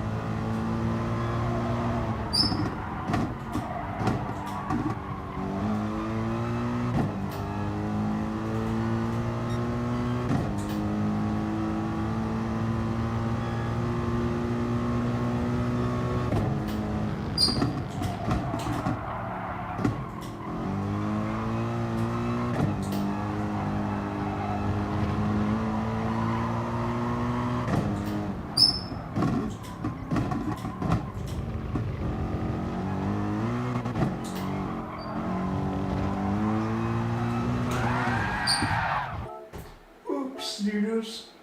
Easy to do that. Ah.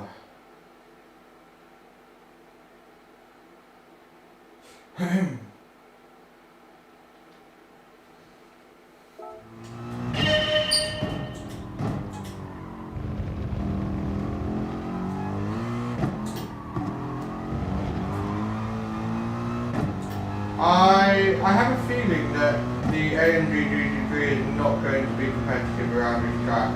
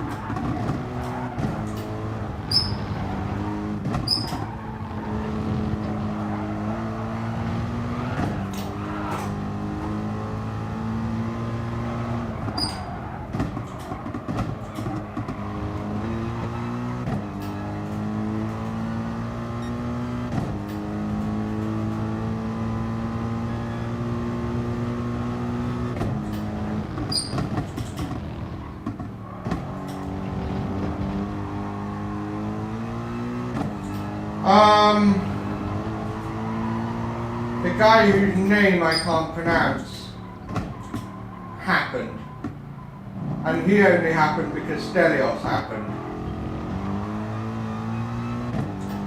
They were honest mistakes from both of them, but they were extremely costly and extremely annoying mistakes from both of them.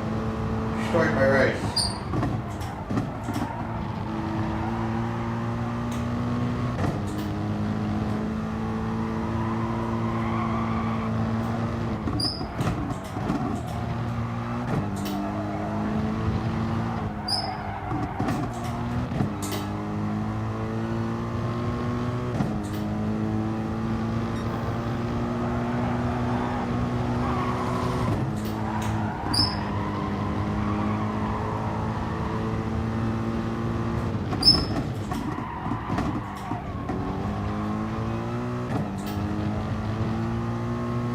Yeah, it was a mega F. It was like lap 2 or something, lap 3. Stelios was a bit out of shape getting a penalty, and then he managed to miss his brake point into the next corner, hit me, and ultimately regained his position because he hit me, because I would have held it. And then the Dutchman behind managed to slip up the inside for the uphill left-hander before the corkscrew, so I thought, fuck if I'm going around the outside, it's not worth it. So I lifted to back off, to tuck underneath him, and he did this stupid thing. So let's say I'm on the outside here and the corner's coming up. Instead of just holding the line and turning in, he sort of went out in order to get a better line. I'm exaggerating it, so he would have done something much smaller, but it was just enough. And he sideswiped me and twatted me off the circuit, bellend. And it just wrecked my race, and I was dead last.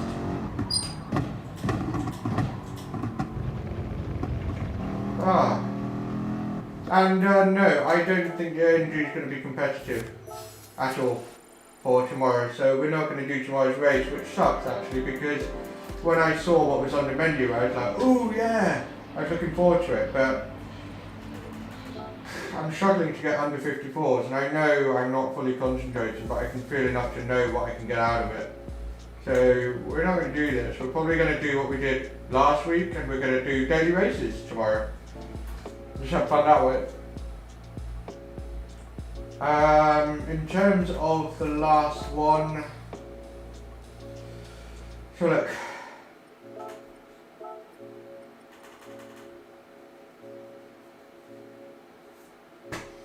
we'll do it. We will do it. So I'm going to basically go and have a break and just clear my mind, and then we're going to come back, last race of the night. How long have we got? 20 minutes, 40 minutes. Yeah.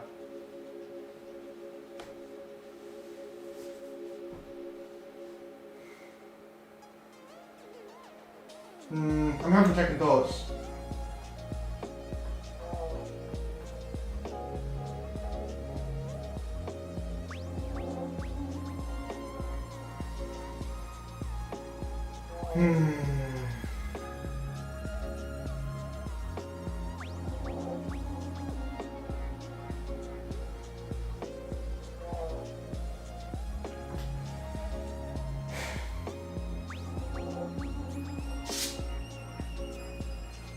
I'm not sure. I don't think I'm in the right frame of mind. I'm more agitated than I am chilled, and that's not a good combination. It's not even a combination, it's agitated.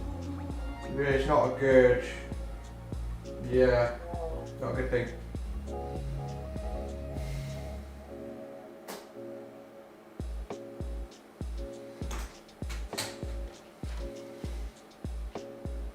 I'm really annoyed with those errors. You just got to take a bit more care.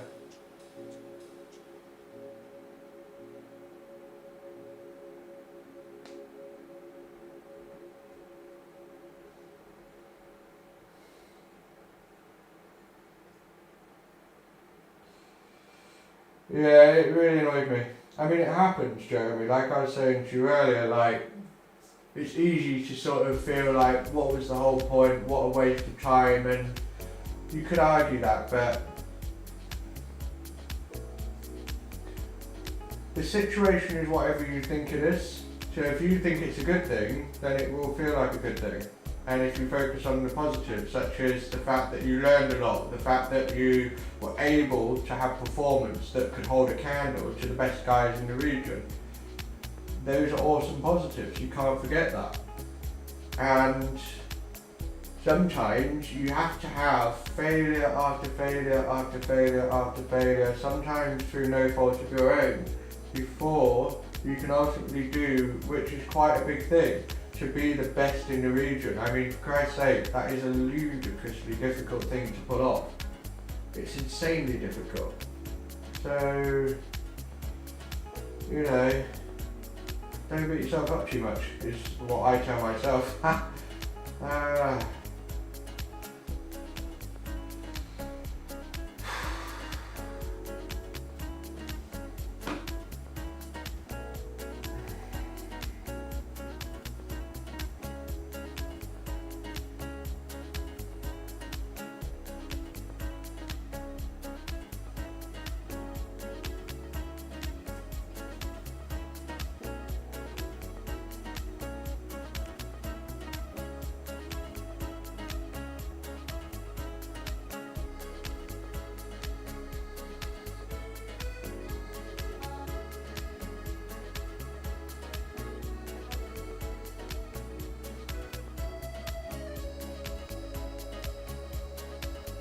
What's FOC mean? Sorry, I'm not with it. So I don't know what FOC means. Yeah, the wall does look lonely, but this wall is going to have a massive canvas on it. So this wall is kind of reserved anyway, but it could go on this wall. Although this wall is going to have a lot of sound. I need to basically stick these fucking things up. But I need more than what I've got at the moment. But I haven't found the right kind of tape to put on the wall without it, you know, peeling paint off the wall when you want to take them down. So yeah, I don't know what you mean by FOC.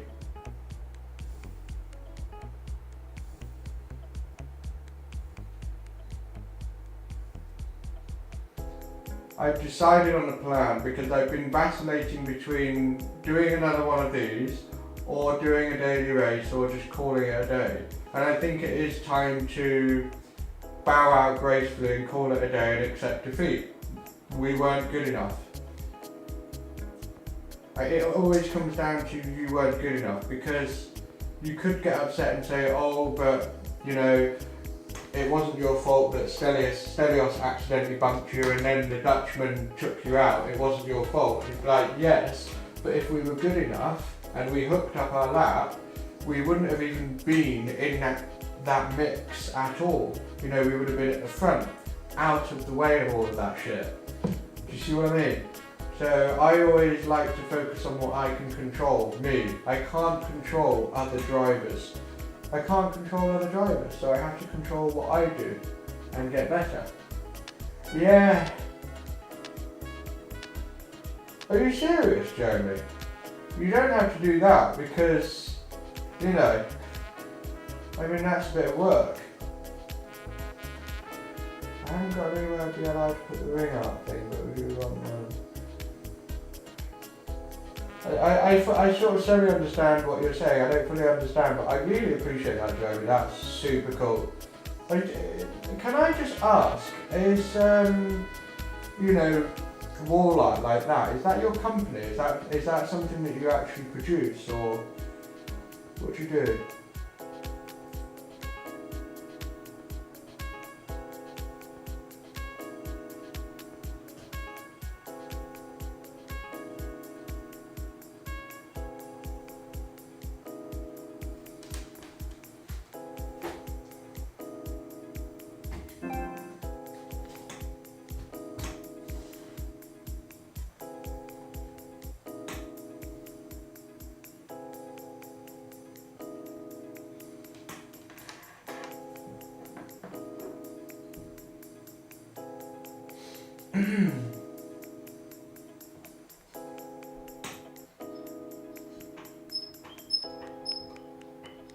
That squeaking is so bad. I am gonna dismantle it and clean it and spruce it up. Tell you what, Jeremy, message me, we'll continue the conversation, and I will end the stream, and unfortunately we didn't get a result. Classic binge do again, you know? It's just classic. But we will be back on tomorrow, and what we will do is we will just have loads of daily race fun. That's what we will do. So hopefully see you tomorrow from around about, I'm going to say 5 PM, and we'll get on and we'll just do daily race C, and we'll just have a good time. So thank you all for watching and putting up with the squeak and my friggin' binning, and I will see you I'll see you tomorrow. Our camera machine's down and through that's his house and he's the other kit going out loud. Awesome sauce. Centrifuge, holy moly, awesome. That's super cool. You never know, you never know who, when you speak to people online through a mutual passion for motorsport or stuff like that, you just never know who you're talking to and what they do and what they know and the experiences they've had. You just don't know. Epic. That's awesome. I like that. Big boys toys. Cool. Well, I will continue that discussion with you soon, but for now, I'll end the stream. Thank you again, and hopefully see you tomorrow. Cheers.